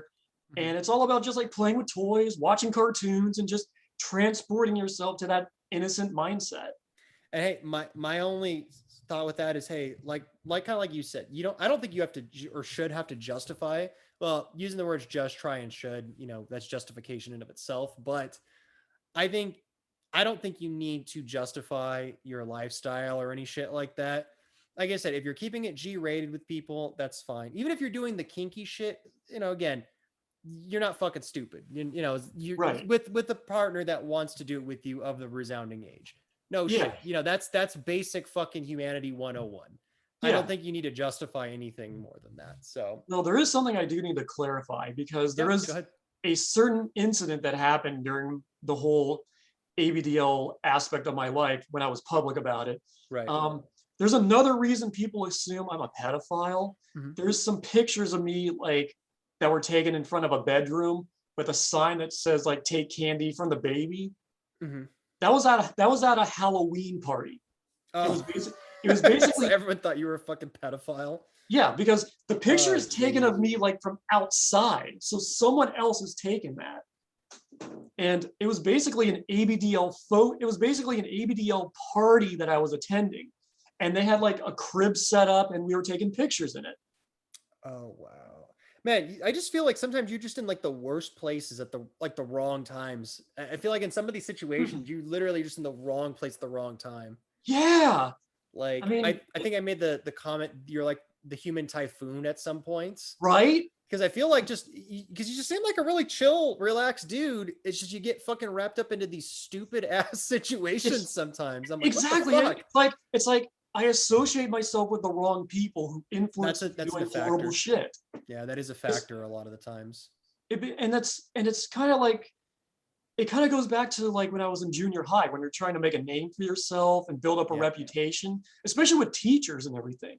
So it's like at that time I was an honor student, and I was portrayed as like this, perfect, kid that was like, taking high honors classes, on the track team and everything. But then it's like I got into fights that were provoked from other people, and then I started like lashing out. And then everybody saw it from my side. That's like I'm the one who's instigating it when I'm actually defending myself. I understand. Yeah. So it's kind of like he swung first type of deal. Oh, yeah, and they just blamed it on you. Exactly. Or it's like I'm running in the hallway trying to make it to my class, and it's like the hall monitor stops me, or the teacher's like, "Oh, I'm gonna have to give you a demerit for this." It's like, well, class starts in 2 minutes. I don't care. You don't run in the hallways. It's like, go back to class. Rich, why are you late for class? It just, It doesn't fucking end. You can't win. No, you can't. I think that's why sometimes, like with life, you just gotta fucking. Okay, I maybe that's personal preference though. Everyone's different. Sometimes you just have to fucking put your hands up and be like, okay, you got me. You fucking all right. Thanks. Yeah, because it really is a situation where it's like I'm at the wrong place at the wrong time, or I'm hanging out with the wrong people. Because again, it's like when I get involved with these chat rooms and servers and everything, a lot of these people have toxic behavior, and it just influences me. They do. Because like when they're talking about SJWs and shit, then it just kind of, fuels the fire in me. It's like, yeah, you're right. And then I start making these horrible posts about people. And then it's like they take it the wrong way. And then I end up apologizing for saying something I don't actually mean. I would say then in that situation, then just don't. Don't say nothing. Just like don't do it. Yeah, it's hard, but it's hard sometimes. Like for me, again, I think a lot of, especially like with this year, it's been hard because our only outlet has been the internet. It's been the internet and the only people that will talk to us on the internet. So it's difficult. So I guess I can't say too much on that. Now, the last thing then that I would like to ask you is your freelance stuff. So are you currently still doing that, or are you not doing that anymore? I started networking with a lot of like my friends' bands recently because ever since I've had trouble finding a full-time job, because a couple months ago I landed like a short-term contract position, but I thought it was going to like escalate into something bigger, but it didn't. Oh, so I'm sorry after, yeah, because like the pandemic kind of, destroyed the job market in a way, especially for artists and designers. Yeah, fucked the economy. Yeah, but it just kind of inspired me to go back to what I enjoy the most and to have the freedom to do it too, freelancing.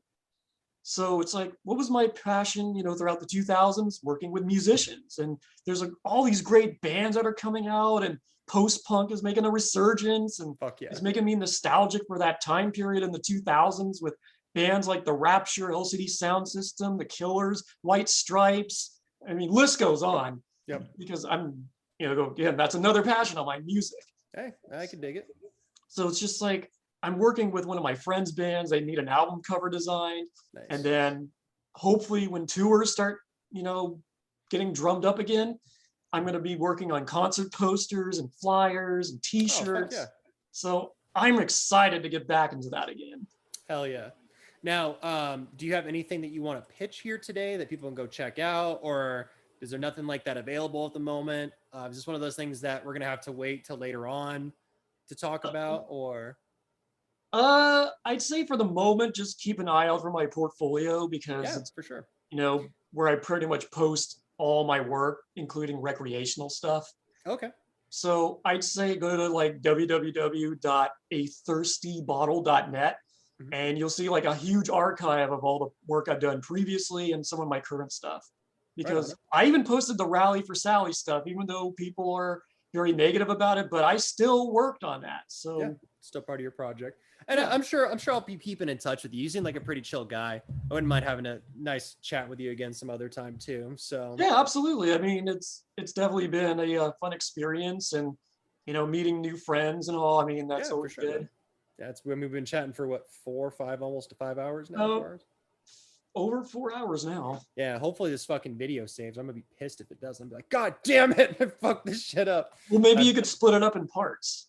No, I'm gonna dump it all in one thing. I'm just hoping that I recorded everything right. So put it out there like that. But did you have anything else you wanted to add or anything like that before I stop the recording? Don't judge a book by its cover. Hey, fair enough. And don't feed the trolls, right? Don't feed the trolls. And stay away from the Sonic fan base, because they're more hostile than usual. Oh God. I will again, I will agree to disagree. I don't think they're that bad. I think if you go in with the right mind, you'll be okay. But take it from Rich. He's been there. I haven't. Yeah, I mean, so I've been to hell and back, and to hell again. So right. But Rich, go ahead. I was gonna say, you know what? This is Sonic's 30th anniversary. I do want to take advantage of this rare, opportune moment to say, like, hey, this franchise has made a huge impact on me in my career, as who I am as a person, because it allowed me to embrace my creative, artistic side. I became more, more animal friendly too, because I love Mother Nature, and I could never see myself harming, other creatures, because it's just fucked up. And I honestly think that Sonic the Hedgehog does have its influences in a positive manner.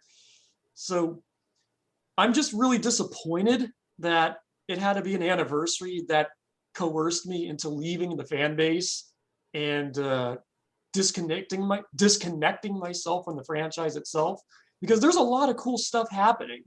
And it's just unfortunate that I won't be a part of it. That is a shame, but maybe in a way, maybe you get to grow from it though, That's true.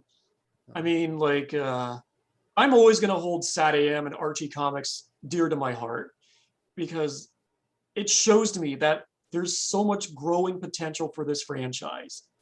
I know that there's somebody out there, maybe in the next couple of years, who takes over IDW or Sega or Wild Brain or whatever, who takes, who's basically in charge of like producing like shows and video games and stuff like that. I know there's a fan out there who wants these characters and that mythology to return somehow. And I'm kind of optimistic that Sonic Prime, the new Netflix show that's coming out next year, is probably going to borrow elements from like Archie and SatAM because Wild Brain owns those characters. So why wouldn't they do that? So trying to be just a little bit positive about that. Okay. And then you got the Sonic movie sequel coming out that has Knuckles and Tails, and they're adapting Sonic 2 and Sonic Adventure 2. So that's a nice fusion going on there. I'm just trying to hope that in due time, people will forgive me. This whole shit will blow over. People will like understand that the pandemic clouded our judgment, made people a little bit more meaner than usual. And we can look at this time and laugh at it and say like, hey, you know what? Maybe we were being a little bit irrational and stupid and, you know, a little bit too malicious towards people because why are we canceling cartoons and children's books? It's a valid argument. And hey, if not, fuck them. That's what I that's what I say. So yeah, so you know, happy 30th, Sonic. You know, I've always been a fan because obviously he's always stuck around. And you know, even though the original team isn't around, still rally for Sally. She's a great character. She deserves recognition. Hey, I can respect that. You're a man that stuck to your guns, and that's something I can respect more than anything. So, Rich, if you don't mind, hang tight just a quick second after I end the thing so I can talk to you after the fact. But I just want to thank you on camera for coming on here and just telling me your story and just chatting with me.